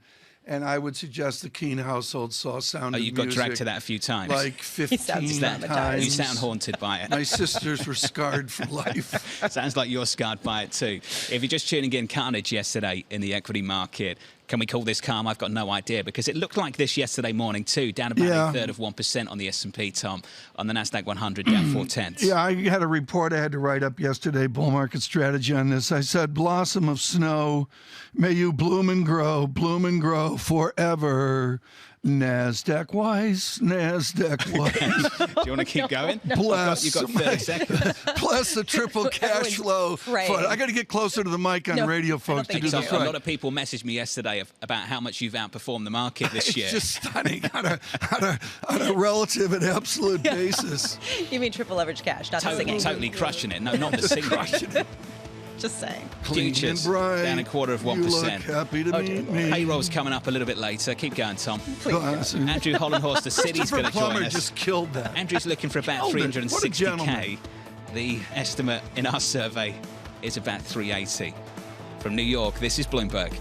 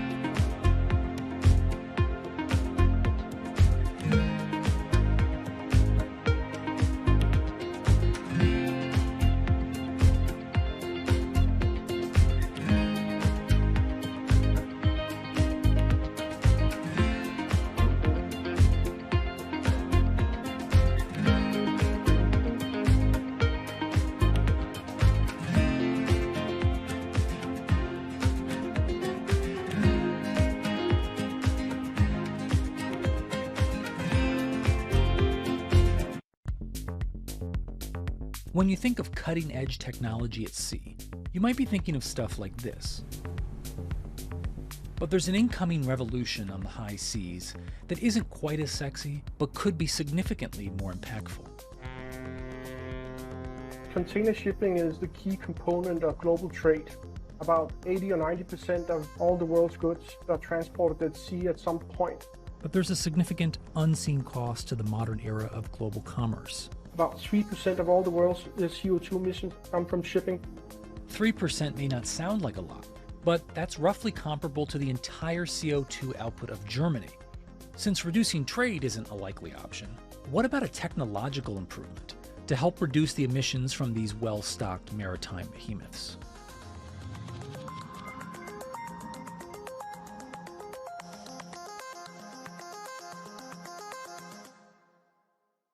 A lot's happening on Wall Street. It's the basic law of economics. It validated what the market was already pricing. Need to catch up? This is Bloomberg Wall Street Week. I'm David Weston. We've got the information and insights. David, you just hit the nail right on the head. From businesses most influential and instrumental. And that's the way you run good risk management. It's a challenging dynamic. We could continue to see that kind of strength. Bloomberg Wall Street Week premieres Friday with replays all weekend on Bloomberg Television and Radio. Stocked early enough all these precious materials you were just mentioning, and we were on the lucky side that our prognosis was spot on in a way, forecasting what kind of material we would need and what quantity we would need.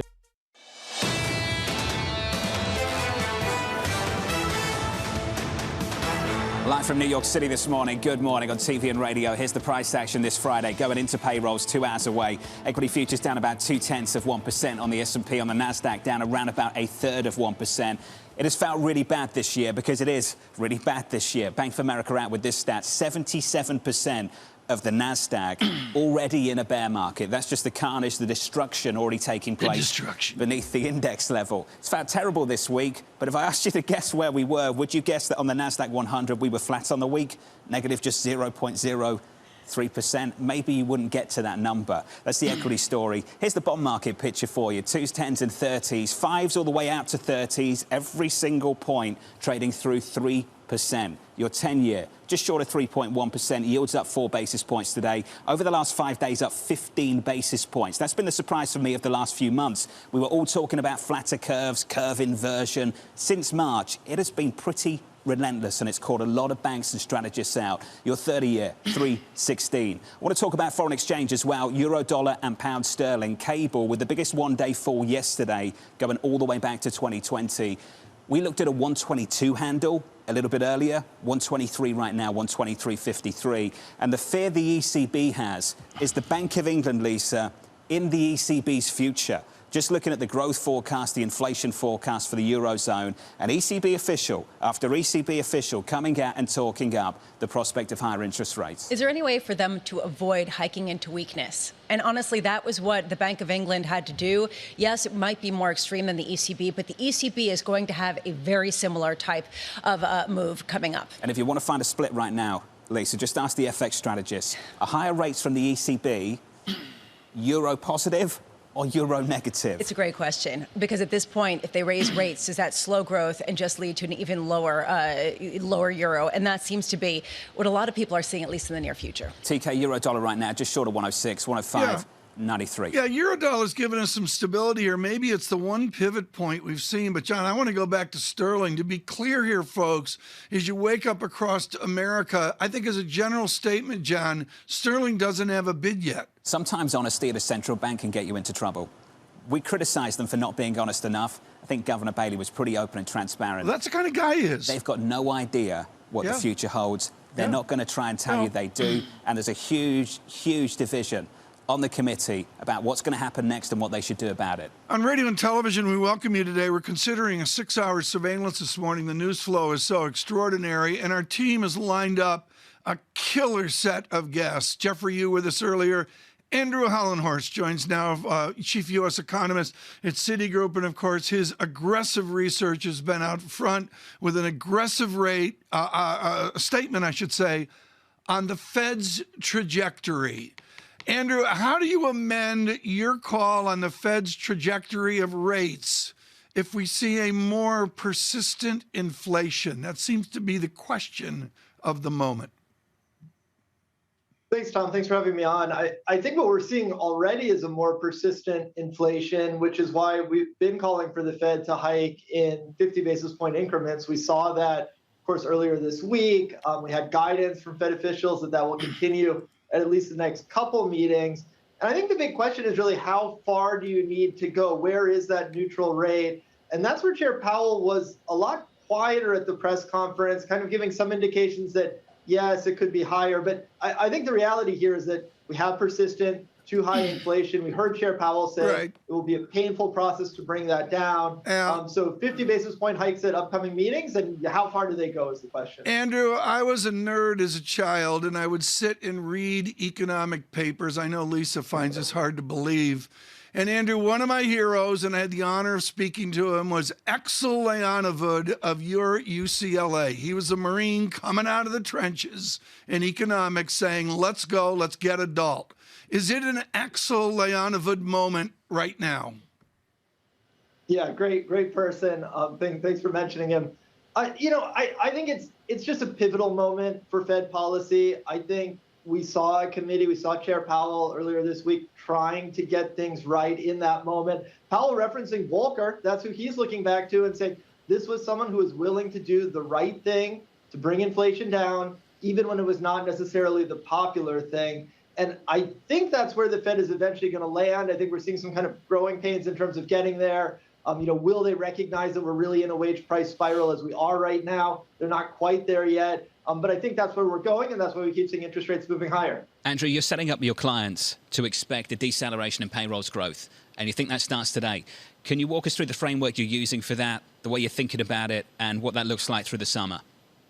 This is like so much of what is going on broadly in the U.S. economy right now, where we have really strong demand. There is no lack of demand to hire workers. We have about 2 job openings for every unemployed worker. And you're being constrained not by the demand side, but by the supply side. So we tend to look at a slowing in job growth, or at least historically, and we would say job growth is slowing down. It must be that the demand underlying the economy is slowing down. Instead, what we're seeing is the supply side basically is becoming more and more of a constraint. With the unemployment rate already so low, workers are just not going to be available to be hired into these jobs. That's why you see wages moving higher. So I think the risks are that we get, yes, the slowing in jobs growth, but the real story is going to be the risk to wage growth, with wage growth picking up further. And again, this being this kind of inflationary pressure that you have in the economy because we're just not balancing demand and supply right now. Andrew, how are you going to use the number that we get in about 2 hours' time and parlay that into some estimate of where we'll end the year with inflation, how much it can decline the pace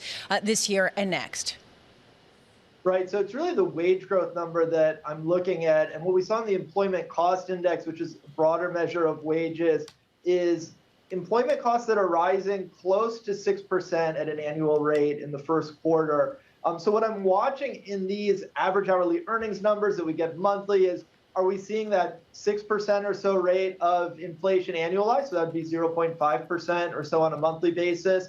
Are we seeing that accelerating? If that's accelerating, then I think we're really in trouble in terms of bringing down inflation. The Fed would have to move even more hawkish. Or is this something that's stabilizing or coming down? Again, if you're just stabilizing, that's the point that we've been making. It's not clear to us that even though headline inflation is peaking, that underlying inflationary pressure is peaking. It's, maybe at best plateauing if things kind of stabilize. And the risk is that it accelerates further. Andrew, I want to sit on the point that you said where if it accelerates, if wage growth accelerates, then we're in trouble. What does that mean in terms of how this inflationary impulse compares to, say, the 1970s or historic bouts in the past? So the situation is still better than the 70s in the sense that in the 70s we had run a long period of too high inflation. Institutions had lost credibility. You needed a really crushing recession to bring inflation down. What I mean by the U.S. economy being in trouble or being in a difficult spot is maybe a better way to say it, is that the potential for a soft landing just becomes less and less. It becomes a lower and lower probability event. We heard Powell saying, incidentally, that in principle we can achieve a soft landing, that it's plausible we can achieve a soft landing. I think he actually called it a soft-ish landing. So there's already an expectation that it may be difficult to land softly. to the extent inflation picks up further, you may need a more significant slowdown, a more significant recession to bring inflation down. Andrew, Citigroup owns a high ground on international economics with the work of Willem Bouter, Catherine Mann, of course, now at the Bank of England, and her profound impact yesterday.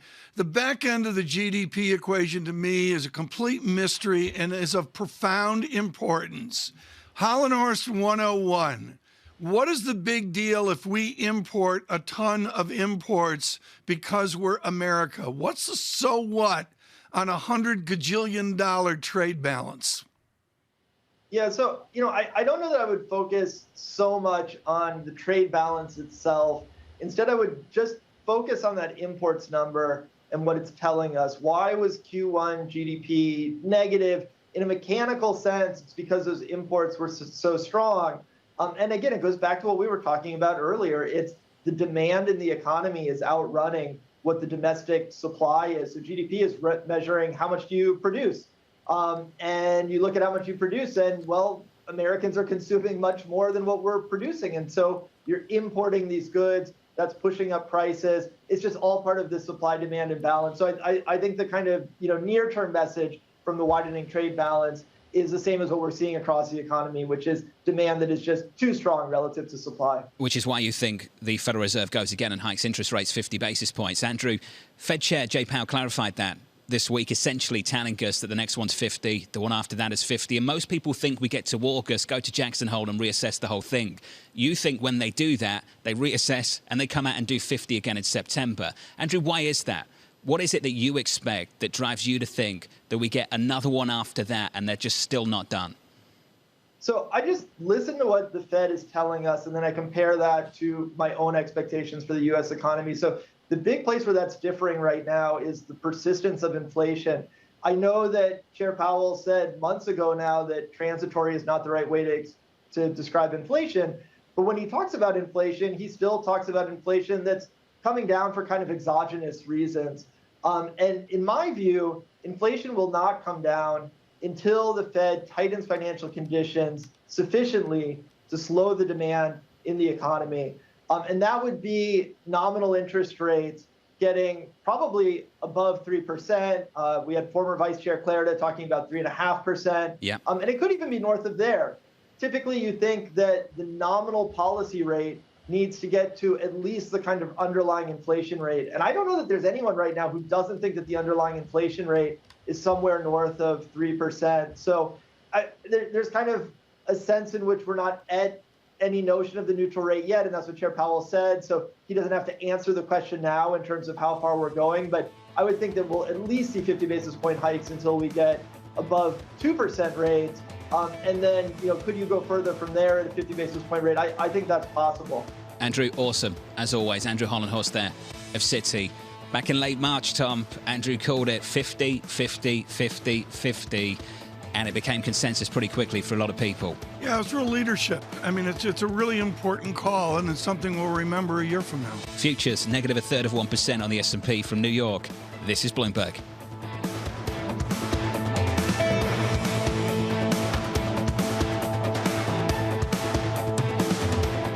Keeping you up to date with news from around the world with the first word, I'm Ritika Gupta. The U.S. is warning Russian billionaires there is no hiding place for their yachts. That came as authorities seized a $325 million super yacht the U.S. claims is owned by Russian billionaire Salman Karimov. He's accused of money laundering and conspiracy. The U.S. worked with officials in Fiji to seize the vessel.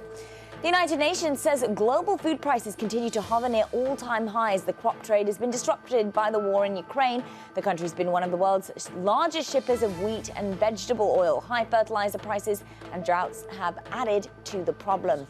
In China, top leaders have warned against questioning President Xi Jinping's COVID-0 strategy. The Politburo struck a more defensive tone as pressure builds to relax the restrictions and protect the economy. China's economic activity contracting sharply last month. And the parent of British Airways is having to slow expansion plans because of staff shortages at London's Heathrow Airport. IAG now aims to operate at 80% of its 2019 capacity this year. Seating capacity in the key transatlantic market will be close to normal by the third quarter. IAG's first quarter operating loss was worse than expected. On Wall Street, deal makers may see their bonuses for 2022 drop by as much as 40%. Their problem may slow down in IPOs and underwriting. That's according to the compensation consulting firm Johnson Associates. Meanwhile, traders could increase as much as 20%. Global news 24 hours a day on air and on Bloomberg Quick Take. Powered by more than 2,700 journalists and analysts in more than 120 countries. I'm Ritika Gupta. This is Bloomberg.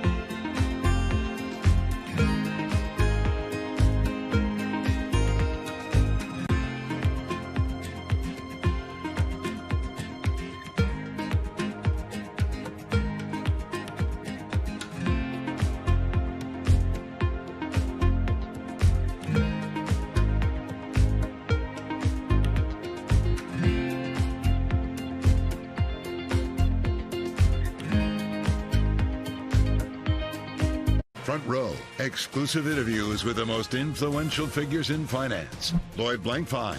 Deflation is a terrible thing. Inflation you could tolerate. Kathy Wood. Tesla will be in the pole position to dominate. Jeremy Grantham. We've had a very, very abnormal honeymoon Goldilocks period. First available on the Bloomberg Terminal, then on Bloomberg Television and Bloomberg.com.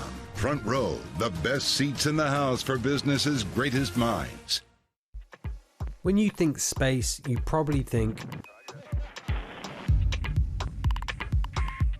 one space agency that travels under the radar is ESA, which is surprising considering what the European Space Agency has achieved and how vital it is to the global space industry.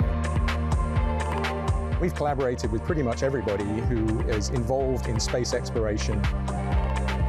But ESA wants to be a leading force in furthering humanity's mission into space. Commander Ground, do you copy? Copy. If we want to have successful human missions to Mars, we are going to have to learn to live and work off-world in a different way. And the place where we are going to learn to do that is on the moon. Can ESA help humanity take its next giant leap?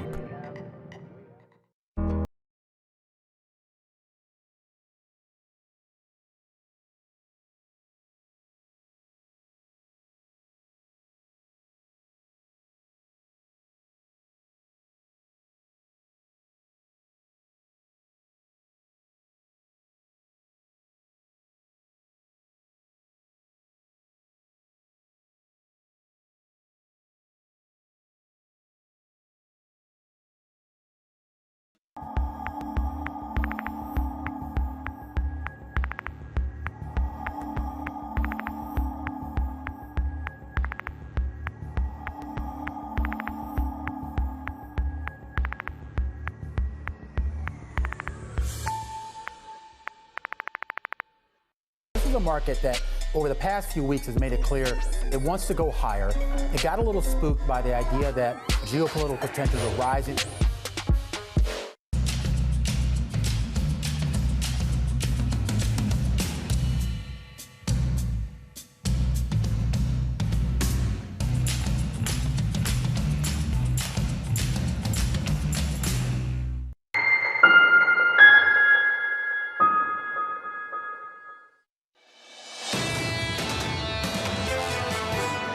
Well, I think the floor is important because it keeps going up. And so for me, trying to put a forecast around all of this, the floor for yields is higher. And it makes it untenable to expect yields to be lower anytime soon, because it's impossible to imagine yields falling whilst the central bank's hiking in the early stages. One of the best, Steve Major of HSBC, rethinking the path forward for interest rates. That call for 150 getting difficult with 10-year rates at 3.1% right now. From New York City this morning, Good morning. Alongside Tom Keene and Lisa Bramford, I'm Jonathan Ferro. Futures negative about 0.33%. Carnage yesterday on the Nasdaq. The Nasdaq 100 down just 0.4%. In the FX market, euro dollar just south of 106. Kit Jukes publishing moments ago saying, as for mad markets, euro dollar is where it was at the end of last week, give or take. Sterling, much weaker over the last week, Tom. Kit's words, because the penny has finally dropped. Rates are going up. The economy is slowing sharply. And despite all the volatility, the Australian dollar, Tom, is this week's top G10 currency. Would you have guessed that? No, I The would Aussie not. I was the looked winner this morning. I looked this morning, There you and I was internalizing Kit Jukes and Arsenal, and the threat it is to the tots, and Australia's its own beast, isn't it, John? And again, this is this lockdown. John, can we state someday the lockdown may end? Where's that, Tom? I don't know when. I don't know the when. I mean, Which lockdown are you talking China. about? I'm talking about China. We've What it gone means from Australia to China. I'm yeah, just trying well, to I keep think up. the Chinese lockdown really manages for same place. China works. Okay, China jumps out. Why? Because this morning we've been looking at Adidas numbers. The stock's down hard, and I think this stat. If you're struggling to get a read on China, it's not a perfect way of doing it, but take a group of companies and look at their exposure to the country and how they're performing. First quarter revenue to Greater China down 35% for Adidas. That's the struggle right now. Well, it is, and it's a super in, and again, it's a 6-hour surveillance this morning. We're negotiating with our negotiators about the huge news flow we see right now. Futures, -11 on this jobs day. Right now, we digress, and we do so with one of the great thinkers of global Wall Street, Dominic Konstam, legendary at Credit Suisse, and all are thrilled he has joined Mizuho Americas as their head of macro strategy. Dominic, I love the top of your note, and you will now justify the hope and prayer of Chairman Powell. We will go from lower for longer. The whole rate move and all that, back to the hope and prayer of long rates coming in. And you say Fed action is possibly necessary and is possibly sufficient. Discuss that. So, well, thanks for having me, Tom. The first point is that although people try and make a comparison with the 1970s inflation, this inflation is all about the supply side. And it looks very different from the get-go. It's been led by goods sector with all the shutdowns and the excess stimulus to do with COVID. Right now, the whole point of what the Fed's trying to do is to make sure it doesn't turn into 70s inflation with a wage price spiral. And in particular, that's regarding the service sector, and that's rents. And basically, if you target the labor market and weaken that a lot and make sure that wages don't really sort of gain ground, then I think there's no reason not to be optimistic that the supply side will come back and basically bring down inflation. And then the second point is look at financial conditions. I totally disagree with people who suggest financial conditions aren't tight enough. They are amply tight enough. The problem people have is they measure it the wrong way. They put the interest rate in their measurement of financial conditions, which honestly is just not the right thing to do. You need to exclude it. You need to look at spreads and you need to look at the FX. And on that basis, financial conditions are already as tight as we've ever seen them. And that's the problem. I hate Dominic Cavignon. I got like 8 ways to go here. Dominic, let me cut to the emotion right now. The Hawks are out at the Hoover Institution, the land of Michael Boston, the land of John Taylor and the rest, and they're scared stiff. You go the other way. What does Dudley, what does Clarida, what do the others being worried about high rates, what do they get wrong? Well, I think what the issue that they have is they want to beat up on demand in order to make sure that inflation comes down. And I agree that there is a big uncertainty when you're dealing with supply-side driven inflation. You don't know what it takes to bring people back into the labor market. You don't really know what it takes to tell employers not to pay up for higher wages. We just frankly haven't been in this situation. We haven't had something like COVID, as far as I can remember in my career. And so it's that uncertainty that everyone faces, including the markets. And the problem that the markets had yesterday with Powell was they want Powell to beat up on demand. They want Powell to basically take down asset prices even more across the board in order to be absolutely certain that inflation is coming down as quickly as they want. Basically, people are impatient, and I understand that. I get it. And I don't think the idea is that rates are going higher for longer, if you like. I think the idea is rates have, if you like, normalized to where they should be. I'm talking about the long end. But the problem they've got is they're not going to stabilize until we see the data fall the way that the Powell obviously expects it to do. And so we're kind of in overshoot territory. And when you're in overshoot territory, you don't really know how far things are going to go. And I think one of the biggest issues that people keep forgetting is it's not about the fundamentals as such in terms of your outlook. It's about where are the buyers? Where are the buyers for treasuries and what are they worried about? Yeah. And there are a lot of foreign buyers and they just want stability. They'll come back when there's stability, but they're not going to come back when there's all this volatility. And that's a big problem, I think, with stabilizing the market, which is why we're in this overshoot territory. Just quickly, Dominique, since you do see the 10-year yield ranging from 1.5 to 3.5 within that band and not beyond, like some people say, where do you buy the risk asset dip that we're seeing that continues? Well, I'd be more cautious on risk assets just because the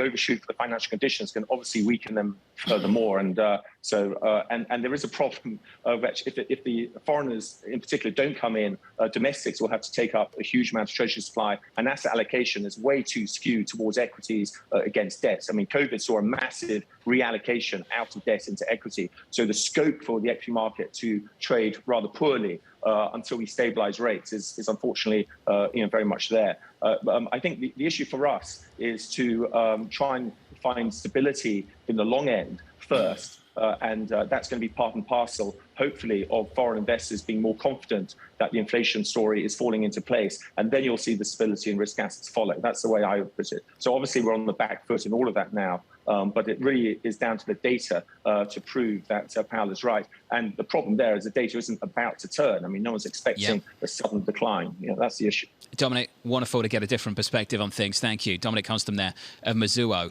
The story at the long end, of course, is that we haven't got that stability, Tom. A 30-year up another 4 basis points to 316.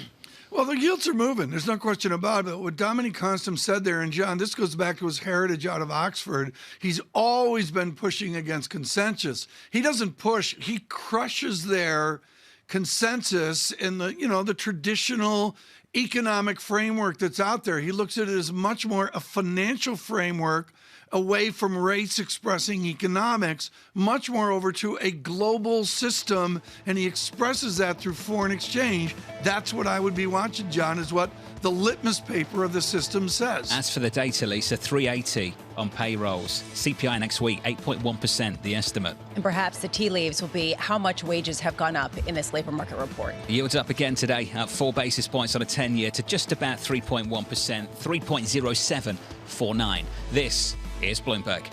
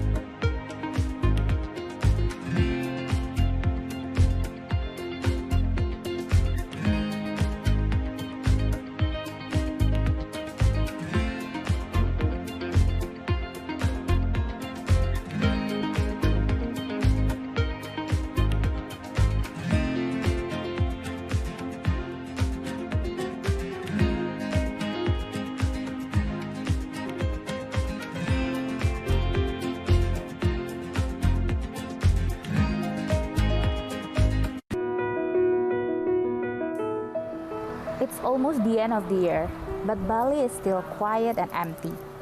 I am here in Kuta Legian, one of the main walking streets here that is used to be a tourist spot for beach, dinings, shopping, but many shops here are still closed. Most of the outlets are either for rent or for sale as they have run out of business. Saya kerjanya di sini udah lama, udah ada 10 tahunan di sini kerja. Masih sepi sih, nggak kayak dulu. Kalau dulu kan rame, sekarang ya ada 1-2 itu ada, tapi nggak kayak dulu. Kalau dulu rame sekali, sekarang paling dapat jualan ya 100, 120 gitu, 200 ya. Kalau dulu sih ya nyampe dah 1 juta, 1,5 tuh nyampe dapat jualan. Bisa sampai 2 juta dulu. Sekarang nggak pernah lagi dapat segitu. Sama aja. Belum ada turis ke Bali. Masih ya domestik aja. While Bali has reopened its borders for foreign tourists since October, they're still not coming in. Many international airlines are yet to reinstate their direct flight to the island. Balinese people here really hope they can see more people from Australia, China, and Europe to come visit next year.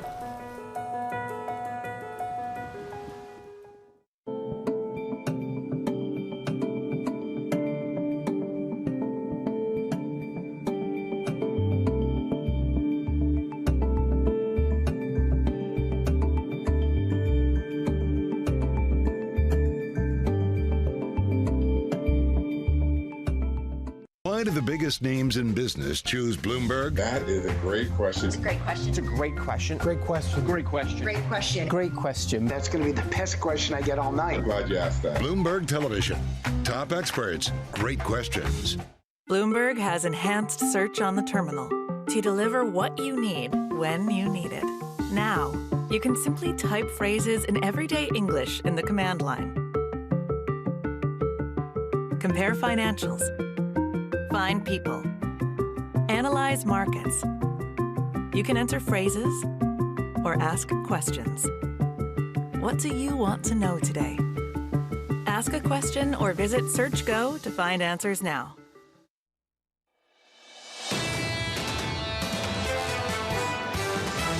These are three central banks, all with slightly different challenges. Right now, we're going through a hangover in world capital markets. The fundamentals is that liquidity is continuing to drain. They need to move on inflation. They need to move on rates. I think we're going to stay on the edge of our seats until we see that core inflation move down below 3%. This is Bloomberg Surveillance with Tom Keene, Jonathan Ferro, and Lisa Abramowitz. Payrolls 90 minutes away from New York City this morning. Good morning, good morning. This is Bloomberg Surveillance Live on TV and radio alongside Tom Keene and Lisa Abramowitz. I'm Jonathan Ferro. Futures negative, about a third on the S&P. Some real damage done yesterday, TK, across the board. Huge damage and continuing. It's really nuanced. In the last hour, John, the FX model improved a little bit. Dollar weakness, Swiss franc as a haven scare came in a little bit. So there's some nuances there, but I would look at the equity market, John. VIX 32.84 out 1.68 points. And John, I'm sorry, there's no bid in the equity market right now. You've got to lift the lid on the index too and look at the carnage beneath the surface. Yeah, I Tom. agree. Yes. Bank of America pointing out about half of the NASDAQ is more than 50% below 52-week highs. That's a big issue. Yeah, well, absolutely. I mean, that's always true. Okay, first of all, there is leadership in a bear market or in a down market. We're not going to editorialize here. We would never do that. But, John, there's always that case of the getting hammered. What's interesting to me, Keefe Bruyette Index, the KBW index, the symbol's confusing, BKX, is down 20%. And, John, I was surprised. JP Morgan is down a little more than the Keefe Bruyette Index. That surprised me. Well, I wish you'd listened to me, Tom, because I've been talking about it for weeks, Bramo, haven't I? I go through the banks day by day. You yeah. tune me out all the time. Lisa, JP Morgan, year to date, down about 22%. Goldman down 18. Citigroup down 15. Bank of America down 15.6. It's been tough, even with higher yields. Didn't you see that story yesterday on the Bloomberg terminal talking about Wall Street bankers seeing perhaps a 40% decline in their bonuses because of the decline in the banking activity? There aren't deals that are getting done in the same extent as previous years because of the uncertainty and, frankly, the cost of financing. When you have average yields on junk bonds of in excess of 7%, that is a different landscape to take on a speculative acquisition. Lisa, someone messaged me a little bit earlier this morning and said Bramo needs to put on her running shoes and take a victory lap around the studio. Is that going to happen today? I have my running shoes in the other room if you really want me to get them.